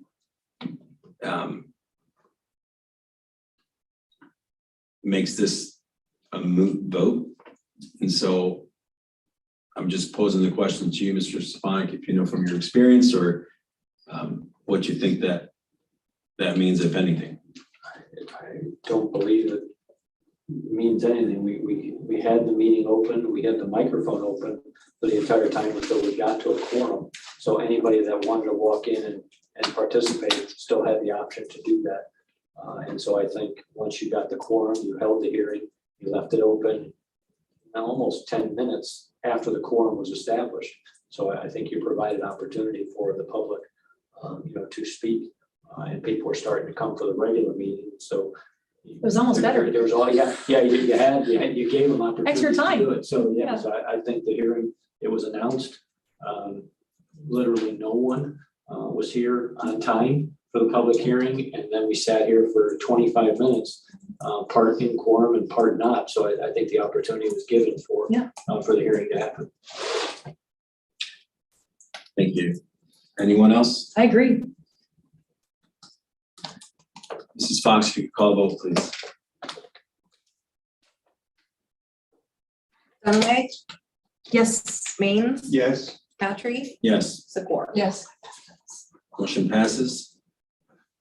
Next item is 11Q, Community Reinvestment Area Agreement. Reinvestment Area Agreement. Recommended action is recommend approval of the Community Reinvestment Area Agreement, waive statutory notice periods, and approve the compensation provision.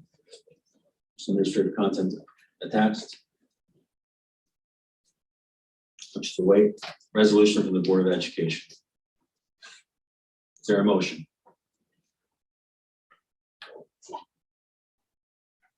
I will go ahead and move. Is there a second?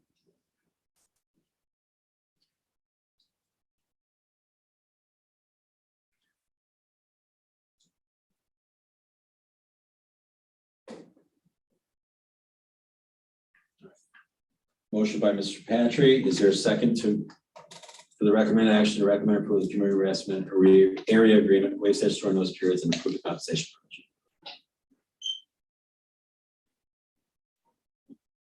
Motion fails for lack of a second. Item 11R, mental health services contracts. Recommended action is recommend approval to contract with Nexus New Creations to provide student mental health services for the 2022-2023 school year, with the administrative content attached. Is there a motion? Did we not move this? I thought we tabled this earlier in the meeting. Well, Did we not? I think it went, if I could, Mr. Patrick, I think it went 2-2 and it failed. Okay, great. At this point in the meeting, I would be fine if this had more time for discussion, Mr. Patrick. And so if we wanted to, if somebody wanted to move to table this, and then we could discuss it at the next meeting. I'll move the table at the I'd be work fine with session, so that. we have all 5 board members present. It's 11, it's 5-hour meeting. So motion to table 11R by Mrs. Do you want the exact date of the meeting? I can look it up. Dunaway 11th. Thank you. to the work session. I'll second. Seconded by 7-11. Mrs. Zakor. 7-11. Any discussion?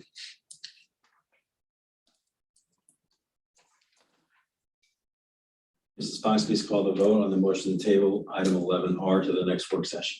I apologize. I have Dunaway and seconded by Mrs. Zakor. Dunaway, Yes. Zakor, Yes. Maines, Yes. Patrick. Yes. Citizens may address the board. Are there any citizens here? I saw Liz came in. Nobody on the paper. Any items to add to the future board agendas under 13? Upcoming meetings for 14. Next work session will be July 11th, 2022 at 5 p.m. at the Board of Education. After that, the regular meeting Monday, July 25th, 2022 at 6 p.m. at the Board of Education. And with that, I would entertain a motion to adjourn. I move. Second. Any discussion? All right, motion to adjourn by Mrs. Zakor, and then after that, Mrs. Dunaway. Mrs. Fox, please call the vote. Zakor, Yes. Dunaway, Yes. Maines, Yes. Patrick. Yes, motion passes. We are now adjourned. Meeting is concluded. Time is 10:44 p.m.